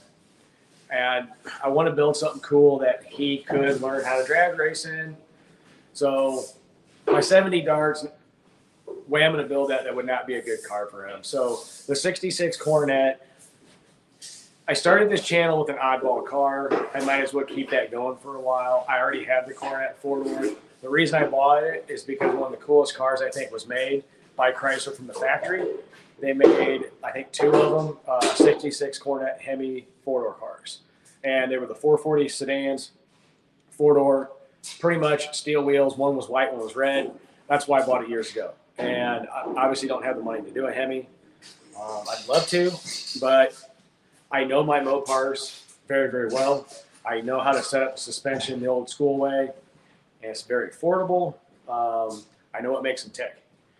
So that's going to be that build. Is going to be kind of like a period correct super stocker, but a four-door. And it'll be a 426, but it won't be a 426 Hemi. It'll be a 426 low deck stroker, which is a neat engine. A lot of people are like, oh, just go to the 400 or the 457. Well, that'd be great, but I already have a 383. And so that's the reason I'm going to do that. It won't be anything like insane. It'll be a 426 low deck stroker.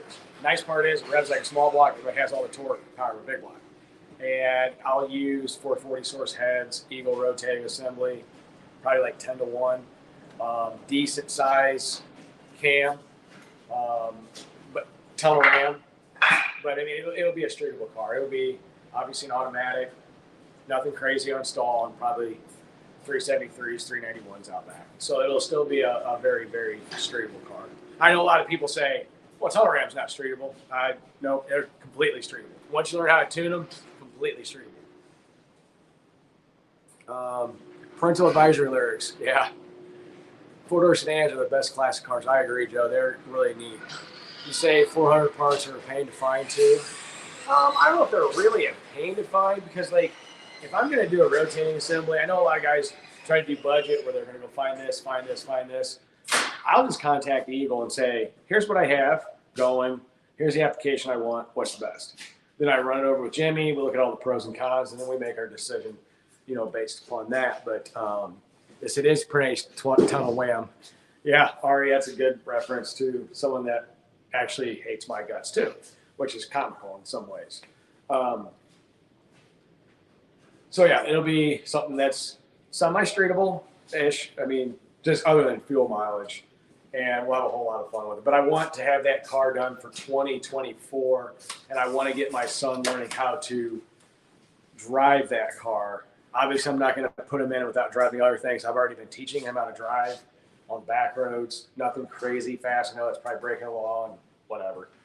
I learned the same way. Probably most people on here did too. So that's what I want to do. And so that way, when he's 16, he can really go out and have some fun. There are only 289 parts in a 1972 foreign Chevy. Is that coincidence? Wait a minute. I think that's wordplay. Huh. I don't know. That's a good question. So yeah, that's where we're going with that. I'm going to paint it. Actually, it's going to be a Ford color. It'll be Wimbledon white. It's kind of got like a baby blue interior. That's an excellent shape, so I'll leave that. It'll have what I like is ProTrack skinnies up front with a American Racing skinny torque thrust up front. And the back will be a stamped steel because it's a great look on a Mopar with a good set of like Mickey Thompson drag radials. That's another thing is when I built my car, I had 2 sets of wheels initially. Everyone said, "Oh man, you're not gonna like driving on drag radials and ZB ProTracks. You're not gonna like that." That car was never meant for drag racing or high performance, and I absolutely love the way it's on the road with that. So my other wheels I sold recently. Never used them. I did one burnout in them and sold them for other stuff. I heard recently about David Vizard's LSA equation might be something to look into when selecting a cam for your Cornet. Yeah, I saw that too, and I was also listening to Shane Polito, and I know Shane, so when it comes to a cam, I'm going to be really doing a lot of homework on that. I want to get my best bang for the buck, and I'm probably not going to go roller in that one. It's just really expensive. If you do your break in correctly, use the right oil and stuff, you really should be fine. Knock on wood. So yeah, that's where we're at with that. I think after this, Micah, what are you doing? Cleaning up the shop. No, I mean project wise. Oh, project wise? All depends on what I do with the other OBS. Oh yeah, that's the other thing is Micah recently purchased another truck. It's a what year? 89. It's an 89 K1500 short bed 4x4, and it's actually in pretty good shape. It's got a little rust here and there, but it runs and drives good. It's got nice wheels and tires. It's short bed regular cab, which is a really cool style of truck. Everybody wants. Everyone wants one, and he just recently purchased one. So I don't know. I mean, could be another LS. Gotta get this one done first. First thing you think about when I buy these things. It's LS. 88 to 94 or Land Power, the Vortec. I've had those. Like those, but I don't know. I just like the thought of the LS. That's Yeah. like the new school technology and an older truck. Yeah. So, and I got a soft spot for these, so always have. Yeah, he's had a lot of. I've lost track of how many I've had of these. So He had a really nice one. He had was lifted. And that was a slick truck. yeah. So yeah, so that's where we're at with that. It's getting actually really even windier out there. Frank, was there a package for the Ram Charger that had the same name as the small truck D50? My old Ram Charger had bucket seats and two-tone white orange. I thought D50 was the package. That's a good question. That one I don't know. It's a weird bug. LA's Magnums and 2 Mopar V10s had the same bore spacing, so Dean is a genius. Since you're a genius, how do you tolerate us cavemen? Well, he lives on the other side of the world, so he can just hit a button and shut us off anytime he wants without ever having to physically interact with us. So, but with that, guys, I am going to call it a day. We've been live for 5 hours. Appreciate all the people hanging out, watching us do exhaust, watching us paint, prime, clean, just hang out and talk. It's been a blast. It was a prime day because of the weather to do primering. Another stupid dad joke. But with that, guys, I'm going to go ahead and I'm going to end this so we can get cleaned up. I need to get home and see if I even have power. and yeah, go from there. So with that, guys, I will see you later. See you guys.